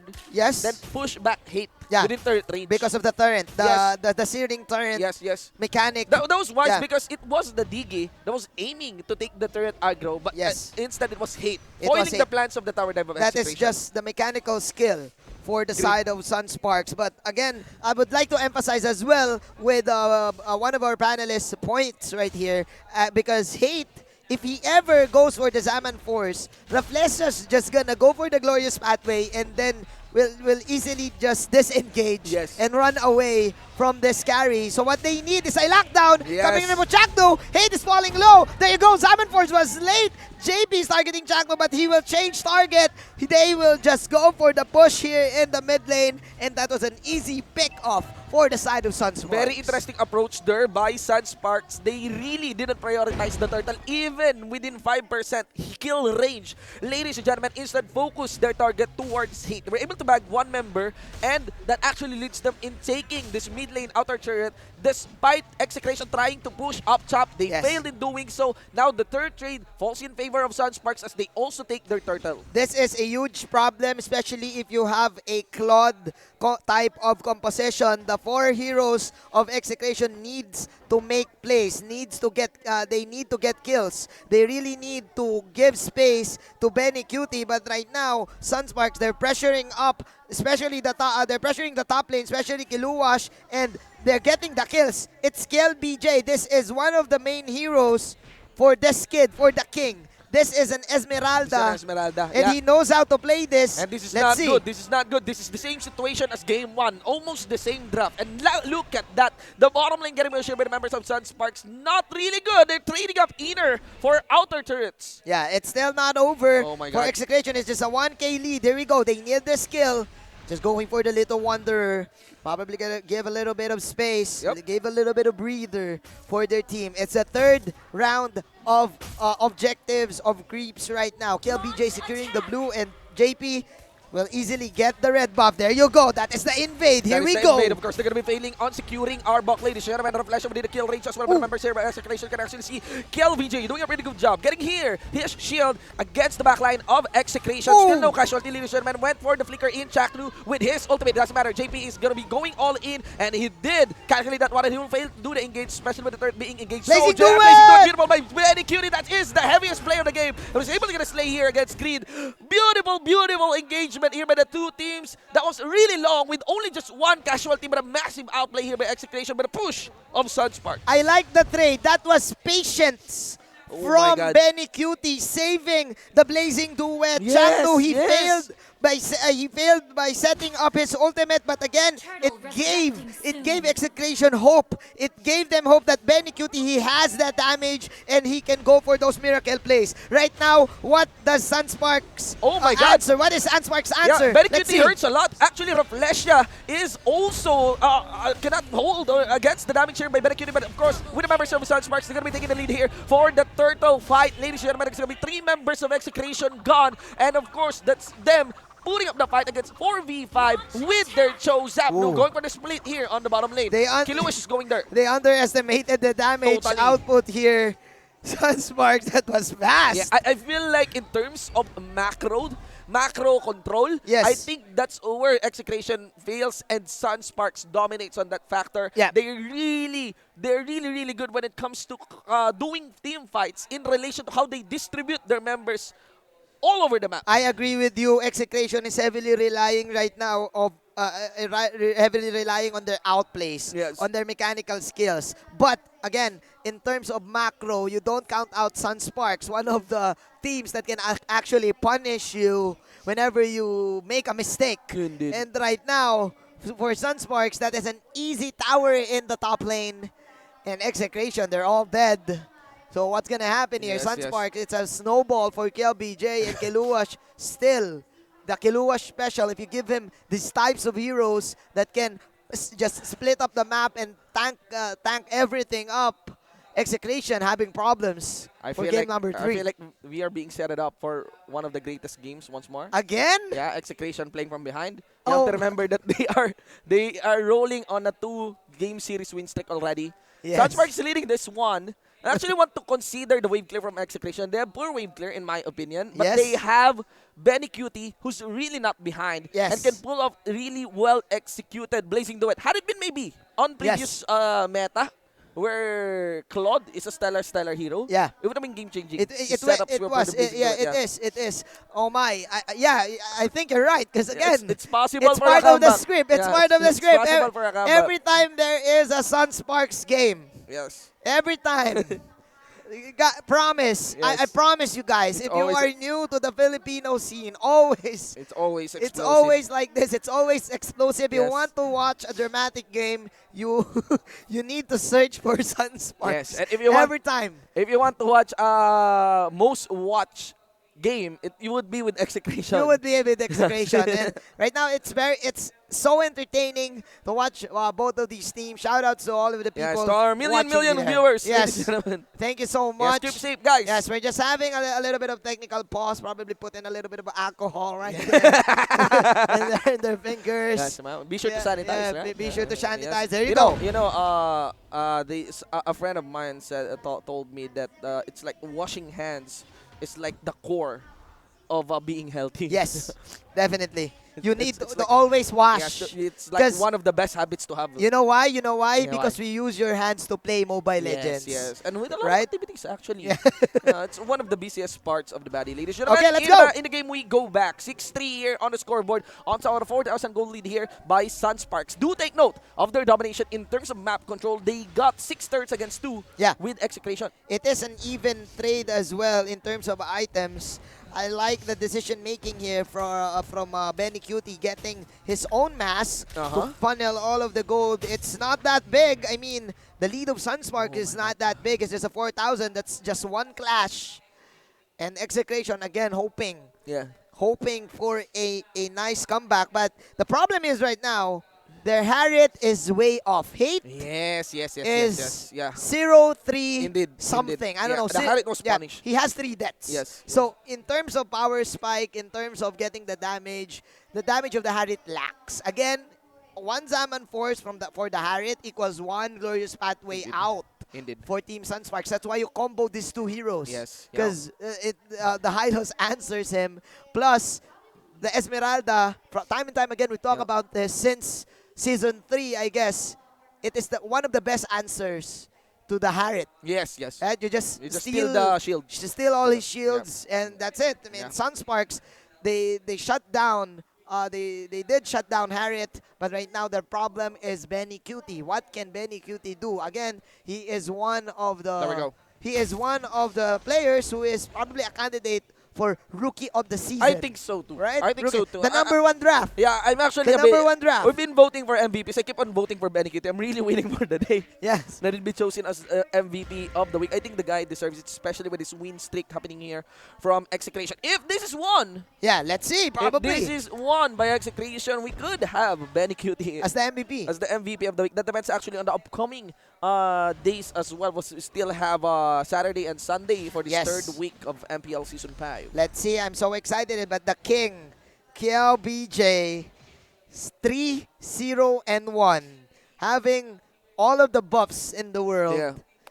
You just watch out for Very this dangerous. Esmeralda. That's a It's well-fed dangerous. Esmeralda. That's a well-fed Esmeralda. There is no way in this game and in hell that that Esmeralda should be near a Claude. Yes. The Claude will be decimated by that One lady. problem with the Claude is that the Blazing Duet, it gets cancelled by every skill there is. Every CC there is. Yes, you yes. really need that Oh my Purify and you really need that time journey. Indeed. For you to for you to be able to get that Blazing Duet going, but man, we have some very intense we have fight, we have a little bit of pause here. Yes, It's just a 3rd turtle of the game right now. Probably because a lot of people are at home. Yeah, watching. Sharing bandwidth. Yeah, sharing bandwidth. Sharing the stream. You know, guys, if you are at home, because we have a technical pause, right now I'm asking you guys to wash your hands. Yes, yes. Wash your And hands every 3 hours. of course, to all of our viewers there, ladies and gentlemen, do share the stream. Yes. Support the stream, the official live streams. Shout out to the Pirates. Shout out to the pirate viewers, but it's okay. That's free marketing. It's okay. It's okay. Thank you for the free marketing, guys. Because actually YouTube has this way Yes. of just refunneling. But if I'm not mistaken, we're also live at YouTube Gaming. Yes, YouTube Gaming. Actually, But for Munton. actually, some platforms has this way of refunneling the viewership Okay. to the official stream. Oh. Even if it gets pirated. So there we go. Okay. Shoutouts to the million viewers. Pirates of the New World. Yeah, who is And to the Pirate Kings. who is rebroadcasting this without permission. Thank you so much, but it's okay because that's free marketing. That's free. Yes, that's free Thank marketing. you for Yeah. doing us a favor, ladies Yeah. and gents. Shout out to the provinces as well, because Yes.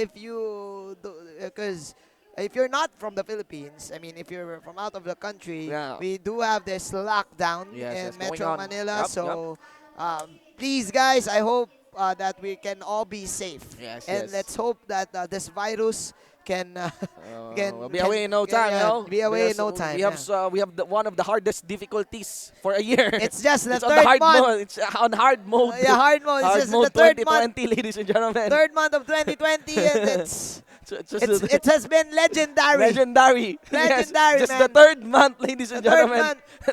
and like what happened for the first 3 months of 2020 is like it's actually good for a year already. Yeah, It's actually good it for a is. year. It is. It is good for a year. A lot of Yeah, things a has lot of things happened. has happened, you know. You have this. You have this I don't know. January, you know. And then January. there's February things. Yeah, even Jaden split Yes. up in 2020, Oh my guys. God, here we go. Oh my. That's gonna be the Slater Donnie with the carry, but JP will not fall back. He doesn't mind the damage that can be delivered here by Benacurie, and of course that first Benacurie to be a man hate here. It's gonna be able to actually secure, I think, that Lord, if I'm not mistaken. No, that's a turtle. That's a turtle. All right, ladies and gentlemen, JP here go for the chase down against 8. He wants to punish JP. This is an outplay. Yeah, this might be. I think this is not an outplay as well as there is a backup here, and that's it, ladies and gents. 8 was able to take one member at least, but that is too much. An overall trade here of 4-4-1, all in favor of Sunsparks. And Siren. Oh my God, that's a At the wipeout. wrong That's an moment. official Yeah, it's wipeout. an official wipeout. Benacutie is still alive though. Can he do this? There you go, Oh! Zabnu. But that is of course a pause for the game. Oh my God. Oh my God. Yes, ladies and Execration gentlemen. just falling down. They got the flu. Yeah, they got the The flu. game got the flu. No, the game itself. got the flu, man. The game itself got the flu. But Yes. man, okay, what happened there? Sunsparks. There's no outplay. I It's just think, basic. yeah, I mean, yeah, basic type of damage. And JP didn't fall back. Yeah. JP didn't fall back. He trusts his support. There is enough support for JP. Actually, I think that that actually falls out of favor of Execration. Could have been better if they really took JP with 3v1. You can Yeah. never take out JP 1v1. You cannot. Yeah, You cannot. Even Yeah. even with high and dry. Yeah. Even man, it's just, I think Harriet's damage hit, it lacks. Yes. We've talked about this earlier. Yes. If Harriet, I mean Hate, probably has 3 items or probably an item ahead of JP, Yes. that's gonna be an easy kill. That's gonna be an easy dash in chrono dash, double chrono dash kill for Harriet. But man, due to the lack of protection for For the Hate Harriet, over yeah, the Harriet, yeah.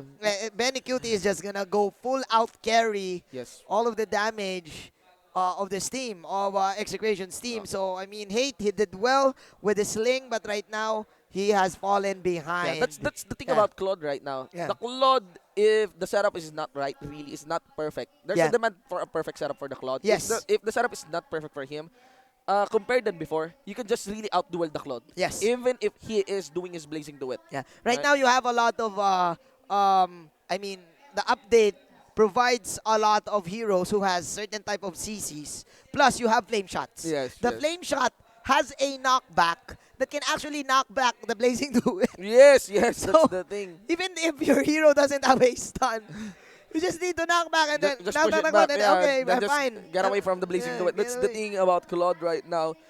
Prompting that even the likes of Bruno would be more viable Yeah. compared to Claude. But let's see here. Let's the game see, is still let's not yet see. over. Yeah. But it is very possible that with this death timers, no Harit, no wave clear, it would pull off a heavy miracle For Execration. For Execration to actually defend this. The Blazing Wit is off cooldown, by the way. Definitely. Let's There's see. no ultimate. No, the ultimate is already available. Alright. So the ultimate is online. that's clearly an inhibitor already given away. Now, members here of Sunsparks is eyeing to take a second one. Chaknu wants to fight this. Chaknu. He will fall back. But that is the glorious pathway. You do understand there is still a few seconds for the death timers of Hate and Cyric. Can they re-engage though? Chaknu still has one. He's just waiting for his skill to initiate. Let's see. Execration is patient. He can. They can fight this.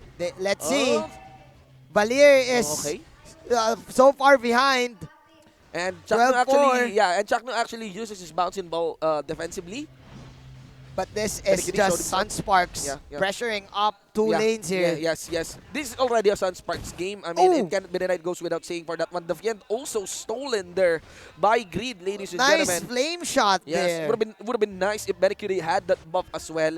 But the only thing that Execration can do right now is wait for that mistake from Sunsparks. And because that is they hard. Need to defend. That is hard. That is hard. If you are a team and you're gonna wait for a mistake for from your opponent, that means the probability of you winning is, I think, 0 to 100 or 10 to 100. Yes, that's one of the worst situations to be in, actually. Waiting for your opponent to make a mistake instead of you creating a victory. Creating a mistake for them. Yes. So, because in theory, you should approach every game that your opponent won't do any mistake. Yes. That should be it. Definitely. But man, I like Reflesha's way here. This is Reflesha tank mode here. No deaths whatsoever. High loss, easy second skill. And look at this. It's just going around and around, waiting for the Lord and saying hi to his father. That is the High Lord's High Lost father there. There you go. That is the perfect placing to win for Benny Cutie. And he will actually pick up down. JP. JP's down. That's a lot of firepower gone here for the members of Sunsparks. Do they know that if they get wiped out, that is a big death timer here for the members of Sunsparks. Ladies and gentlemen, 3 members got destroyed. This leaves freedom for Execration. A free Lord. To take a Lord. Oh my God. Lord. Oh my God. We've been talking about them. We've been talking about the mistake that Sunsparks needs to do. That is a mistake, for Execration to win. Execration. Yeah, they fought 3v4. Oh they won my. 3v4. Oh my God. This is, I mean, I don't know, man. This is vintage JP. I've been casting his games time and time again. This is vintage. If he knows, sometimes Sunsparks has this problem. If they know that they're ahead, they actually go too deep. And right now, Execration, they have a level 2 Lord. Man, if you have a level 2 Lord in the game, your minions will get buffs. Your minions from different lanes will actually dominate the opponent's minions. So that's why Team Execration, they have all the space in the world to create plays and to negate Sunsparks' victory for this game. That's the condition for this. But before this one, the clear mistake there was the 3v4. Yes. You have to remember, Zapnu was there. Kiluwas was putting his focus onto him. Vintage Pinoy plays, man. Vintage Filipino MOBA. Yes. Vintage Filipino MOBA right there. Listen to the song of our people. Yeah, if there's Backstreet Boys, we have here in the Philippines the Intro Boys, ladies and gentlemen. Yes.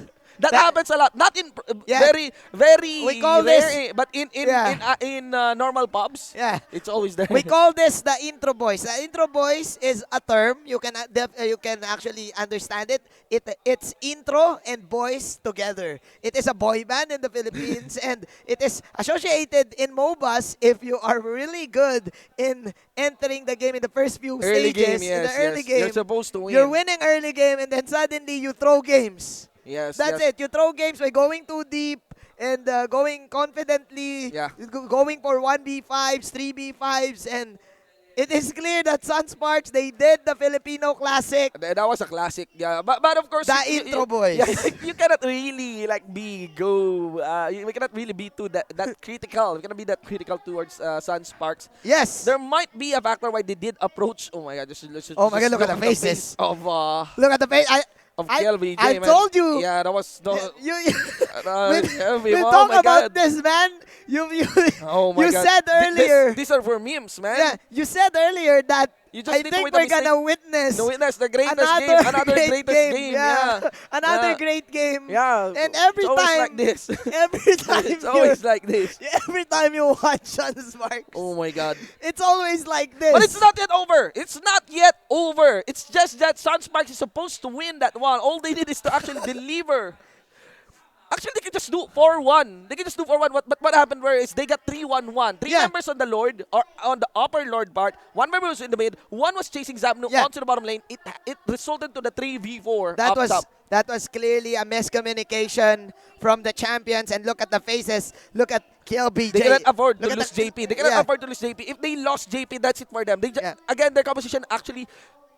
Esmeralda is scaling down. That's what I want to emphasize. Yeah. Esmeralda is scaling The down. damage of Esmeralda expires, is right? expiring right now. It falls now heavily on the carry right now, this phase of the game. Oh my, KLBJ, the king. Look at the face of the king, man. He is dead. Oh my God. Serious right Yes. now. Yes. He knows. He really knows that Oh my God. they can actually lose this game. Oh my God, guys. Oh my, shout-outs to the commissioner. Everyone needs to relax. No panic buyings. No hoarding of alcohols. No hoarding of alcohols and mash. Ladies, we need to relax. No need to be political about things. Yeah. We just need It's like Corona all over again, We man. just relax. Yeah. Just relax. You know, we get a free holiday. Something like that. You know, something like that. Instead of hoarding alcohol, instead of hoarding junk foods, whatever, like canned goods, you know, like eat healthy, exercise, sleep early. We're all connecting this to Sunsparks, you know, because Sunsparks, they need to relax. They need to relax. They need to relax. Again, Yes. in the Philippines, in pubs, in ranked games. The worst thing you can do is panic. Yeah, The worst thing you can do is panic. in ranked games, this is the main thing. Yes. You throw games. You tend to go you tend to go Yes. deep in the game, You know, and then you throw Sunsparks still, games, you know. I believe Sunsparks still has control of this game. Yes, they have. They have the carry still. But again, this is a level 2 Lord. Yes. Plus, the Claude can easily take down towers. Yes. If Execration utilizes the Lord cleanly, if they utilize the Lord cleanly, I mean, the Lord can just split push the top lane. Yes. And the Claude can go for the mid lane Yes. push and the bottom lane push. And There's you also cannot- Cho, by the way. Yeah, there's also Cho. There's also And Cho. you cannot get the Claude and the Cho that easily because first of all, I don't know if you have stuns. You have a stun on high loss, but that's a single target skill. Yes. The Claude can BMI out. He has Purify. Yes. And the Cho can triple dash his way out. So for Execration, they can play mind games right now. Yes. They can totally play mind games. I think at best they can take one turret, one inhibitor turret, surely. But again, we cannot forget the fact that there are 2 inhibitors down already for Execration. Well, I mean, I still have a greatest game going on here. A classic. Yeah, don't worry about the pause, guys. We got you covered. We got you covered, man. That's just the checkpoint. You know, relax, grab some snacks, Grab some coffee. grab some food that you got from panic buying. Yeah, ladies and grab some gentlemen. coffee, grab your sardines, your Yes. corned beef, Yes. and have fun. Invite your friends. Yeah. Tell them, just look at this. Just look at this. Execration is playing against the champion team, the running champion team of MPL Season 4. Oh my. Oh my God. Hashtag feeling blessed for Team Execration. That is the running joke Oh my God. for this organization. Yes. And man, Sunsparks. On the biggest studio for MPL. On the ladies and biggest gentlemen. studio of MPL, Raflesha my and God. KLBJ, the duo. The duo. They're now talking and they're now, hey, All right. hey, we need to win this game, you know, we're the champs, you know. Yes. I think they're doing the recon right now, already on the loading screen, just by the look from them. Everyone is doing hands up, really. Yeah. Relax. Relax. Everyone is Chill, Bill. What do you plan on doing this? Again, guys, for the info, for some of our international friends, guys, there is an order. lockdown. There's an Yeah. order happening right now for the main city of the Philippines, Manila. We Yeah. have a lockdown. Yeah, Yes, we're like for Manila. we're Not like- within Manila. Not within Yeah, Manila. we're but like in the different Simpsons provinces. mode. Yes. The movie The Simpsons on 2007. 2007. Yes. They locked down Metro Manila. It's pretty long. It's really It's long, really until long. April. It's a month, and I don't know. My plan is just to play. Play, right? Yeah, to play and probably stream a little I feel bit. chill. I feel chill about How about the you? What's your plan? lockdown. I mean, I just plan to just be safe still. You know. Yes. Just get the habits in. Again, a lot of my friends from the medicine field just simply tells me to just be healthy. Yes, yes. Just Do a lot of cardio, Just you bolster know? your immune system, and Yeah. for the most part, they keep on emphasizing wash your hands. Just Yeah. keep on washing your hands. Just wash your Sometimes hands, even washing your hands would be more effective than wearing a face mask. Than Yeah. hoarding Than alcohols hoarding. in the supermarket. Right? Because there's a trend right now Yes, in our yes. country. Enjoy the that company. people are hoarding Yes, yes. alcohols, even in the restrooms. Yes, guys. Even in the restrooms. Yes, guys. So I don't know, You man. You know, guys. You know, guys. Yeah. Shout out to our Filipino fans and to our international viewers. Welcome to the Philippines. You know, guys. Oh my. Okay, let's talk about the game a little Going bit, back, man. yes. Going back What to do the you game. think? What do you think? I think that I think Sunsparks still has control. yeah, for this it game, has in my opinion, in they my have a opinion. control, but if they tilt, One more mistake. if in they my opinion. tilt though, Yeah. Execration can easily win this. Yeah, actually, Execration can let's pull off analyze. another Let's miracle. analyze. If you think about it, again, I keep on emphasizing that if they lost JP, if they lost the carry, they lost a lot of what is this damage? Damage, alright? yes. So it's a matter of catching the carry right now. That's the clear headline for Because Execration. right now they don't have damage. Yeah, Sunsparks. yes. Now, the thing here is how you do the trades. How you do the trades. Is it worth to force a 5-5? Yeah. I feel like if it goes 5-5, Execration will lose. Yeah. Because that doesn't compromise. It's a very easy position for the carry. He has a lot of front line to protect for her, and especially now that with the Lord on the side of Execration, Sunspark is on defend mode. And this timer, even if you are on defend mode, just because of the death timers that are so long right now, it could be the victory for Sunspark. It can. But if you're gonna think about it, the only damage you have right now is with the Esmeralda. Yes. And if you are up against a level 2 Lord, which actually charges towards a tower, you need heroes that are... You need range heroes. I mean, you need probably a Kimi, a Granger, or a carry to deal with the Lord, because Esmeralda, the problem here is that she needs to get close to the Lord for her to deal the damage. So, if she gets close to the Lord and Execration, they can easily set her up because Esmeralda will spend all of her skills, probably a falling star moon. Yes. To get the Lord. And yes. I mean, Execration, they can capitalize on this. Yes, I believe the best formation for Execration as well. Yes. Capitalizing on that is the 4-1. The I think they 4-1, need to the do a 4-1, very yeah. steady 4-1. A 4-1 They have strat. very mobile heroes actually in They the form have. of the Cho and Yeah. also of the Even- Claude. And despite the lackluster performance in the early stages of this Yeah. game, I think Zapna is now a clear threat. Yeah, definitely, man. And even the Harriet, sometimes the Harriet can do split push, you know? Yes. Sometimes he can pull off the split push because of the passive. Yes. I don't know, man. He can just cast the ultimate. Yeah. Actually, under the turret. Under the turret, and just then go for the push. Yeah. Just go for the push. Let's see, man. Oh, Oh my God. Sunsparks. I'm laughing because this is a classic game every time I watch. Yes. Every time I cast. Every time we cast. Sunsparks. Yes. It's just all throughout. Always. If it's a best of 5, it's going to be game 5. If it's a all- best of 7, it's going to be game 7. Count on it. I'm gonna bet on it every time because they are the defending champions, and the commissioner, the commissioner of the game. It's on the script already. It's already on the script. It's written in It's the written stars. in the stars. It's written in the script. It's about the ratings. It's about the ratings. It's all about the ratings here in the MPL. Your biggest market? Who's your champion? Sunspars. Biggest market? Okay, game 7. Let's go, We got game maximum 7. exposure, ladies and Maximum gentlemen. exposure. Let's go. It's just the first day of the week. Indeed. Just the first day. We have a Friday here, ladies and gentlemen. You know, a few days from the start of our lockdown. Oh my.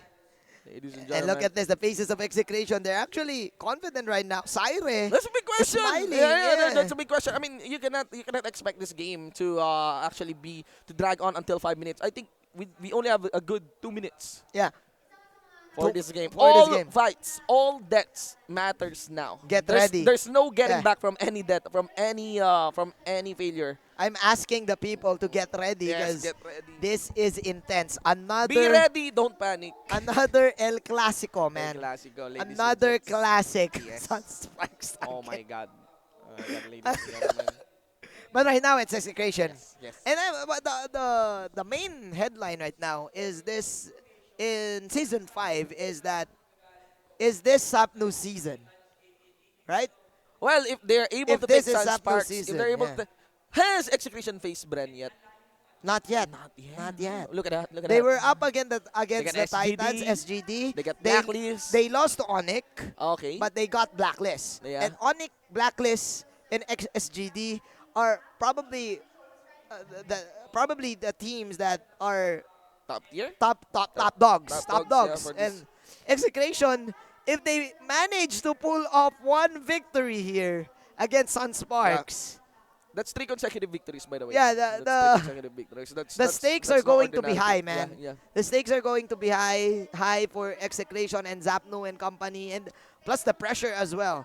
Because if you are, a common audience here in the MPL, you would know that Zapnu is part of one of the OG teams here in the Yes, Philippines. yes, in the OBS. Philippines. I don't know if that's OBS or, but that is OBS Gaming, which all of his teammates are champions already. Indeed. You have Yaku, you have Jep Cutie Forever, and we're waiting for him to get this, to get this ring. A championship for Zap. no? He's like Yeah. LeBron James. Yes, yes. Yeah. Well, LeBron already has a championship. He's like Did Zap no- 2010 LeBron James. 2010 Yeah, LeBron, 2010 LeBron James. It's been a long time Yeah, coming it's for been a this long guy, time. you know. Yeah. I mean, you can call me biased or whatever, but it would be interesting. It would be interesting to see Execration win the trophy. Yeah, here. We have a trend here in our country. There's no 2 consecutive champions here. Yes, and in look the at this, the Philippines. king. All right. The king. Everyone is within the game, He ladies did- and gentlemen. He did the cross. Okay, He did God bless us all, ladies and The gentlemen. Catholic cross here. Okay, Let's go. Let's go. Let's go. Let's do this. So the Lord is pushing up top. We get the Digi to scout the movements here of Sunsparks. Got a few hits there coming in from Grid, but of course he still has the shield. Not gonna be Yes. popping the time journey. The Lord is Look at Chakma at here. top. Yeah, the Lord is up top. Look at Chakma here. Scouting. The bottom lane. He's scouting the bottom lane. Scouting actually Yeah. who will get to meet Zapnu onto the bottom lane. He is scouting the bottom lane. He Lord. is actually scouting who's gonna defend on Zapnu right now. All right. Yeah, They're being careful. They're being careful. yeah in this game. they are. And Yeah. okay. All Very right. cutie. That is the Lord. Yep. Taken away. What? by Sunsparks. Oh no! Oh my God! Cyrus position not given any opportunity to cast his ultimate. Blazing Duet coming in from Benny Cutie. Grid is falling low. That is the BMI. Oh my RWD God. out. Oh my G. 1-1. But KLBJ is dead. The king. Wait, hold the that thought. king has fallen. I suggest not to put it on camera, on the caster's camera yet. Let's see the positioning here. We got Felicia sitting at 40% health. Very cute already. Still Half have health. health. Still has enough shield. Kiluash is not in action. There's no pressure coming in from Kiluash. Oh no. This is mispositioning KLBJ, coming in from the champs. Yeah, 42%. Where is JP. On At the base. This is JP's not yet over. This yeah. is not yet over. But I think they're going to be taking... My prediction here is that Execration will be able to take an inner turret here. Yes, they will. But Oh this my is God. second tower. Okay. This is a second tier tower for Execration to handle, to deal with. Oh man, this is the pressure, dude. So The heavy. pressure is real Ladies and gentlemen. for the side of Sunsparks. I thought that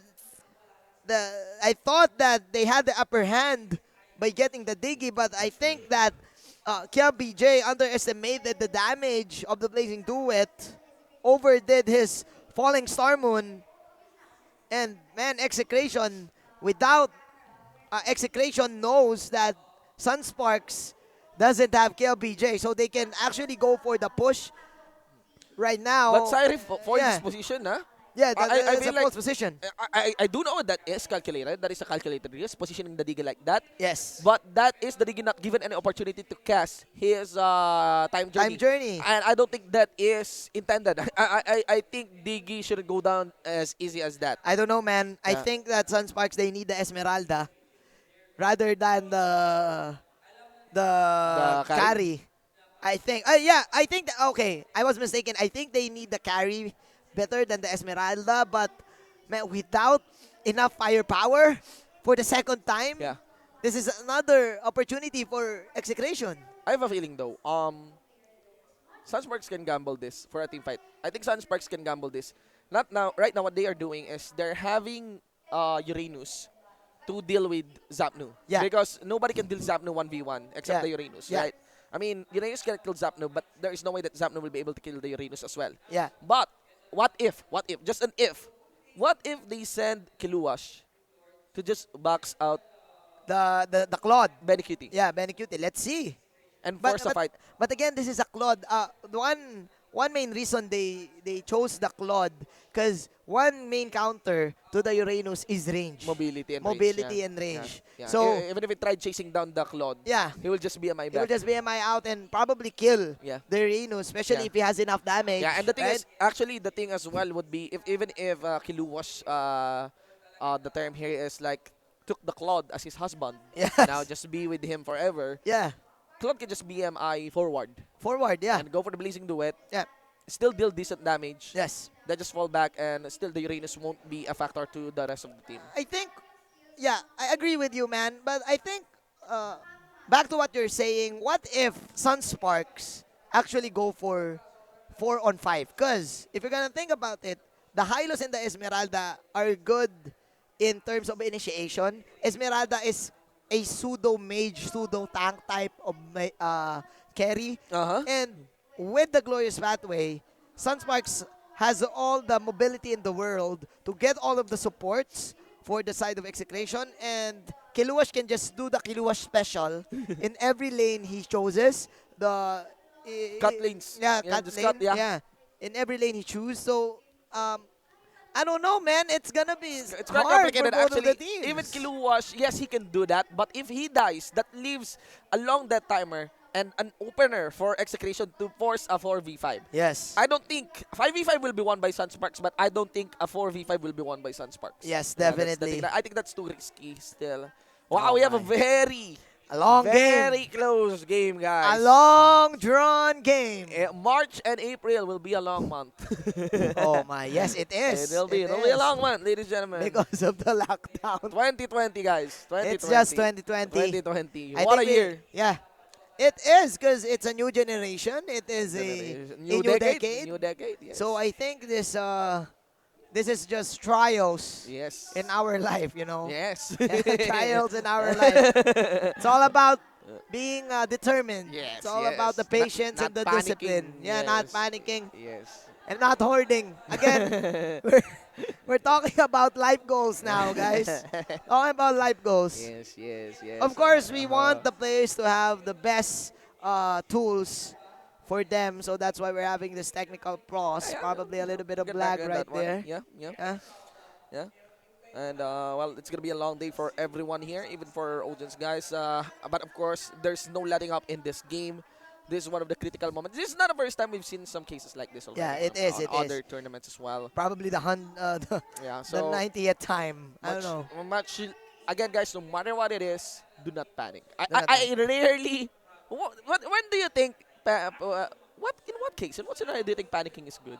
I don't know, man. You don't panic in like, everything. in everything, Yeah, in right? everything. I You get don't- it, I get it. You just need to be fierce.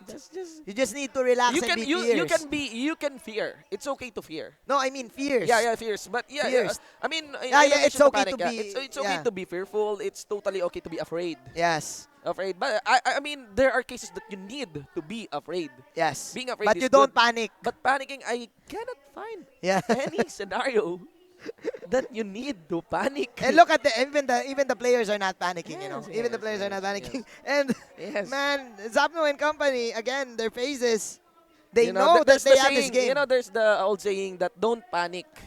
It's a technique. Yeah. Don't panic, it's organic. It's a technique. It's organic. I don't know what it means, but people are saying it in the Philippines. Okay. Yeah.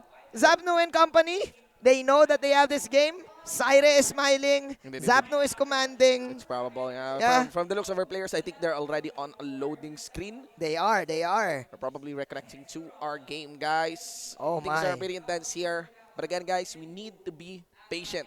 Because patience Is a virtue. Is the best policy. Yeah, patience is and honesty a virtue. is a virtue. Yeah, honesty is a virtue and The patience is the is the best policy. ladies Sorry and if we're gentlemen. joking. Yeah. 'Cause Sorry if we're joking, guys. I mean, this is really a good opportunity to grab some dinner. because we're laughing because every time that me and Shinbu cast, yes. yeah, this is our first time in the English stream. Yes. And actually, first and time in the luckily- season 5. Yeah, season 5. Yeah. And luckily, we're gonna cast Sunsparks.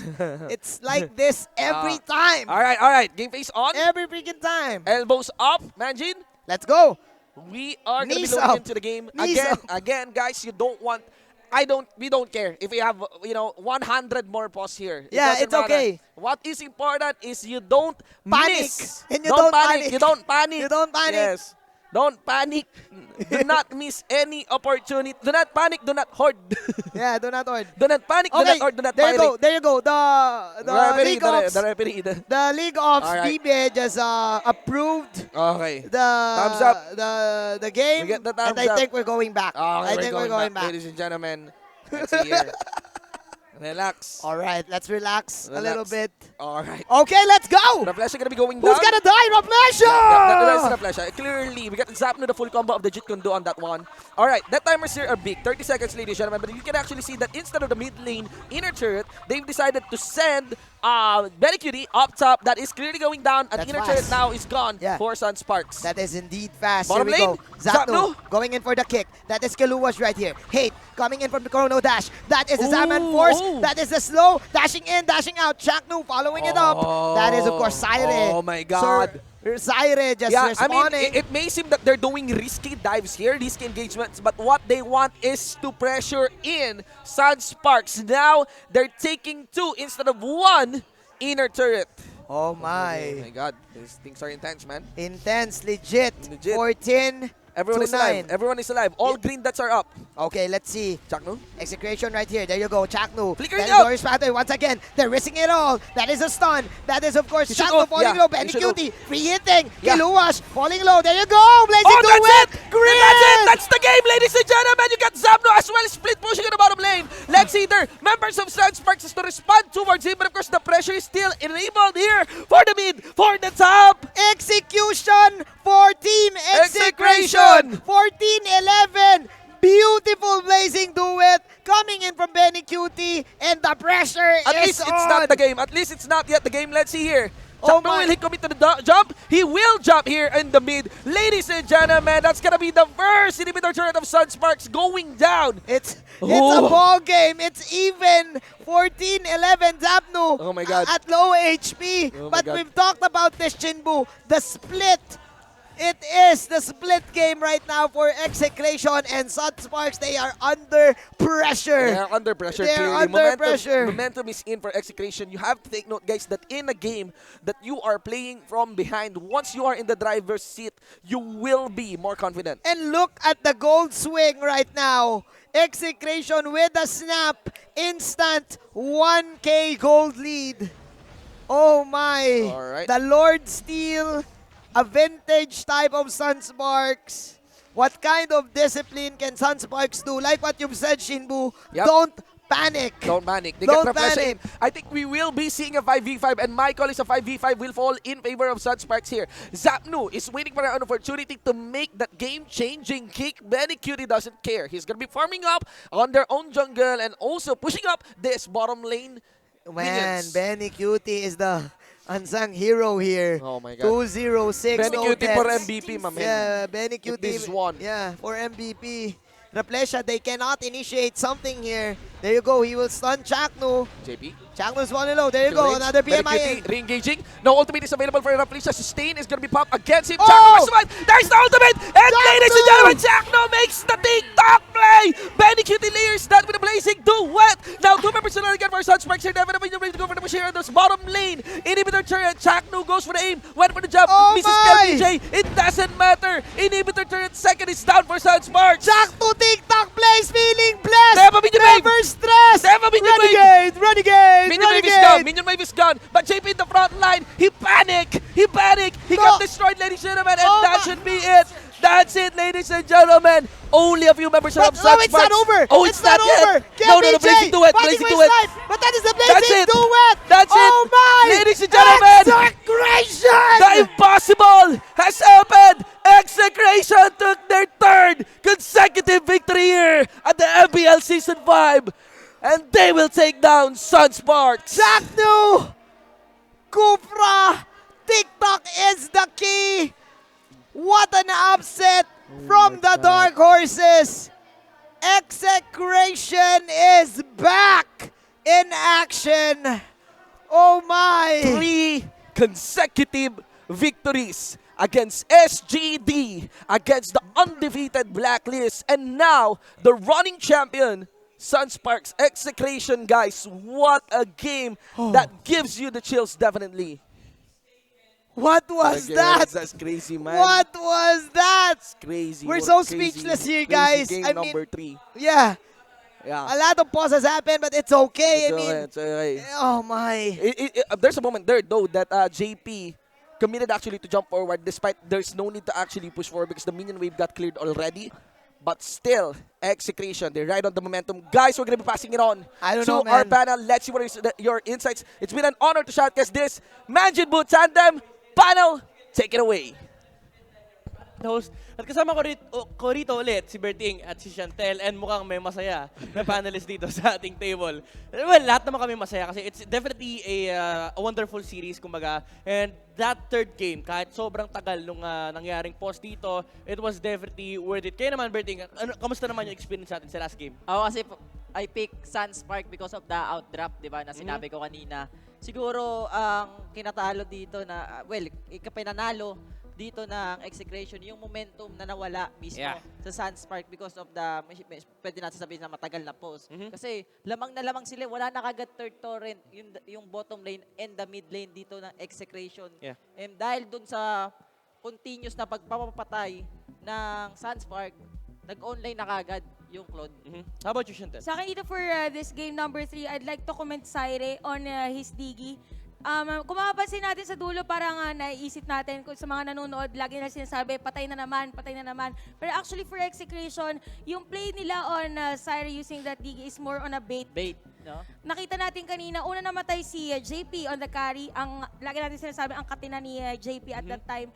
Pero nung time pala na yun, na nagpapatay si Saire, nandun, naka-ready yung si Benny QT or the Claude just to kill the carry. Tapos nung time na yun, nasira na yung formation ng Sunsparks. Yes, tama yung sabi ni Chantel. Kasi pag nakita si Diggy, talaga pumapasok na kagad dito kahit si Esmeralda pumapasok na kagad yung Esmeralda. Pero gaya nga ng sabi mo, hindi ka pwedeng pumasok sa isang harit, di ba? Kasi magmumukha nga walang parang normal. Yeah, yung actually, Esme. may one time tayo nakita na yung Harit, I think makikita natin yung mamaya, yung Zaman Harit, Force, no? he had a Zaman Force on the Esmeralda, tapos walang ulti si Esmeralda rito. I think ginamit ata kay Diggy. And yun yung sinasabi nyo kanina ang laking bagay na laging tinatarget ng Sunsparks, yung Diggy sa side ng Execution. Kasi available pa naman yung toolkit nila. And I think ito yun sa mga example.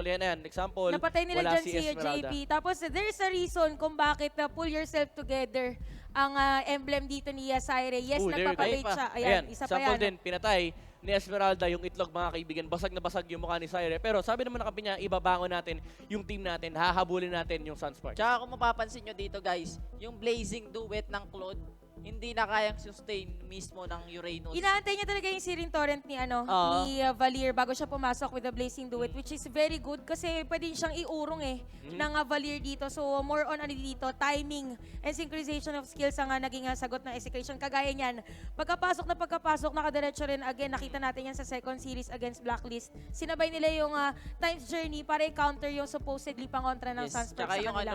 tsaka pag nag-falling Starmon, yung Esmeralda, tsaka papasok dito yung Claude. Yeah, this was definitely the fall of Sunsparks. In-abuse lang talaga ng Execration dito. And with that, we have our smart match MVP. That is gonna be Benny QT. Ako, personally, medyo nakikita ko na parang rising star on the side of Execration. Kasi if you think about it, super consistent ng performance niya. Mind you, they're up against Sunsparks. And look at the score, 3-0-10. Tsaka si Benny Cute siguro yung pinakamagandang player na pit mismo sa Execration. Kala ko pinaka-cute. Hindi, kasi nag-iba yung gameplay ng Execration. Oh yeah, diba? definitely. Dati kasi mas nakapokus sila kay Zapno. Diba? Tsaka dati hindi na nagagawa yung pag-iba-iba ng roles. Yes. Tsaka dati kasi pag hindi maganda ang rotation ni Chuck, no, minsan rin si Chuck, na-apektuhan dito si Zapno. Yeah, again, what a very good performance from Execration. Sa lahat ng Execration fans dyan, matuwa kayo dahil yung defending champions lang naman, yung pinabagsak nila dito. And definitely, Zapdo is back with his boys. Pero syempre, i-recap natin yan mamaya-maya. Pero of course, you're still watching MPL Season 5. We would like to thank our sponsors here. This event is presented to us by Smart, our official sponsor, Realme smartphones, and our official gaming headset partner, Logitech. And of course, this event would not be possible if it's not organized by Moonton. We have to thank the guys for this event. And syempre, i-wrap up natin ang ating araw with a very amazing top 5 highlights brought to us by Realme.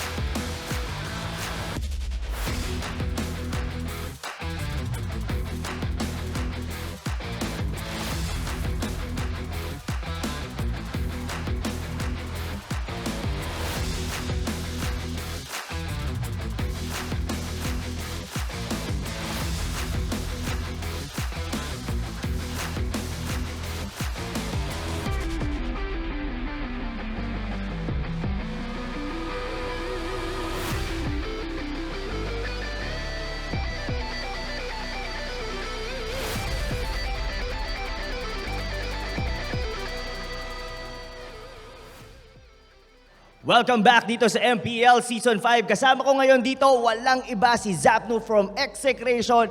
What an exciting day para sa buong team. Back-to-back wins and a comeback sweep dun sa laban nila against Sunsparks. Zapnu, kamusta? Anong pakiramdam ngayon at natapos din sa wakas ang laban? Maganda-ganda yung bakasyon namin. Maganda-ganda ang bakasyon ng Team Execration. Pero siguro bigyan mo muna kami, especially yung mga fans dito. Ano ba nangyari? Especially on game number 3. Grabe, medyo kung papanoorin mo siya from start to mid-game, medyo lamang Sunspark. Pero with a good comeback sweep na nangyari nung late game, nabawi nyo at nakuha nyo yung panalo. Ano yun, ginawa namin doon yung late game na tease lang talaga kasi yun yung call shot eh. Kung ano yung call shot ni Syre, yun lang yung gagawin namin. Call shot ni Syre. Kumbaga, tinurtle nyo lang yung buong mid to late game hanggang sa makaipon yung, I think it's Benny Cutie who gumamit. Maraming mga magandang pasok siya doon with the Blazing Duet. Kuwang-kuha niya, even nakukuha niya doon si JP. And about doon sa game na yon, medyo nagkaroon tayo ng maraming technical pauses. Ano sa tingin nyo yung mga dapat na nagawa nyo siguro nung early game para hindi siya masyado naging mahirap para sa inyo? Nagkamali kami sa third ban namin. Esme dapat yung ban doon. So na-anticipate nyo na mag-e-Esmeralda yung Sunspark. Pero ladies and gentlemen, congratulations once again to Team Execration. Siyempre, may mga gusto ko bang pasalamatan, especially yung mga madaming mga fans dito ng Execration na nanonood ngayon online. Doon sa mga sumusuporta sa Execration, maraming salamat sa pagsuporta. Pati yung laban namin yun, para kayo na yun, kay Bon Jovit, kay Rizos, Arvin Rizos. Pati sa Execration family. Shoutout. Ayun, maraming salamat, Japno. Alam ko, hindi ko mako-contain yung excitement ng buong team. Pati kay Kimo pala. Pati kay Job, kay Kuya Nick. Okay. Kila Kimo, Kuya Nick, shoutout sa inyo dyan. Pero maraming salamat, Zapnu. Alam ko, hindi ko na makontain yung excitement ng buong team.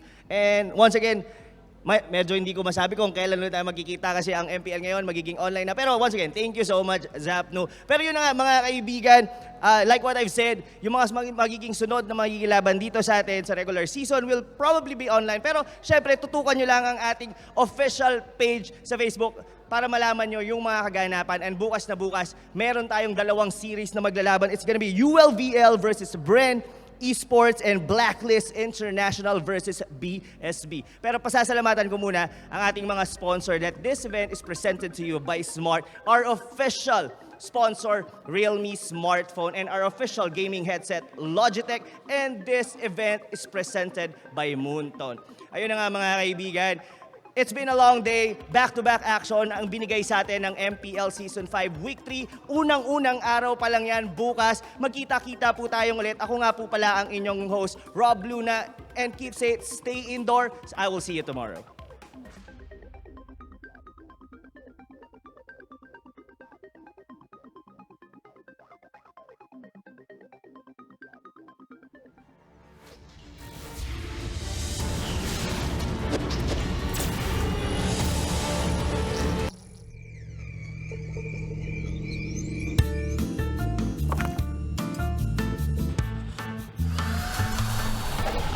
Still waiting for your epic battle? Wait no more. Make the switch to Smart LTE. And experience greatness with the country's fastest mobile data network. Fighting Kimmy!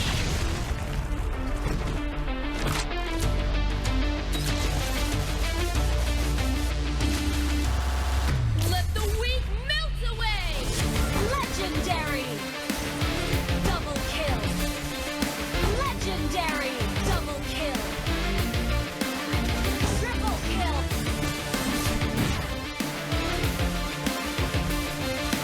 You have slain an enemy! Ally has been double kill!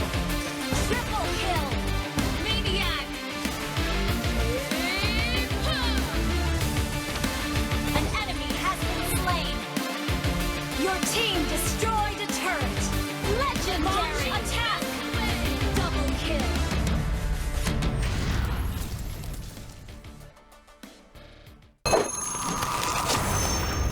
Download for free Mobile Legends Bang Bang. Only love and night are everlasting. Hi everyone, our hero in this episode is Cecilion, the Embrace of Night. The more damage he deals, the stronger he becomes. He's also capable of dealing burst damage. Now, follow me and master his gameplay within 3 minutes. In the choice of equipment, we highly recommend this set. While dealing burst damage, Cecilion as a mage also consumes a lot of mana. Therefore, Clock of Destiny, Demon Shoes, and Lightning Truncheon can greatly increase his durability. After obtaining the equipment above, you need to prioritize Concentrated Energy and Blood Wings to enhance Cecilion's survivability during close quarter combat. Finally, Holy Crystal will be really useful in greatly enhancing his already explosive damage. Each time Cecilion hits a target, his max mana will be increased. Moreover, his skill damage boosts as his mana increases. That's why he gets stronger each time he deals damage. Activate his first skill to increase his movement speed when escaping, chasing after enemies, or simply trying to move quickly. Of course, don't use it continuously as this skill consumes a lot of mana.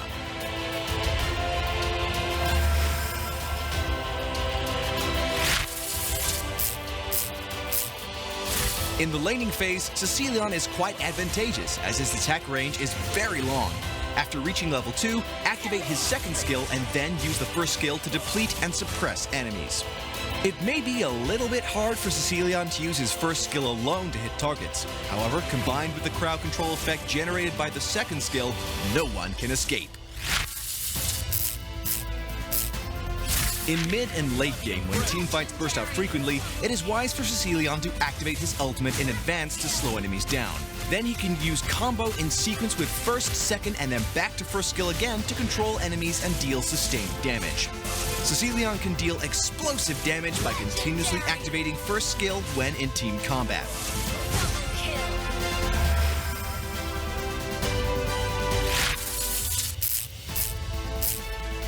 In early to mid-game, Cecilion needs time to farm in order to increase his max mana. Therefore, he can deal more damage and activate his first skill more frequently.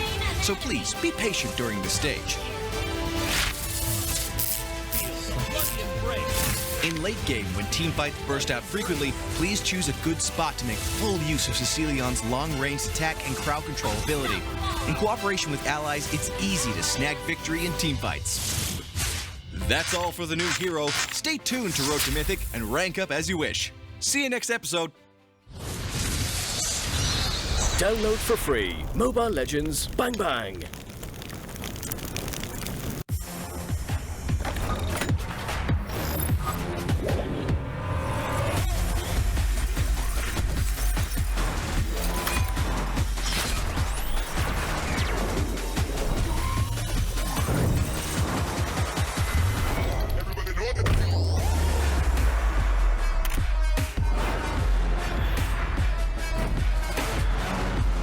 Realme 5i, quad camera battery king, Realme smartphone. Dare to leap.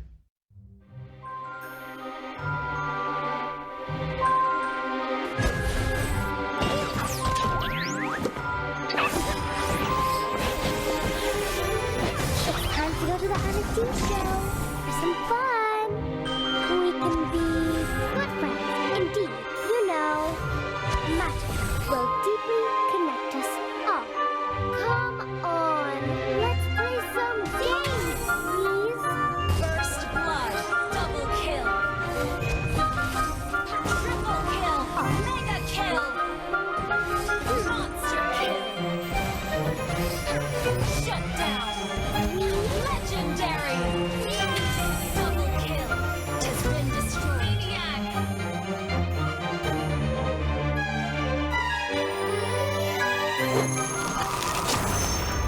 Download for free Mobile Legends Bang Bang.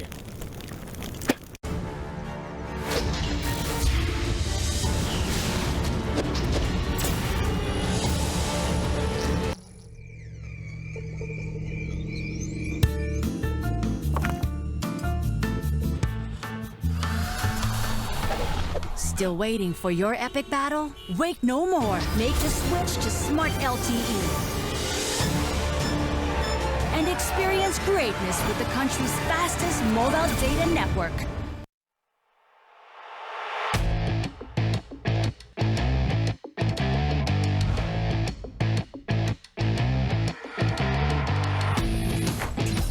Still swords run deep.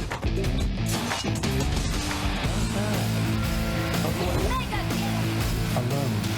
Unstoppable! An enemy has been slain.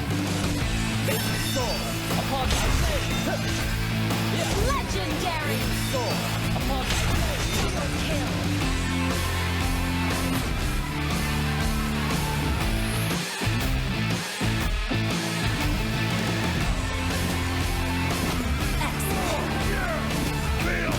Legendary! An ally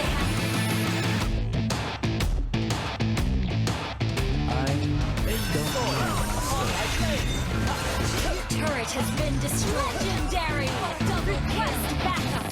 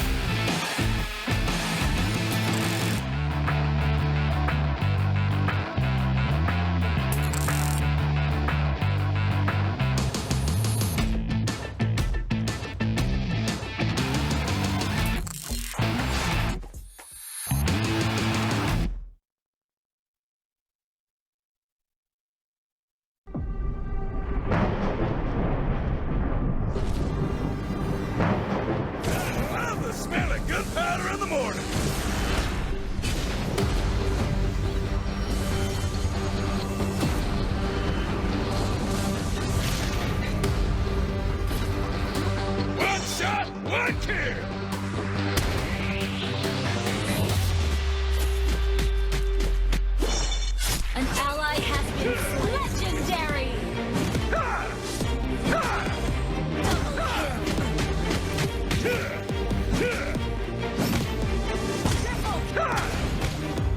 Mega kill! Double kill! Triple kill! Legendary! An ally has been slain. Your team destroyed a turret. Godlike!